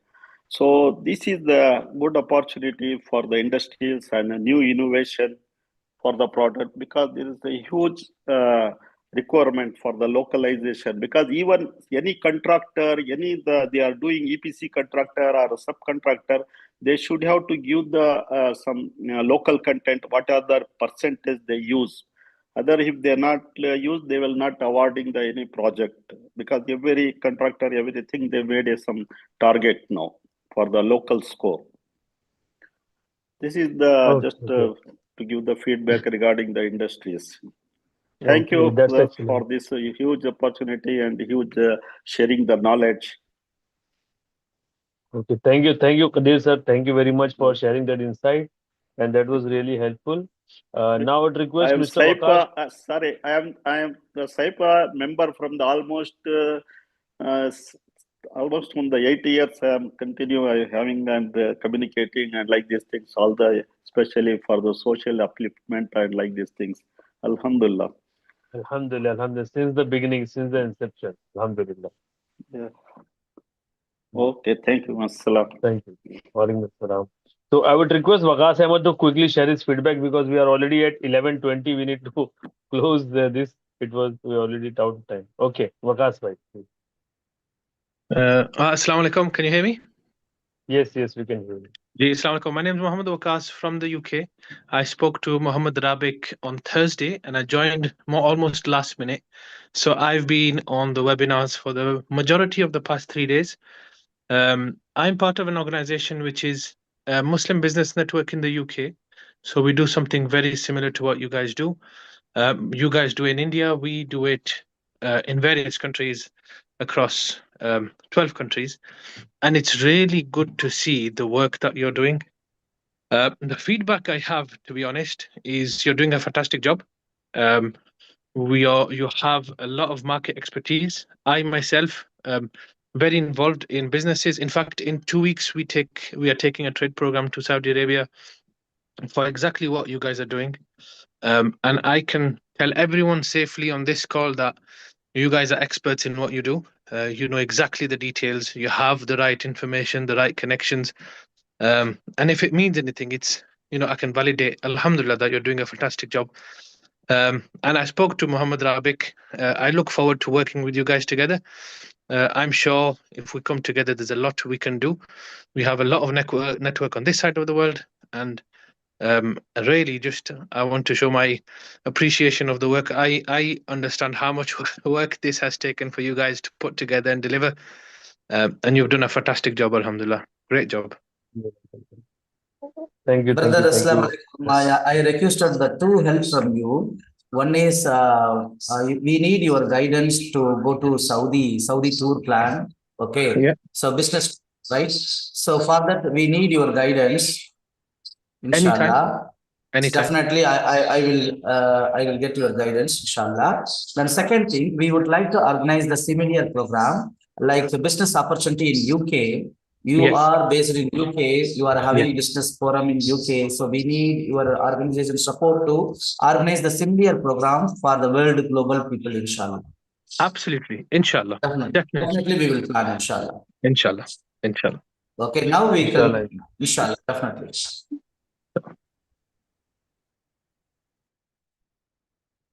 Okay. So now we have somebody with the name OnePlus CPH2 who wants to share something.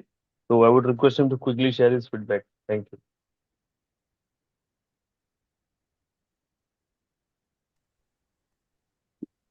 Assalamu alaikum. It is very Walaikum nice assalam. program. Last 6 to 7 years, I am following this group. Somebody sent in my engineering college batchmate in Chennai. Very nice. Day by day, you people are doing very good job. Daily, I'm seeing some programs is going on. It is very helpful to everybody. So I have one small record. I have 20 plus experience in telecommunication. I have a project head in Karnataka, and we are doing BSN project.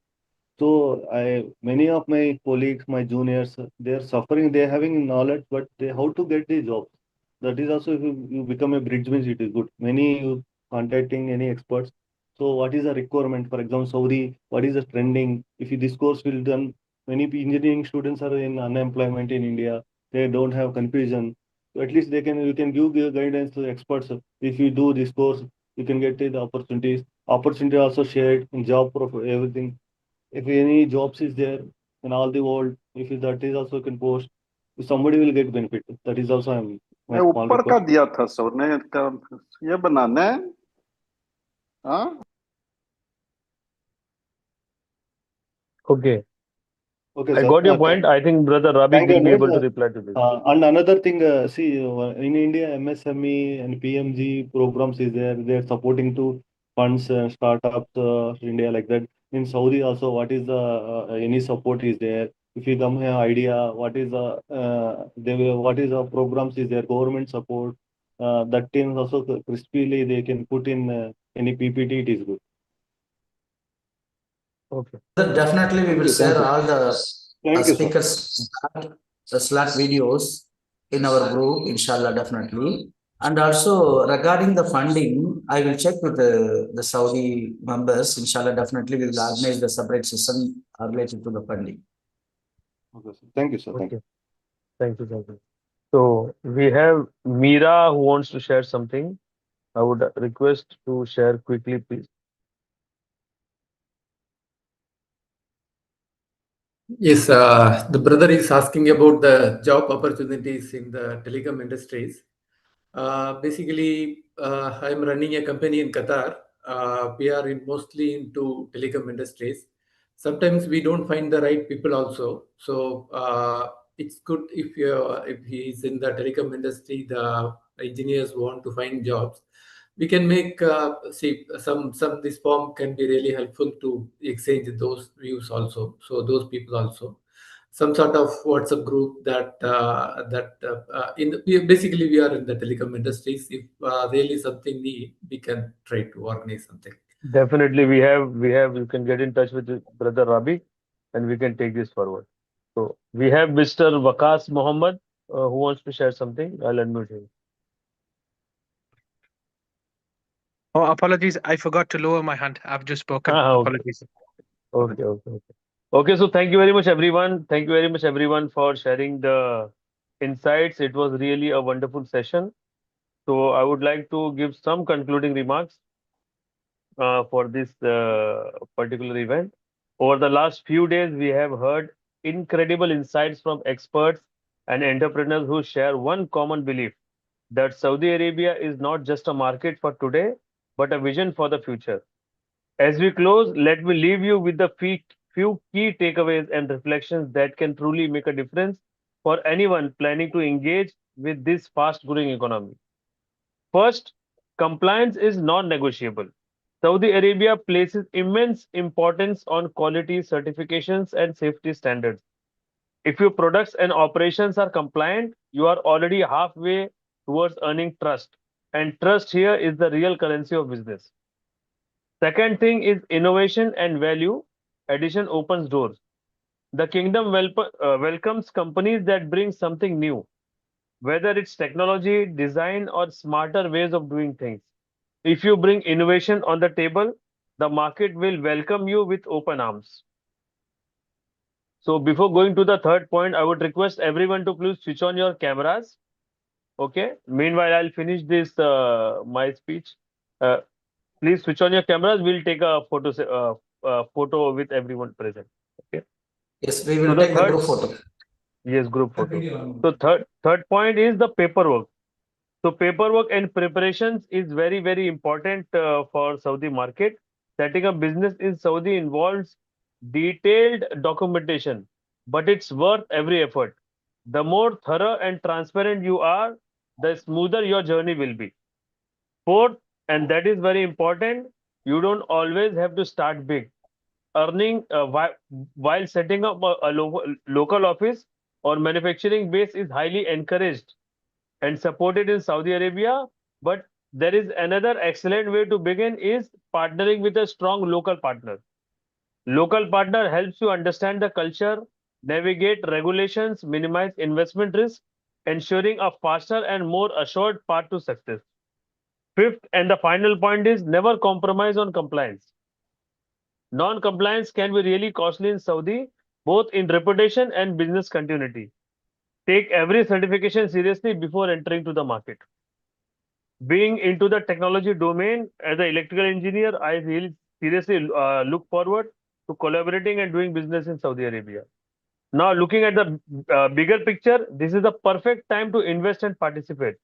Saudi is growing at an extraordinary pace, driven by Vision 2030, NEOM project, The Line, and other bold projects that are reshaping the region. Focus areas are clear: energy, infrastructure, tourism, artificial intelligence. Sectors that will define the next era of progress. But beyond that, there is a growing emphasis on sustainability, digital innovation, and empowering the youth, which creates limitless opportunities for collaboration. So, to everyone here, entrepreneurs, investors, professionals, my message is simple: be compliant, be innovative, be courageous, and find the right local partner who shares your vision. Because this is not just about doing business, it's about building the future together. Let's collaborate, grow, and continue the remarkable story that Saudi Arabia is writing now. Shukran, thank you, and many success, innovation, and prosperity be with all of you. Inshallah. So I think by the time I finish speaking, we have a lot of cameras, and somebody has switched on the camera with a AI emoji, Nafa. Okay, anyway. So I'll take a group picture. So somebody will take, or should I take the group picture? So from your side, you take the picture. I request admin also to take the pictures. But he has changed the view now. Now the picture will not come properly. Change view, Yes, change sir. Now, பண்ணுங்கப்பா. yes, sir. Now I'm removing you the spotlight so that we can take a snap. Okay. So admin can take the picture. எல்லாரும் இருக்காங்களா? Abhishek, once it is done, let me know, sir. Yes, yes. 1 second, please wait. இல்ல எல்லாரும் இருக்காங்களா? Okay.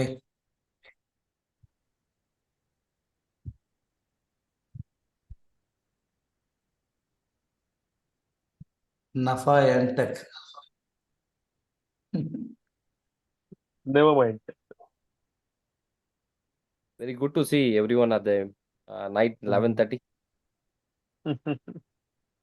Maybe many of them are hungry.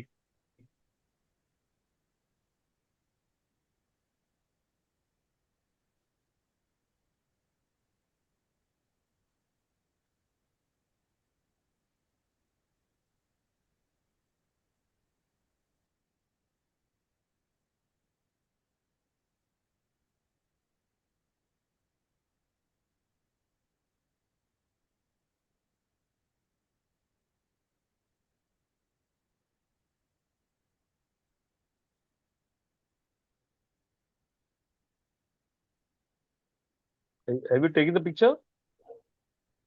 Yes, brother. Yes, brother. Thank you.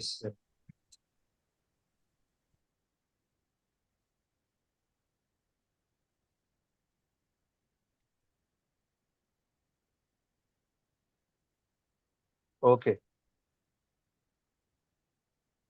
So thank you very much, everyone, for